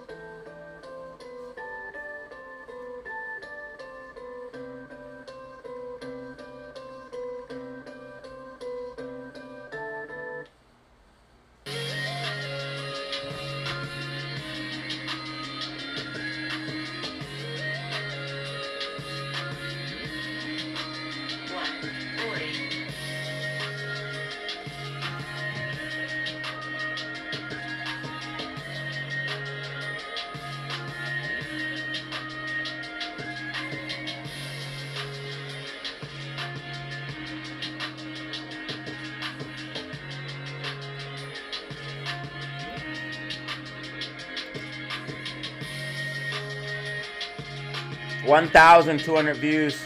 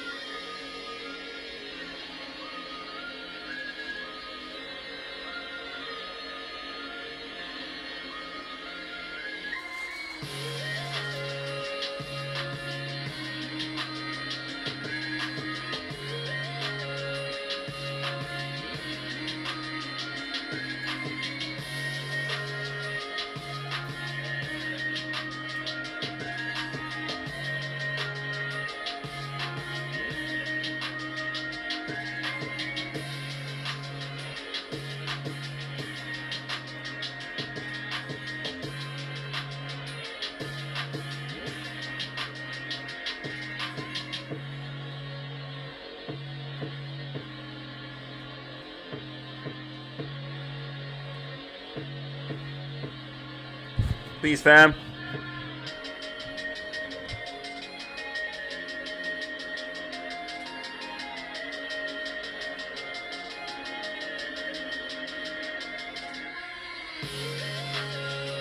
The fuck is Grok token, bro?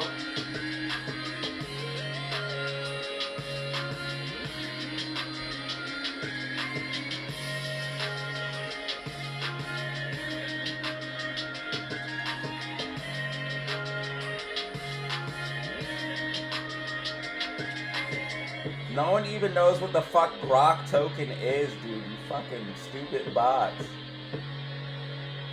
Grok fucking KD90 fucker. See you, fam. Peace.